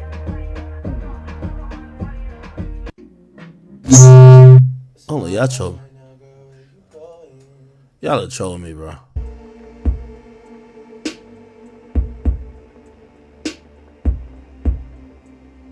Is that Drake writing?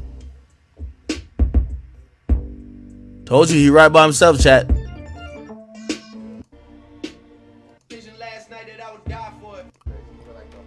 Yeah. Look, my boy just wrote a masterpiece.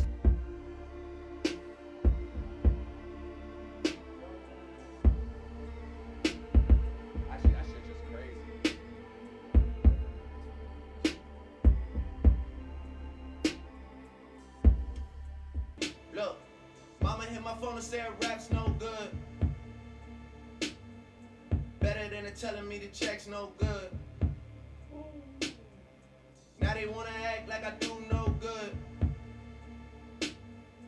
Funny cause I really did more than I should. I made a decision last night that I would die for it. One take Drake. City, what it takes to be alive for it.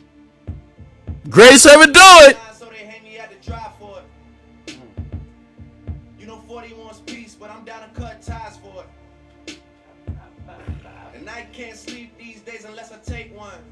If they don't have a story these days, they'll make one. Life is always on, man, I never get a break from it. Doesn't matter where I go, I can never get away from it. They give me loyalty and I don't gotta pay for it. Same way Gran's gotta break for it. Keeping people fed is my only peace of mind now. And I turn a 6 upside down, it's a 9 now. I made a decision last Fire. Fire. Just to show the city what it takes to be alive for it. God damn. Ready when you coming with the stars on. Yeah. I told you the boy. Told y'all.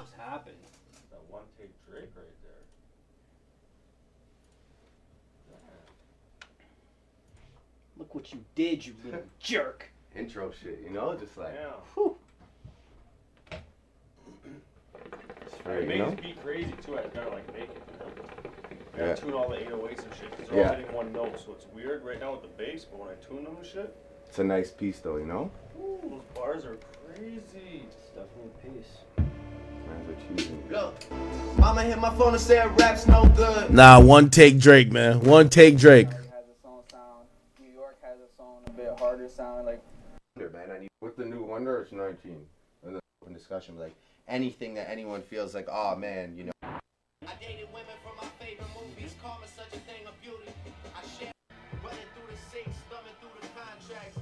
I possess, you can see it under the contacts. They think I had You can even just take the running.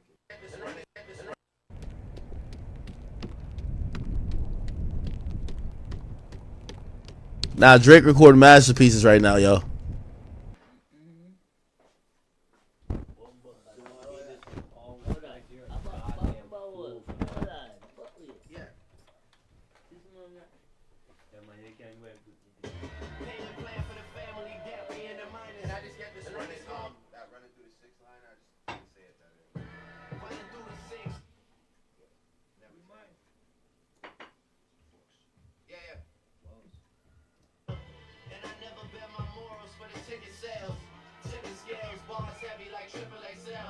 I never tag no one in, I'd rather get you myself.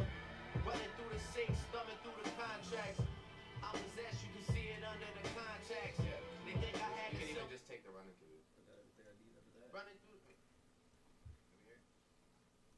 I'm a staple in the game of my papers together. And my life is on display like Truman.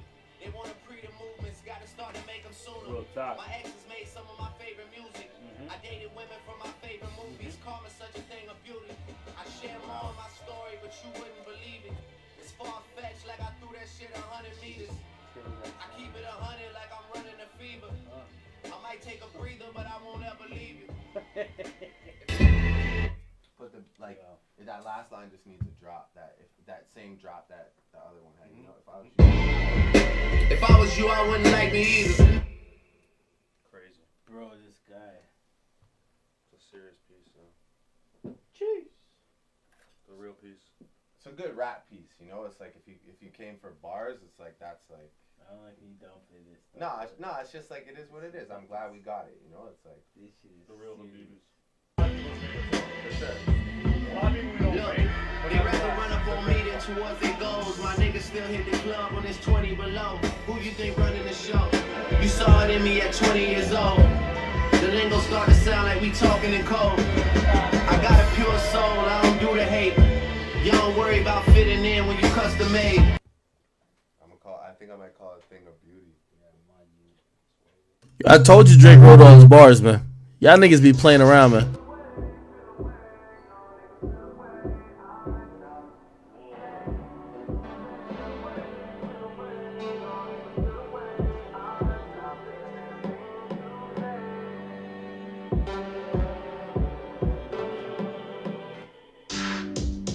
I should be downtown whipping on the way to you. Alright, so 2 things left on the list. One's potentially a good chunk of work, and the other we should probably do first, which is fabrics. Yes. What's the other one? Keep kind of close. Oh yeah. Not a lot of work, but just like, you gotta, Yeah. like, you know? Yeah. So anyway, this is wrong here. Motherfucker, make it over again. First of all, the beat, it's not supposed to stop. It's just supposed to, like, the words are supposed to finish, and then it's supposed to fade. The beat's just supposed to fade, but the beat is almost fading as if he just turned it down on his mixer, so it doesn't drop out fully, you know?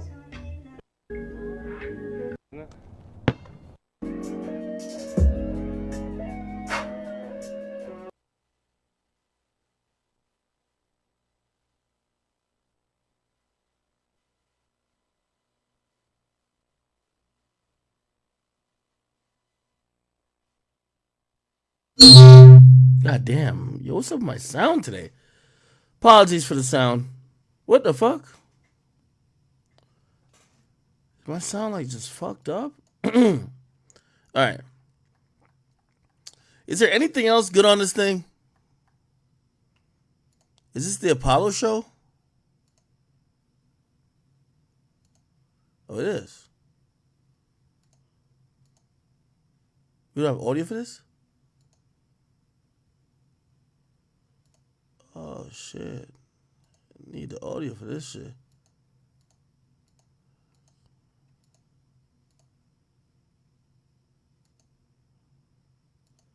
Oh, this is how they built this stage out. Architecture YOLO estate. Like, we're starting now. This is the beginning, I guess. We've been working a bit through the summer on the bus, you know. We got some great ideas. We have a great starting place. We got a good foundation of music. But like now we're good. We're getting started, you know. We got a studio here. It's gonna be nice, ready by the end of the day.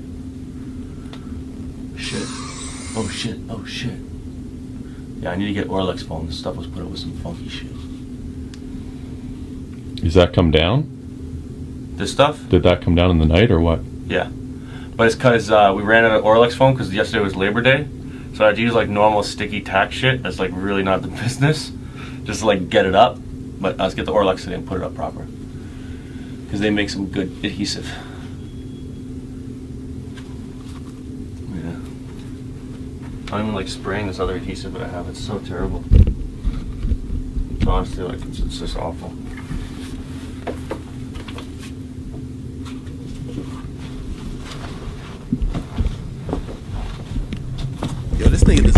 credit. Actually, Producer came down. comes to that stuff. So it's like, oh, this room has shitty bottom end. I'll work around it. Like I know there's always a way for me. You know, it never stops me. You know, there's always a way. Yeah, bring in a sub. Fuck, go rent 2 subs. Boom, done. You know, throw them in the room. Get a crossover. Tune it yourself. You know, every time I step into a studio, I retune it. First thing I do, I'm gonna look at the studio manager like, yo, I'm fucking with your crossover. You know, like, where is it? Unless the room is proper. If the room's not right, I'm going to fix it. Otherwise, fuck you. I'm not paying you. I'm out of here. You know. Also, if I can't smoke weed, I'm out of here too. Trevis and like really good. You know? I went there because I knew Gadget was there and it helped create the curriculum. And Gadget was just this like legendary Toronto hip hop. Like he was just like the guy. He was the guy. You know. And whoever worked with Gadget just had, you know, the illest sounding shit, and he was like the. Okay.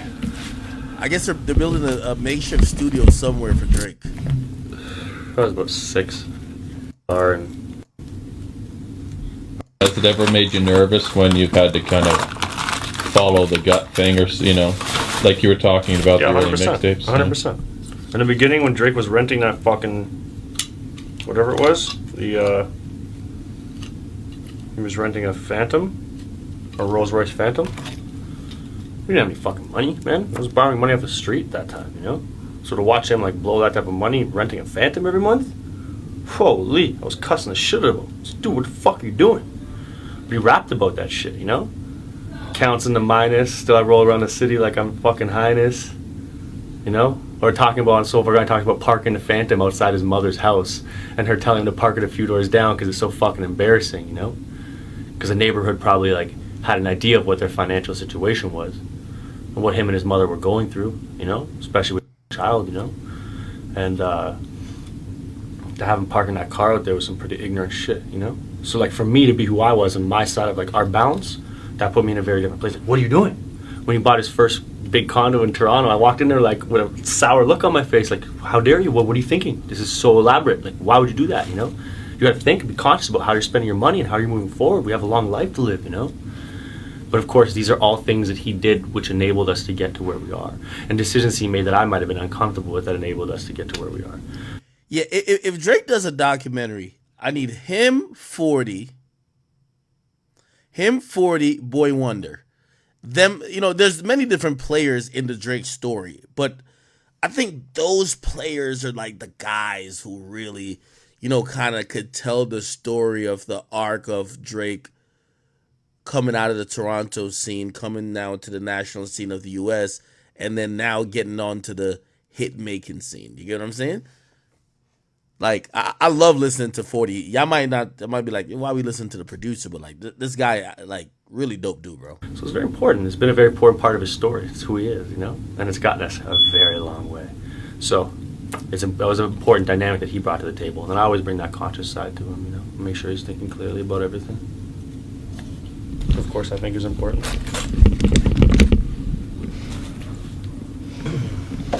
Bro, what are y'all talking about?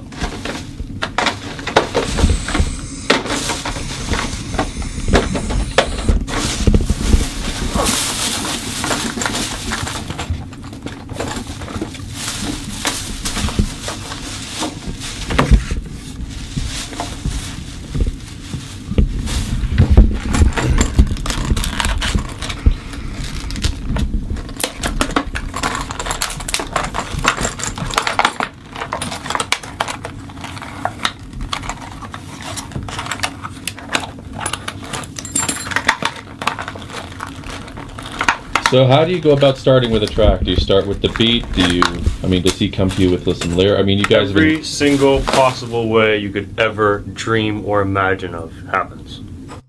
Fuck you, Kai. I think Kai's trying to bait me right now. Kai, fuck you.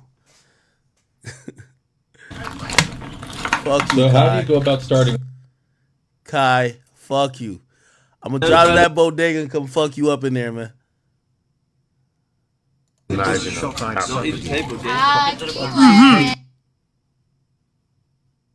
Sweet, huh? Hey, you want sweet? That's I ain't gonna lie, I was hyped for like 2 seconds. I was like, yo, what did I do? What did I say? No, I thought like it was a clip of mine that got posted. I was like, yo, I ain't gonna lie, we do be having viral clips. All right, let's get back to this. Let's see what's popping with this. Everything. Give me a scenario. What's happened?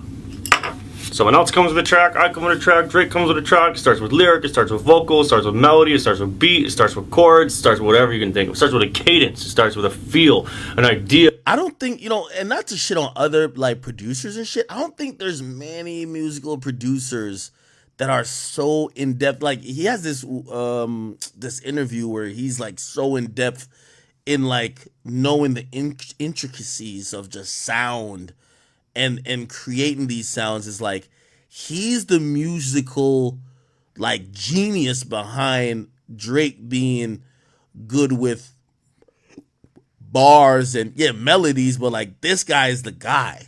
Yeah, a time, anything. Like he'll start from literally anywhere. I love when people ask that question because that's always my answer. Because the truest thing, it's like every single way. It's never the same. What's my favorite way to start a track? That's different. And I think Drake would agree with me. In the sense of it's just usually when the two of us are just in a good place and nothing's bothering us and no one's popping up asking for anything. And we get to just sit in the studio and be like, hey, what do we do tonight? I don't know. Do you have to do anything for anybody? No. Do you need to do anything? No.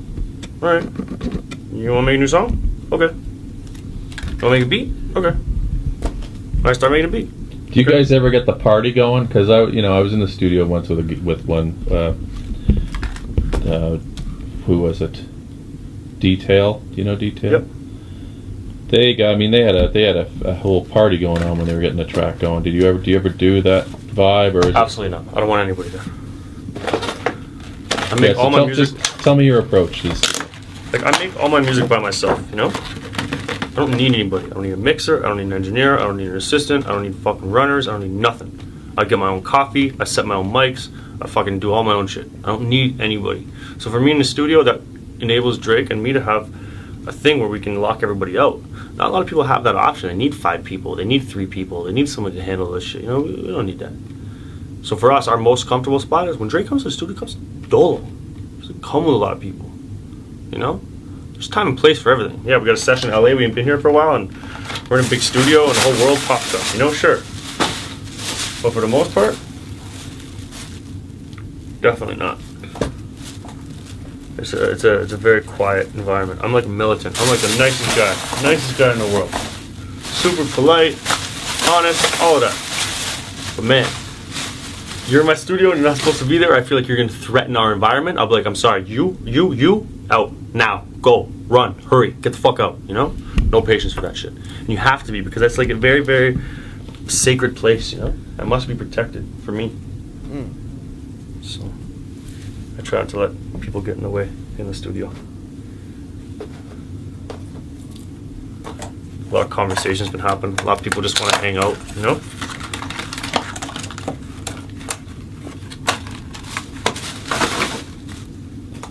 Yeah, it's the art of it, and it's like when the art of it goes down, there's usually an incredible delicacy that can get easily offset by any kind of stupid things people just aren't even aware of. 100%. It's like when you're acting and you're in a role, because you said you act, Yeah. You're in a role, you're on the set, you're concentrating on your character, and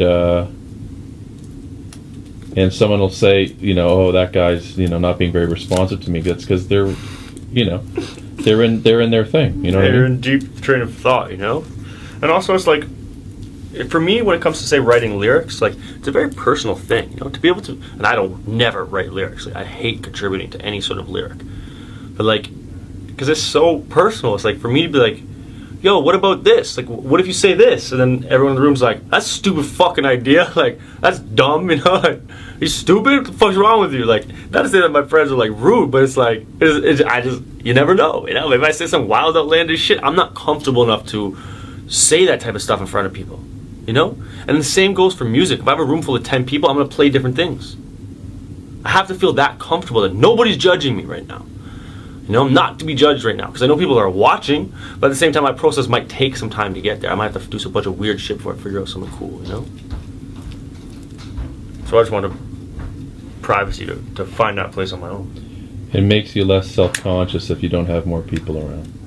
100%. Very self-conscious. Well, I'm asking more about the creative process because, you know, we're going to get into that as we go along with this film. And You're going to see that. He's going to come by himself. You know, he'll come with security. That's it. They'll sit outside. I always tell the assistants, hey, thanks for setting up the room. You can wait outside. Peace, you know? Make sure nobody's in there. Interesting. Again, that's how, you know, where he's going to find his comfort zone, where I'm going to find my comfort zone.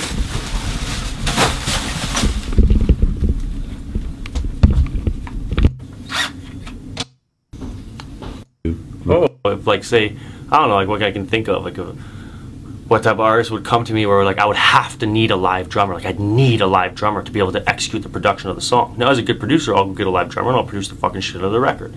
But that's not where I am right now. That's not the type of music I want to do. I don't want to put myself in a situation where I just can't sit down at 5 o'clock in the morning and make that shit, because that's what I do right now. So if I put myself in a situation where I have to call 10 people into a studio and schedule a session, and it's professional, and I have to be there at 7 o'clock, and we have to get together, and we have to make it all happen, it's like, there's too much going on. It's too much work. Music's more fun to me than work. As soon as it becomes any type of like effort or work, I'm out of there. Fuck that. You know? It should be easy. That's where you're gonna find your magic, you know? Otherwise you're just chasing shit. So not to say like, that's a very like interesting perspective of using a live drummer, but I'm just trying to explain like my reasoning. Of course I'll use a live drummer. Felt out of this.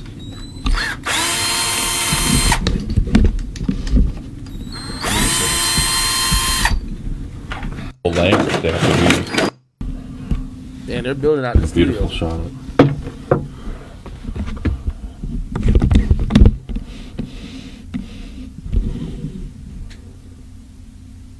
Damn. Boom, boom. You can tell this nigga been building studios all his life. You know, like verse, chorus, you know, bridge. It's intelligent.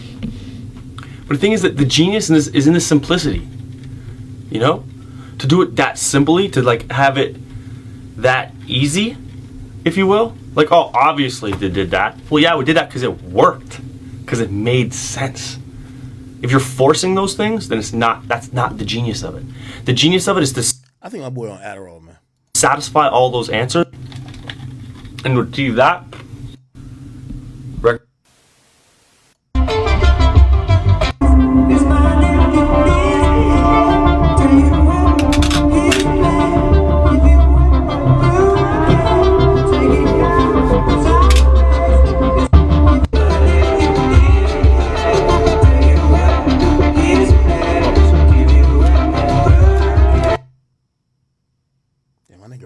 Out a whole studio. This is how it started out. It's really hard to get your hands on, but the stuff is phenomenal. You just pop that into each frame that you built, hang them all over the place, bought some carpets, went to my old mentors and guys I used to work for and got keys to their storage and went in and rated them for producers' desks and console desks and a shitty old Control 24 they didn't want anymore. It's only worth about $3. And I'm not.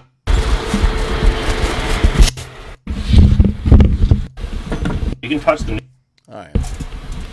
Alright, people. I ain't gonna lie, man. I'm tired of this shit, man. I'm finna get off of here, man. I'm pretty sure there's mad other gold that's stuck in this 100 gigabyte thing, and I don't think it was meant to be consumed just in one sitting. If you guys find anything else that's cool, especially if it has audio, let me know.